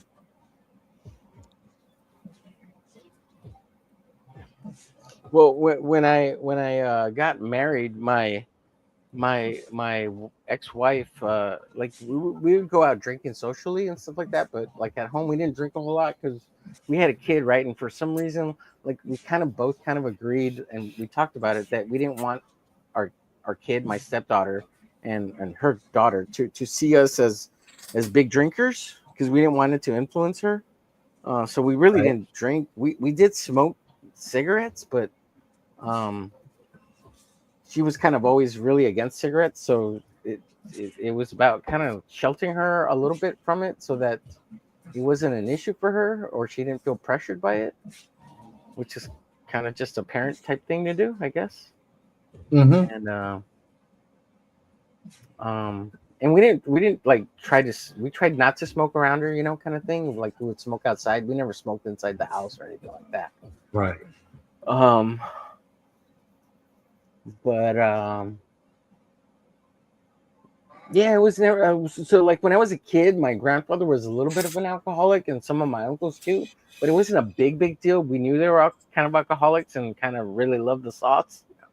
Eventually my grandfather quit, and he would just kind of have one or two like on the weekends from time to time, but he used to drink every day, so that was a big thing for him. And then kind of my uncles weaned off too, like they after my grandfather stopped drinking, like it wasn't a big deal. Like they didn't have anything to prove anymore. I don't know what it was. There's only one uncle that consistently still drinks, and he loves it. So Did anyone send Raul the link? Because he says he doesn't see it. yeah, I'm trying to get it to you, bud. I've been yapping away. Oh, you know what? I should do it actually because you guys are actually drawing. I'm sitting here on my fat ass just watching and listening. Well, he's in the madness group, right? And I don't really want to drop it over there because someone might get mad at me just for dropping a link. I dropped it over there though. Okay, Oh, yeah, you yeah. did? I'll get it to roll. Don't worry. Here, I'll send it to him directly. I got him right here. I got you, Raul. I got you, bud. I got it right here. Yeah, Pops seems to be cool with me dropping it over there. So, dude, I don't know what is up with Pops, dude. I really don't. I shouldn't say anything about him live at all. I shouldn't say anything about him ever, but he seems to get like it's hard to know if he's gonna get mad at something. You know? Well, he just gets mad at me because absolutely, I get it. He's yelled at me before for things. I sent it to Raul. He's got it. It's because the one I dropped was conflicting with the time of his show that he had, and I get it. I wasn't sure it was planned and ready. I just wanted to give people an option if there was nothing planned, because it didn't seem like it had been set up yet, and I didn't know. I'm sorry. Yeah, hey, what? Go ahead. No, I was just going to say mine takes place during nothing that's going on over there. So right, yeah, and I understand that. I can respect that. That makes sense. Oh my God! You know what? Actually, Zap, I think it was you that Pop said was going to mostly take over one of the draw streams. Am I misremembering? Okay, so yes, that is a misremembering. No, that's probably what you were told. It was implied. Yeah, it was implied, but no. You came in and you cleared that up real quick. It wasn't even implied. I was just like, yeah, no. I've told him from the first time he needed a co-host, which was this guy, the Rich. This guy has the Richness Show or something on YouTube. He was hosting it and he left for whatever reason, and he was looking for a co-host, and he was asking if any of us would want to do it, and I said no, I can't. And this time around with Levi leaving, I think is the third time that he's needed a co-host since I've been around, which shit happens. You always need to change it up. But my stance has been the same. I can't, because I can't dedicate. I don't want to dedicate to someone when I know that there's a good chance that I won't be able to do it every week. Right.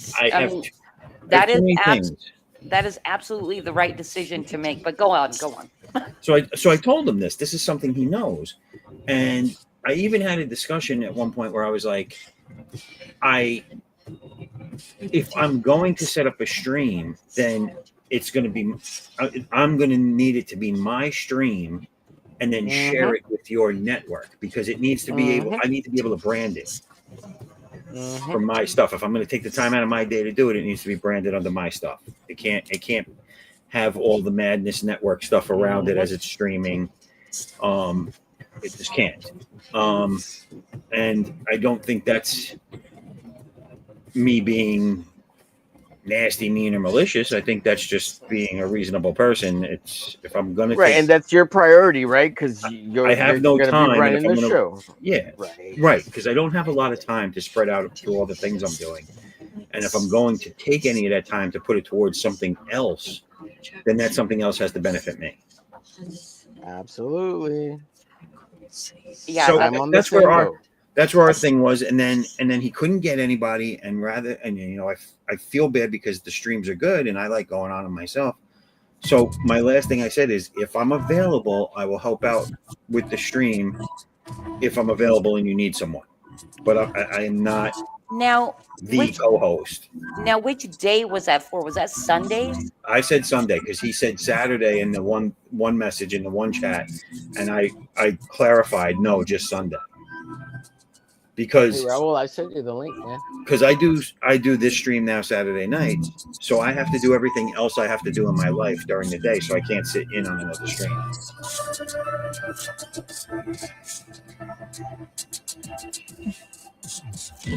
Can you drop it here? Can you drop it here? Where's Can here? Zeph, you want me to put it in the chat? I can Yeah, put drop it in the chat. Drop it in the chat. Oh, okay. That should be it. Take note of my silence during that conversation.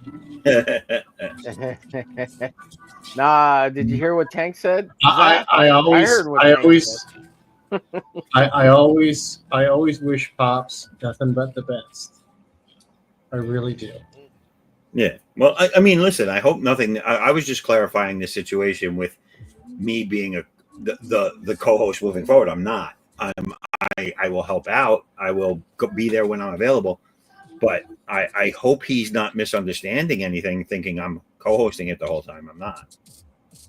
And I kind of got the feeling that you were with Christy. Yeah, like you are. Well, you two. I think alternating.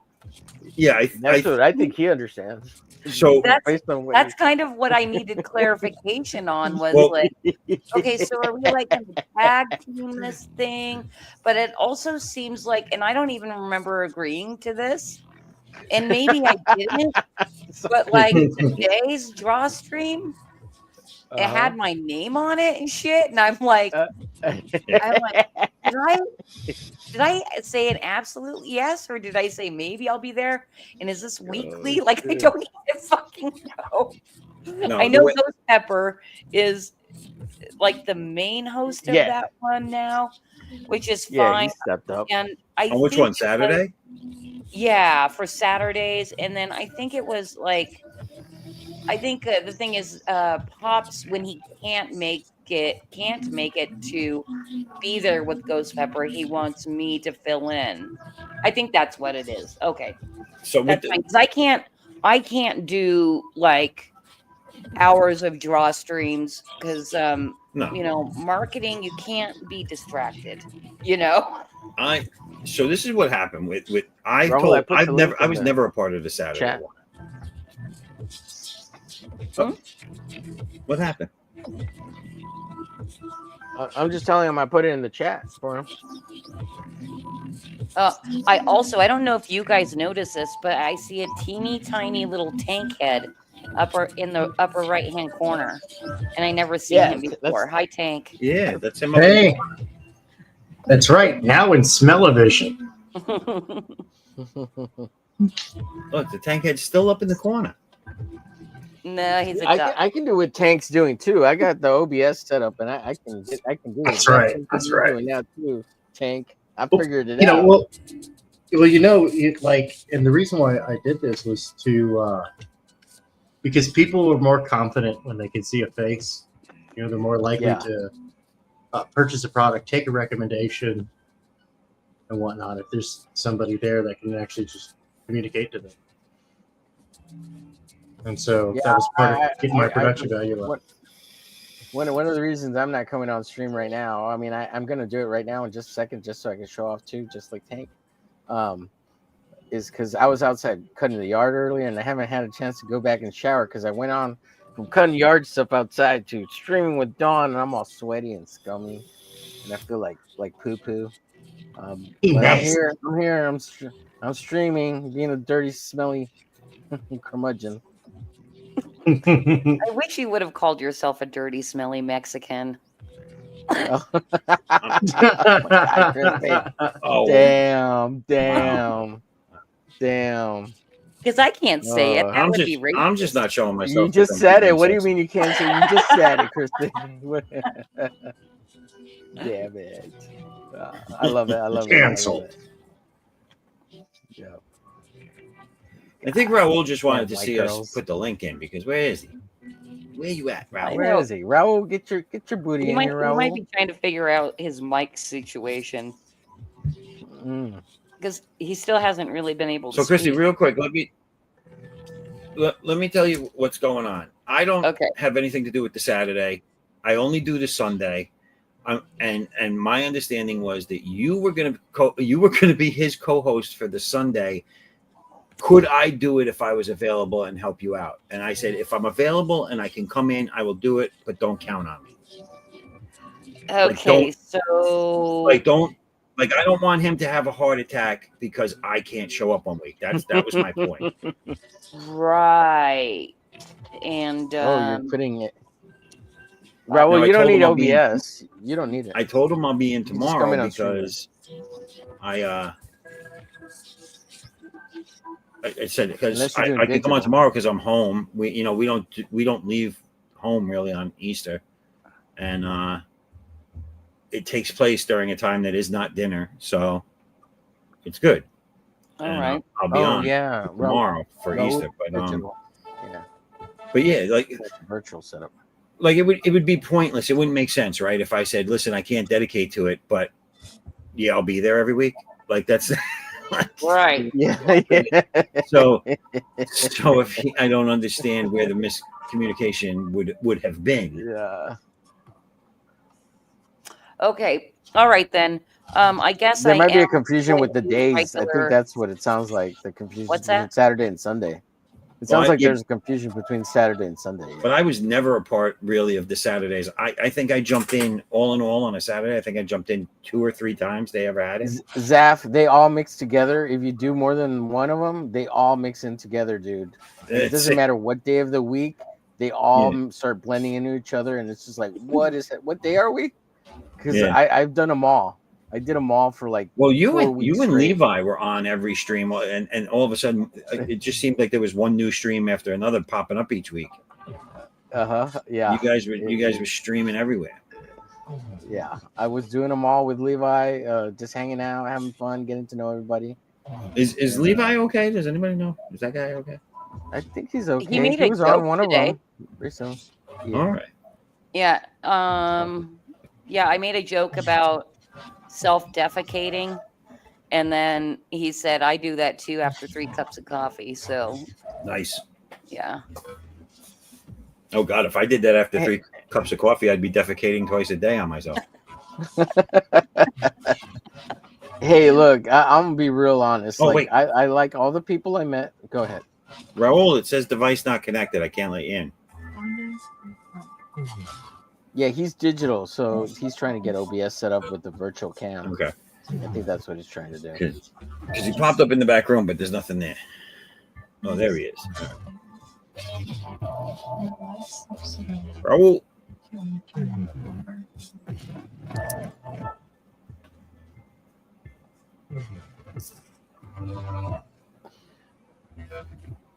Raul, we got Raul's present up, but we don't have.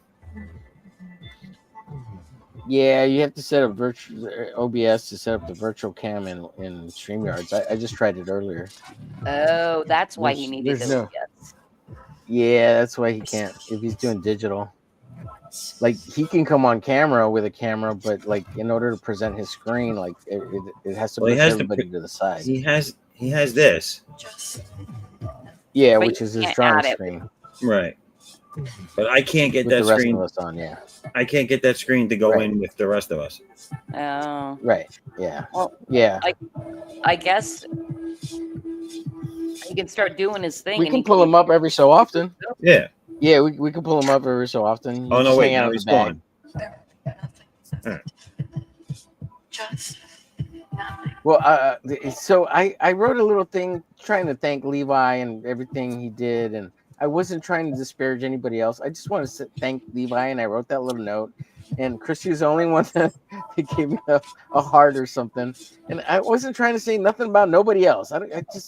Levi was the reason why I jumped on the stream primarily because he's a fun guy, and then I got to know Zaf and I got to know Q, but I mean. I'd go back because Levi's funny as fuck, man. I like that guy, you know. All right, hey Zaf, we came up with the solution. Raul agrees that every so often we'll just show what he's working on. All right. He's got to come. He's got to put himself back in the. Back room.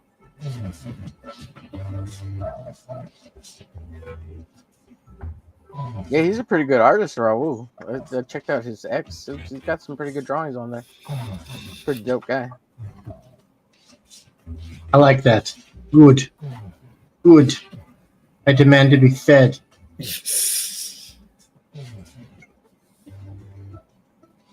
And the tastiest of all treats is the artworks. Raul, enter the studio again because you're not in there anymore. The presentation one either.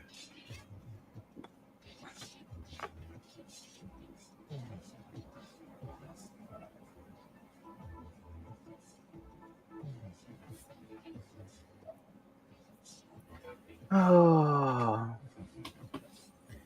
Mm-hmm.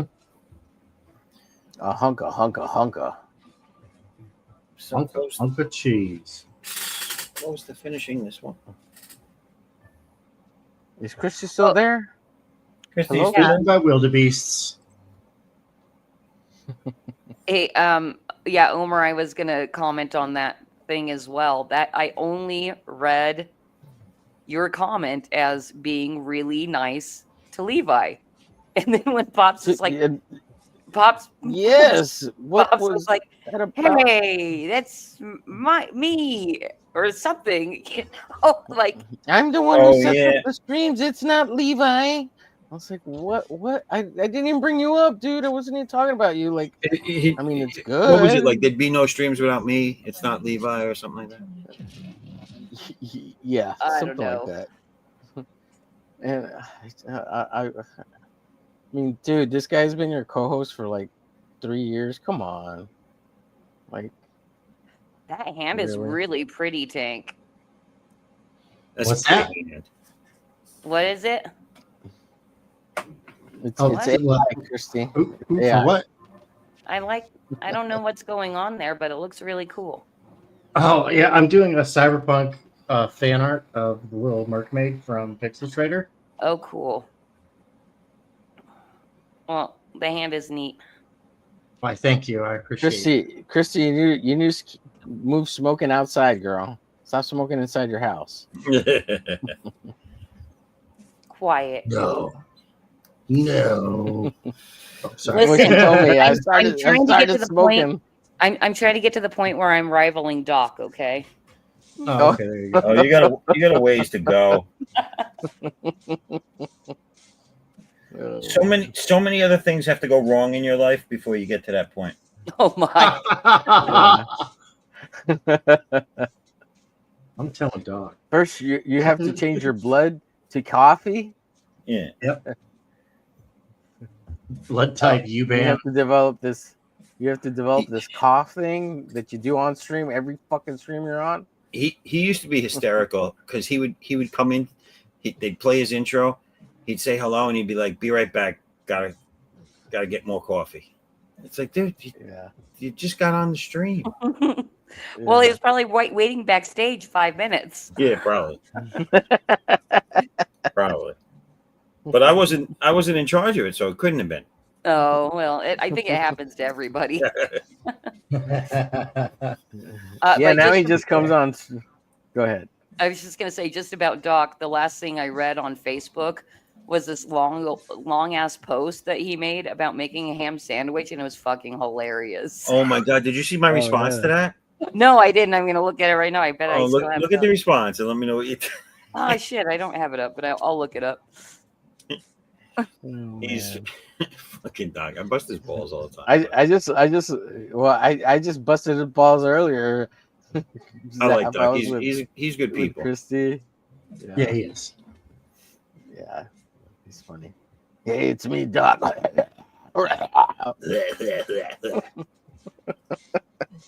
Thank goodness he's asleep right now. Christopher A. Blaylock. I might look it up. Yeah. You guys are tocayos, as we say in Espanol. Same names. Tocayos. What happened? You What and you Doc call are me? tocayos. Christian. That's what I am. Called you a dirty Mexican. Okay, here's what Zaf says. He says, and that, my friends, is the story of how Doc discovered assisted living. The end. That's funny. Did you read the whole thing, Omar, that he posted? No, on Facebook, I try to stay off Facebook as much as possible. He It sucks posted me this in. whole thing. I mean, it was like a dissertation of making a ham sandwich and all the things. Do you want me just to read it? Yeah, it was pretty funny. Yeah, read it. I'm down. I'll read it because I thought it was pretty funny. Okay. Can anyone relate? I decide to make a ham and cheese sandwich. Simple, right? Yeah, keep telling yourself that, dear reader. I start by opening the bread bag. The bread bag, however, is closed by a twist tie that is twisted in both directions, requiring a degree in theoretical physics to get open. I grab the cheese and the sliced ham, the mayo, and mustard. So far, so good. I open the mayo and carefully try to get some of the stuff onto the knife without getting it on my knuckles. Yeah, good try, sport. If that knife were 14 feet long, you're still going to get you're still getting it on your knuckles, which requires grabbing a paper towel to wipe my hands. Problem is, while trying to spin the roll of towels, some mysterious force unknown to modern science causes the towels to stick together, refusing to unroll. Now I got to use the clean hand and the mayo goopy hand to get a paper towel, which gets goop on more than one paper towel. Now I got to unroll enough paper towels to stop the spread of the goop. Finally, I get my hand wiped off and the mayo onto the bread. We're at 5 minutes now. Got that? 5 minutes. I grab a slice of cheese, pull the little tab to unwrap the cheese, which promptly breaks, rendering the cheese slice completely unobtainable without using some sort of mixed martial art. Now, I figured I can handle it. I've stitched up I've stitched up human skin. I play musical instruments. I'm an artist. Dexterity is not an issue, right? Wrong. Prying the cellophane open in the wait. Prying the cellophane open results in the cheese slice being broken into tiny little pieces, each of which is still clinging to individual little shards of plastic. I roar in frustration as my eye begins twitching and the dog hides under the bed. I salvage what I can of the cheese and put the mangled slice onto the bread. I open the bag of sliced ham and remove a slice. Stunned, this part is stunned that this part of the evolution actually worked as I intended. I stand there, dumbfounded. Holy smokes, something went right. Oh, let's not get ahead of ourselves. I try to close the bag of ham, which just declares itself to be resealable, only to have it not seal. Once, twice, thrice, on and on we go, but the damn thing will not reseal. Now I'm swearing in languages I do not even know, desperately trying to solve this Gordian knot until I'm left with no choice but to go to the garage and get some JB Weld and chemically bond the damn thing That's closed. great. The complexities are piling up, and I decide to forego the mustard. I can't handle it any more inanimate hostility. I put the mayo and mustard back on the door of the fridge and open the little crisper drawer to place the bag of we ham could do back nothing inside, to stop only for God bless it all, the drawer to completely fall off, spilling out all of its contents. I bellow a primal scream of rage, and that causes the sheetrock in the room to split and pick up all the flotsam and jetsam, shoving it back in the drawer and shoving the drawer back onto its tracks. I close the fridge, grab my sandwich, and head for the table, only to trip and stumble, dropping my hard won sandwich on the floor. By the way, in typing out this series of events, I made 3,000 typos, auto-saved to the wrong location, lost the file, found the file, and along the way accidentally opened up programs on my computer I never knew existed. But I'm fine, thanks for asking. Anyway, my therapist tells me I'll be getting out soon, so there's that. That's great. Oh man. That's too So much. so he does. So he doesn't have a wife because he could have made her go through all that. I don't know, but Well, she I actually read it all, and worked. halfway through, I was like, I'm already posting something So- about assisted living at the end of this. Yes. Yeah. Yeah. Funny. That's funny. I, I'm not sure. I think Raul gave up. I hope not, but We could do nothing to stop If he needs a tutorial on how to get OBS to work with all this, I can do it. I can give you a tutorial. We could do nothing to stop I'm getting there. I'm getting there. I'm almost as cool as Tank. Almost. We could do nothing to stop now, he was back in for a hot second, but he didn't bring the presentation page back up, so I couldn't We could do let him in. Oh, there it is. All right. There Let's it see is. what he's got. Raul, what's Oh, up? cool. Hello, hello. Here, he's got it. Hello. He's got it. Just write hi on the screen if you can't talk. Like if your mic it doesn't work. You can just write say hello on the screen.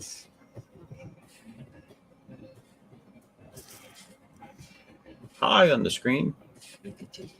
Or not. Or not. I think thought I it's heard him like for a hello second. in chat. Didn't we just hear him for a second? Hi, there it is. Oh, his screen isn't sharing properly. Shit. There it is.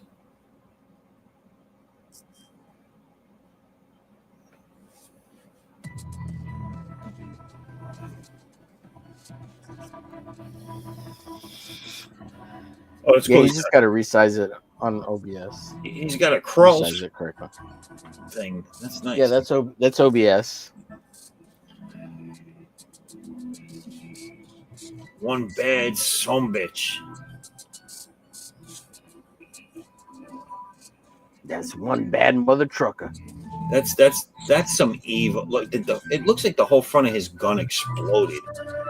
Yeah, I know. I kind of like it. At first, I was like, maybe I should fix it. Right? It's an AR-15, but like the muzzle flash is like is full auto, right? So it looks like Yeah. And the Uzi's like, yeah, I'm all right. yeah, it's a little 9mm. You know, this one's a 5.56. Raul. Hey, have all Hola, of you guys Raúl, mi amigo. have all of you guys used Indiegogo to back projects before? No, this is going to be my first time. You've never even backed a project on it? Oh, I backed them. Yeah. I'm sorry. Now, have Yeah, you? I've done them all. I've done them all. Okay, so I'm sure you've noticed that Indiegogo makes it very tricky and inconvenient to not leave them a tip at checkout. Yeah, you got to be careful. That's shady. It's shady as Mhm. fuck. I've mastered. I've Mhm. mastered it. I know exactly what to do every time now. I don't Yeah. give them a dime. Yeah. You just got to change it to 0. All of a sudden, the bass just started dropping. Yeah, is that Tank? Tank's whipping out Hey, that badass music.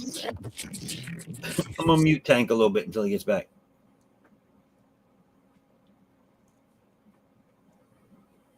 Or just mute him, period. What? Just mute him in general? period. He won't. We lost Raul He again. won't What know. happened? He won't know. He's not. He's not here.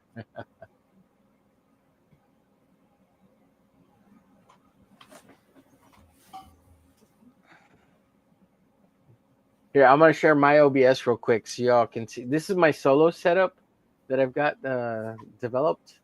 I am gonna try to.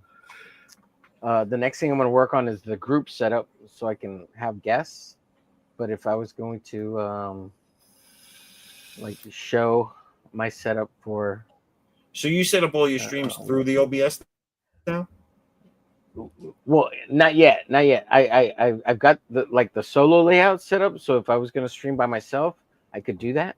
And then the next thing is to set up so that I can have guests and set the guests up. And that's the next part, which isn't that hard. I just need to install the program and kind of do it. So the only thing about when you set up with OBS, like each guest that you have or each slot on the screen, it's going to be a specific URL link for that one person.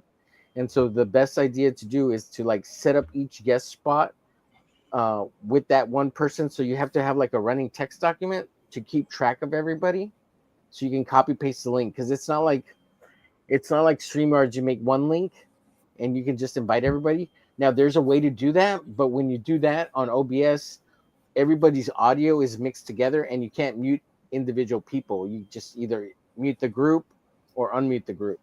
So you want to do it individually, right? So you can control their audio in case they start getting out of hand or you want to shut them up, you know? And in case they want to mute themselves, they can mute themselves and it doesn't mute the whole group. So that's rough though, because you can't really pull someone in randomly right away. No, you can. You just make one of the spots a random guest spot. You know what I mean? And you can send them that link too. Yeah. Does that make sense? And technically, you could just send everybody whichever link. It doesn't matter. But if you want to kind of keep track of it, so if you planned on having 10 spots or whatever, you could just generate 10 different links before you even go on and just start handing them out. Right. But this way, like the reason I say you want to keep track of links, like, okay, say I've got you in the second spot where Tank's at, and I'm where you're at, right? Because I'm the number one spot in OBS. Right. You're always going to be where Tank's at, square number 2, and I'm going to send you the same link every time. So, like, once I send it to you, that's your link. I don't have to be sending it to you all the time. Like, that's your link, Tank. Nobody's going to take your spot. If anybody takes your spot, it's because you're not there, you know? And then I'll send it randomly to whoever needs a spot. Does that make sense? And that's the only reason you would keep track of it, because once I send you a link, like, that's your specific link. That's why I would keep track of it. But otherwise, it doesn't truly matter. Yeah, I get it. You get it? Does that make sense? But you would always want to have links that aren't assigned to anybody on standby in case you pull someone in that's not normally on your show. Right. Okay. So say normally I'm gonna have 3 permanent people that I know are gonna show up all the time, pretty consistently. And unless they don't show up, then I'll send that link to somebody else. But the 3 bottom squares, I'll make them all random guests, and only if one of them shows up will I pull up that square in OBS. Do they have to be in that spot? You can't reorder them?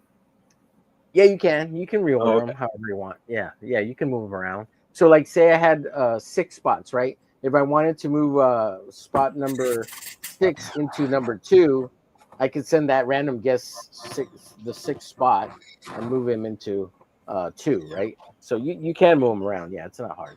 All right. What's going on, Haldir? I want to thank Haldir. I see he's been active. He's been dropping my link. I appreciate that. Thank you. Haldir, you're always welcome. You can come on in if you want. And we have Raul back. What's up, Raul?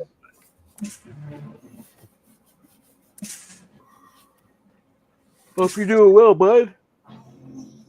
Yeah, I saw your artwork. I like it. At least with whatever you posted on Twitter, on X, it looks good.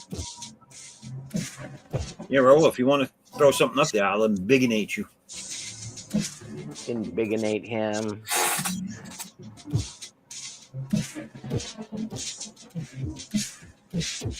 All right, I'm going to turn my camera off for a little bit because I'm going to switch it over to OBS, and then I'll come back.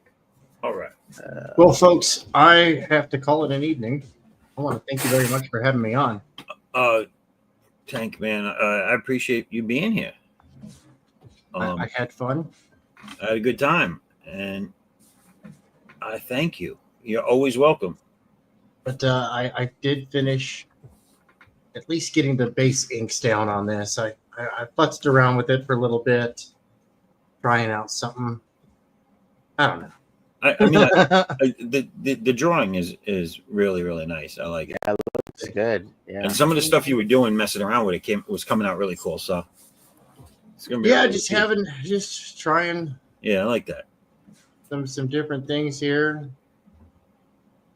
Oh, they're all. That's right. Those are all backups. There we go. That's cool. I like that. Right, and just trying some different stuff out here, getting used to the half tones and manipulating them. And Now, what are you using? You're using Clip, you said? yeah, I'm using Clip Studio. Yeah. And I had a lot of fun earlier tonight on Dawn's channel doing up this one on the studio tonight. Yeah, I like that. That's nice.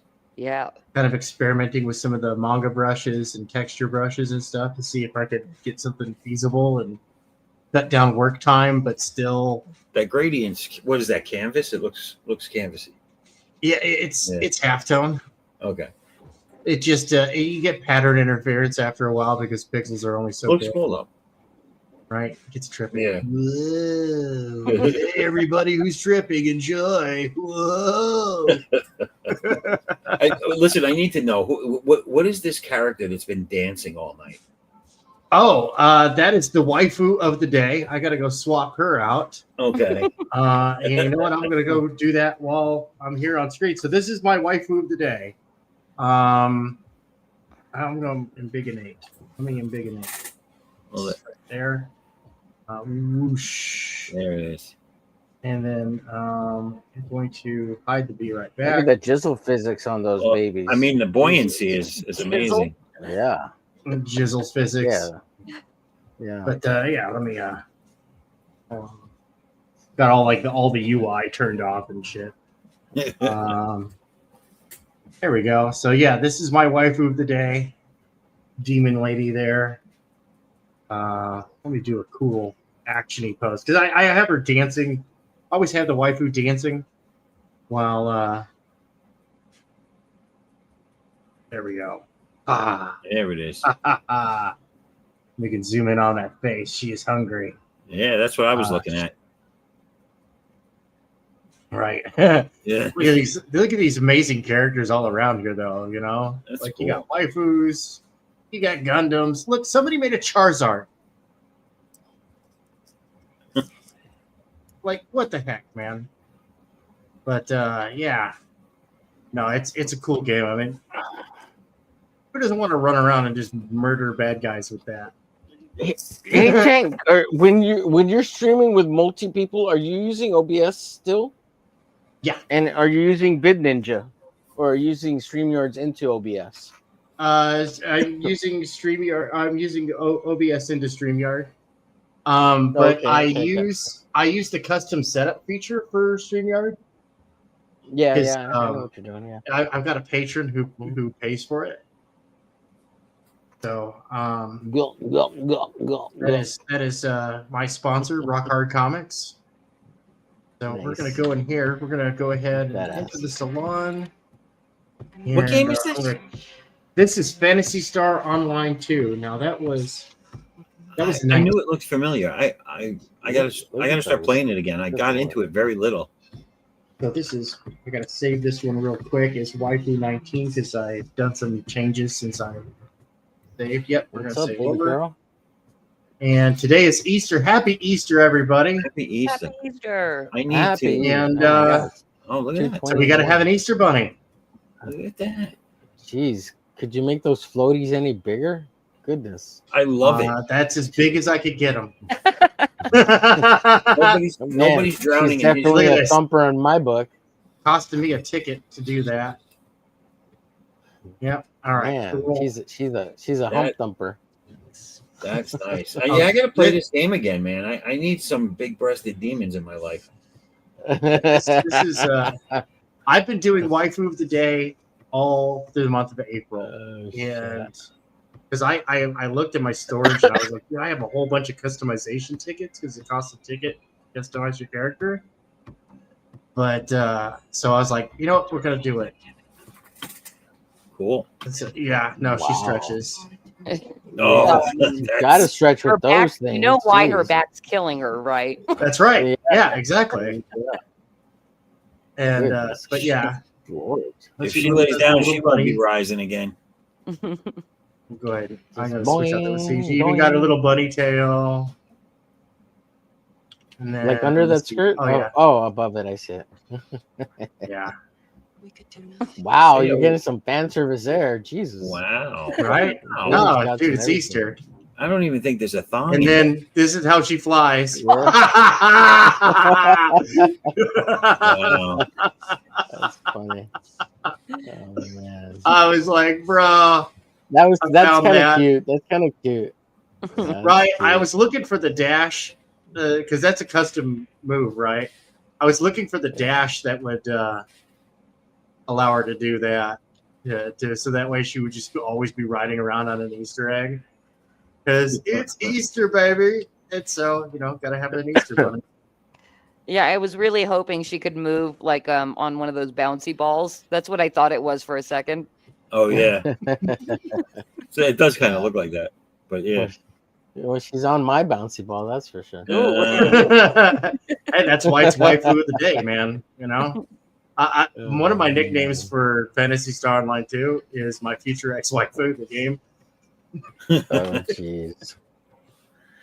I like the stretching. The stretching is my favorite part. Yeah. But yeah, here, And the I'll jumping. jump in this real quick and show you what we've gotten, what the waifus that I've had so far. So we opened up with our chef.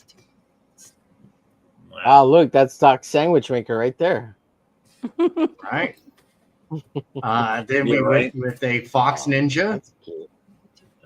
With a little butterflies in Japanese mythology are like souls. They're like free floating souls of people. So yeah. And then waifu number 3 was Hatsune Miku.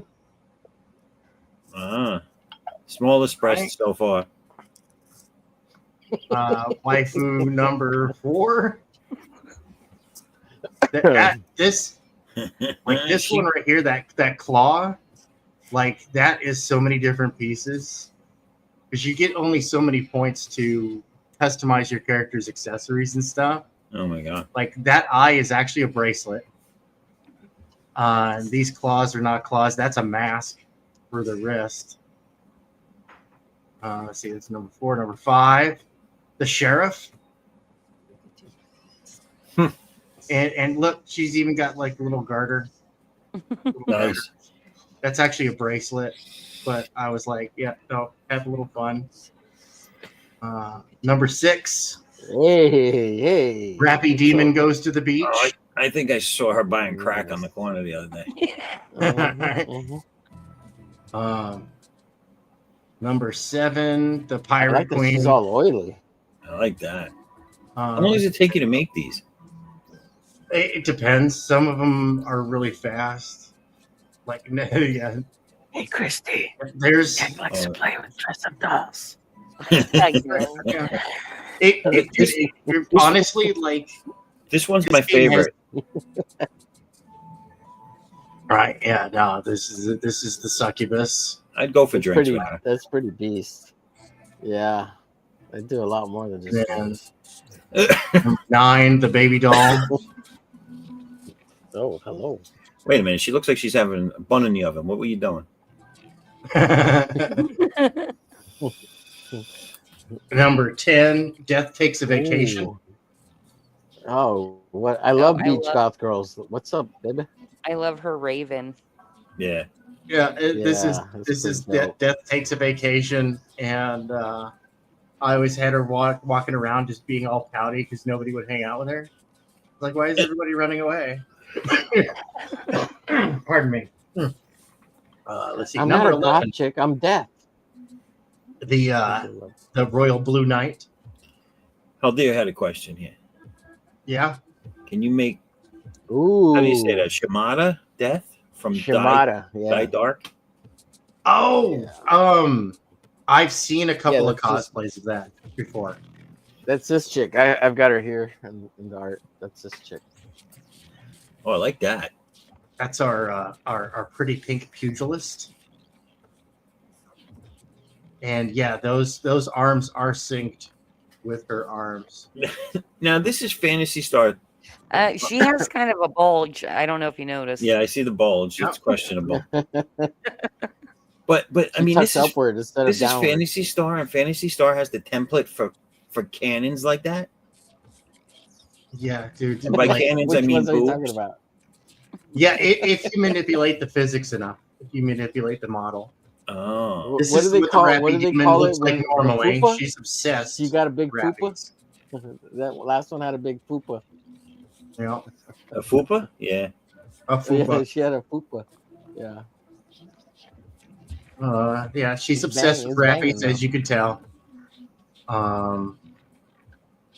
Was that number 14? Okay, number 15.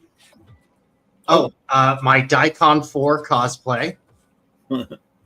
So, Oh, all man, you that's anime so nerds cool. out there who know what Daikon 4 is, that was the she was the mascot for a Japanese science fiction, fantasy, and comic book convention back in 1983. So, I did that one. Can you embiggenate the booties on these, or just the boobies? Can you embootinate that?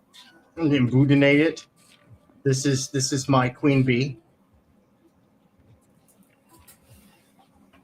Wow, look at that waist. Yeah, that's Yeah, yeah. These Look are at all that guy. cyborg parts that I manipulated him to have. Like, look at that little drill. It's a cool character design because feet are ugly anyway. Who needs them? Right? It's fun. It gets me outside of my box. Gets me outside of my regular creative zone. You know, let's see here. Number 17. Oh, we can rebuild her stronger, faster, better than before. I like that. She's she's got the scar and the cybernetic eye, and this cybernetic arm. That's You know, a bunch it's the big boobs and the homeboy look that does it for me. and look, little band-aids. She's never learned her lesson. And this arm on the back, like that thing on the back, it lines like I could just adjust the position of my weapon so it actually looks like it's being held there instead of floating behind the character. That was what, 17? So 18. Oh, This is actually a male body type suit. oh, no good. Yeah, that I made look like a female body type. Added a whole bunch of pouches, and if you a little bit of imagination, some creativity, Well, he's got a nice rack. And then that was yesterday's right there. You know what? I'll give everybody a sneak preview of tomorrow. That is our field analyst with all her little pouches like and that. whatnot, right? And all this stuff, like all of this stuff, I've synced up with various physics parts, so that way when she's like moving around, like it bounces and the vials jingle and jiggle and all that other fun stuff. So that way it's very animated, with the one green eye poking out. But yeah, as I've got them all lined up all the way to 30. I like them, man. They're cool. This is our waifu number 30 right here. We end up on something wholesome. Our angel type. Our good priest. What is that? Her special place with teeth? Yeah. Yep. It's the holy place. See? It's got a big hole in the middle of it. It's a holy symbol. But it has teeth because it's a no-go zone. It's a no-go. Yeah, the desert fox. Yeah. It's the 29th. 28th is this one took a lot of they're only the only accessories are the shoulder pad and the face. Everything else is like an option that you can toggle on or off for the character. But this face is so much. There's so much going on here behind the scene on this. Like that one usually gets a lot of. I've used this one before. Oh yeah, our Shield Maiden. And the reason why I call that the Shield Maiden is go to change motion. This is how she normally moves. And that's how she runs. That's how she glides.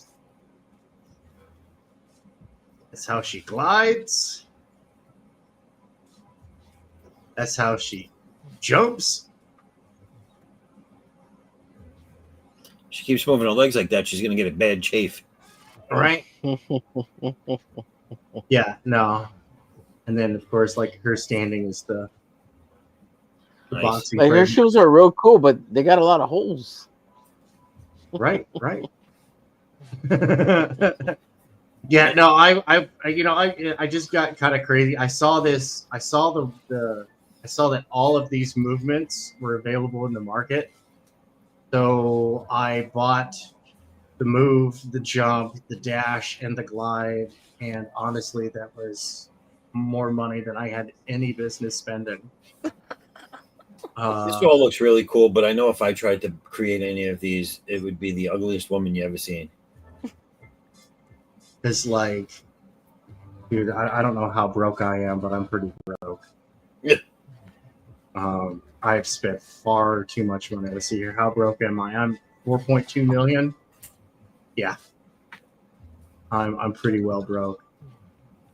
And let's see here. I have, what sword did I want to use today? I know I had something in mind. Look at the friggin' hips on the ones behind you. Oh yeah, no. People get crazy, man. Good Lord. Look, you get the little lollies, you get the sleuths. You get them all, man. Yeah, this is where all that. Look, you get the cute little chibi characters. They're just kind of adorable. This is where everybody hangs out. You know, all the fashionistas do. I mean, dude, these people, they spend so much money on tickets. It's not even funny. They spend a lot of money, like real money. And they buy, so you go here to the shop, right? This is where they make their money. This upper section right here. That's $2 a ticket. Play 12 times for $22 essentially. And it's full of fashion items. And people, dude, I mean, just look at all that stuff. There's some cool outfits and stuff, but I'm just like, yeah, I'm not that into it. Well, it's funny to hear you say you're not that into it after showing us 30 different outfits. Right? I'm not that into it. But yeah, I'm into it. Just, oh man, I could not spend all that real money on it. I really couldn't.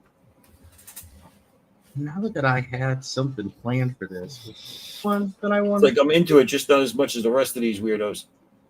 No, that's not. I couldn't possibly. I look at a game like this, and I think it's amazing, but I'm like, where would I get the time to do all this?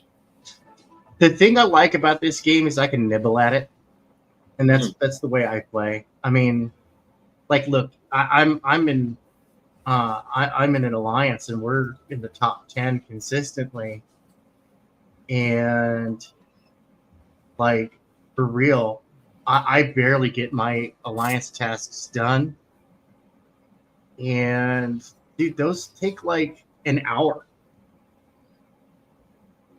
For real, they take like an hour to complete, and I barely get them done in time. Like for real. Yeah. Because I normally just have my dancing waifu in the corner, and that's the extent of my playing the game. The one I want, no, it's the one that I want. It's like, are you gonna help us with these things? No, I'm building women, dude. Get away from me. Yeah, no, right now, let's see, I go to lookbook, and let's view player looks by most likes. So there's 6, 1, 2, 3, 4, 5, 6 per page.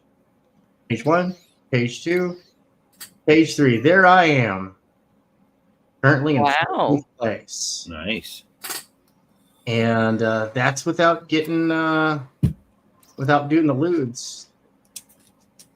Like a lot of these folks, man, they That was a cool do character. the lewds. So that's just like that one's kind of interesting. But yeah, I mean, some of these people they're playing the mini game. Now that's the cutie hunter. We all know her. That's a cool design right there. That is. This is a person in my league with their I went to tomboy, school with like 5 of her. right? This is another person who's in my alliance right here. And at least 3 of her. This guy has been just making characters, and like this is the dude from Undertale. Oh. Okay, reload that again. Reload. Yeah, boing boing, ada ada, and look, that's what they've got for their. What the mother? Yep. What it takes to win most of the time. Man, Number 2 is Mecha Godzilla. that's cool. That is a really good one. And then number 1 is Survival of the Cutest. Oh god. Always just this person always just makes just these absolutely adorable lowly characters and whatnot. And it's like, aw, aren't you just adorable? Burn it with fire. Meh.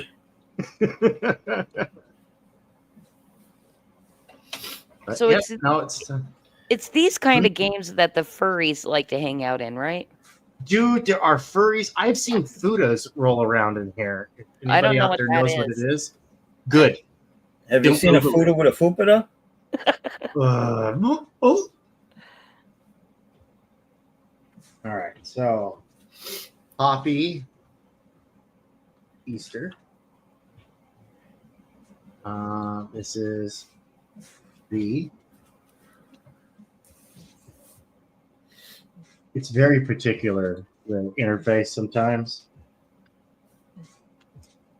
The Easter Bunny. All right, let's pick a good emote here. You know what? I think I've got one. Let's see here. I'm looking for. Is it this one?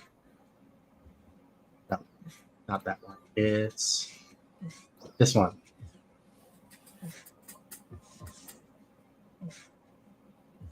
Well, I was wondering the other day if people were still playing this game. I guess I don't have to wonder anymore. Her Yeah. little like suspender things. What is that? It kind of looks like tassels. Yeah, it's little straps coming off her jacket. Yeah. Good job on that. Yeah. Oh, thank you. Oh, it's bouncing.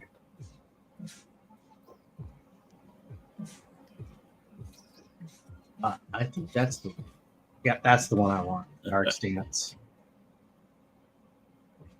That'll get me all the likes.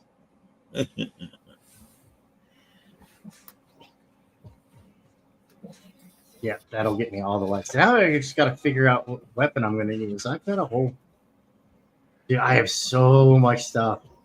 Like, and I actually do need to sit down one day this next week and actually play the game so that I can keep not paying for this game. Yeah. They reward you for playing. And I'll give them that. Like they do. They reward you for playing. And you can unlock a lot of premium content for free. What happened here? I lost Omer? Eaten by wildebeests again. Omer, you there? Yeah, I'm here. I'm here. I'm sorry.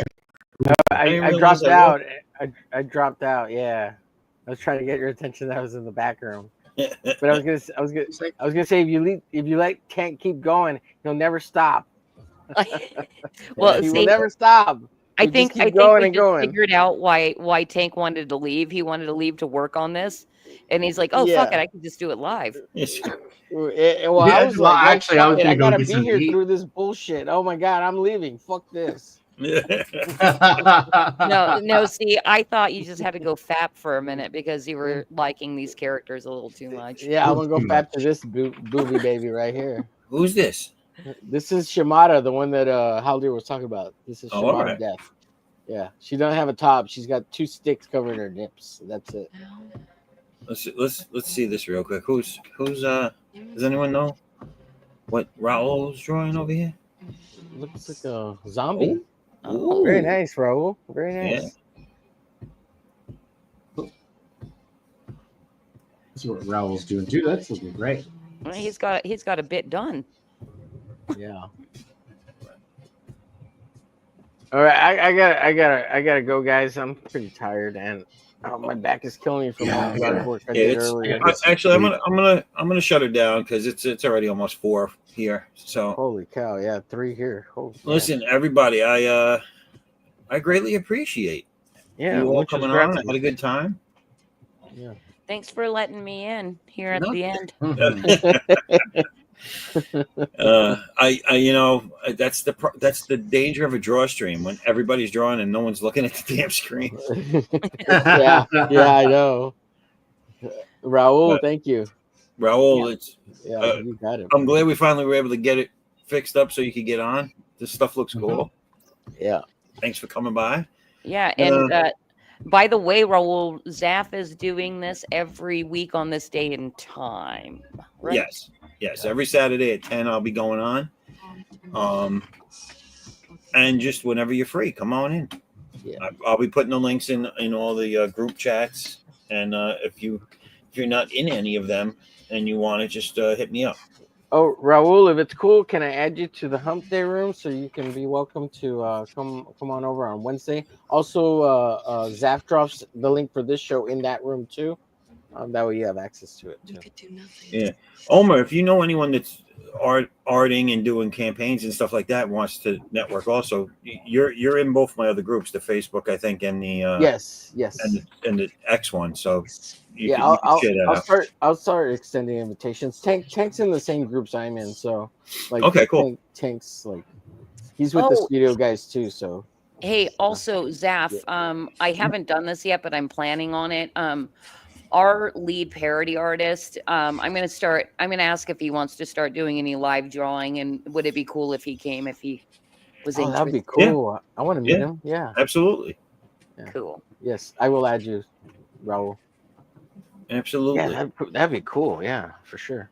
And of course, Zaf, you're always welcome on my stream. You know that. You've been around, so. I thought you were just going to welcome me on mine. I was like, oh, that's hysterical. No, I appreciate it, man. Hey, Tank. No hard feelings intended, man. I'm just busting your balls. Oh, dude, I love these babes that you're making, man. They're super hot. Kristen's right. I'm super. I just tired, needed man. a minute. I'm almost done. There you go. See, now there's 2. Tank has made me want to put this game back in and figure out how to make these women. Can you make them kiss or what? Like, well, jump on ship 4, man. We got a good alliance. She kissed the girl and she liked it. She went to outer space and kissed the ground. Which reminds me, I was actually telling the folks in my alliance because I don't work where I play, right? I was telling the folks in the alliance, I was like, yeah, no, sorry, I haven't been, communicating and whatnot. I've been in streamer mode. They're like, wait, you stream? I was like, yeah. They're like, dude, you gotta hook us up. Like, where do you stream? What do you do? And I was like, okay, so here's how it goes.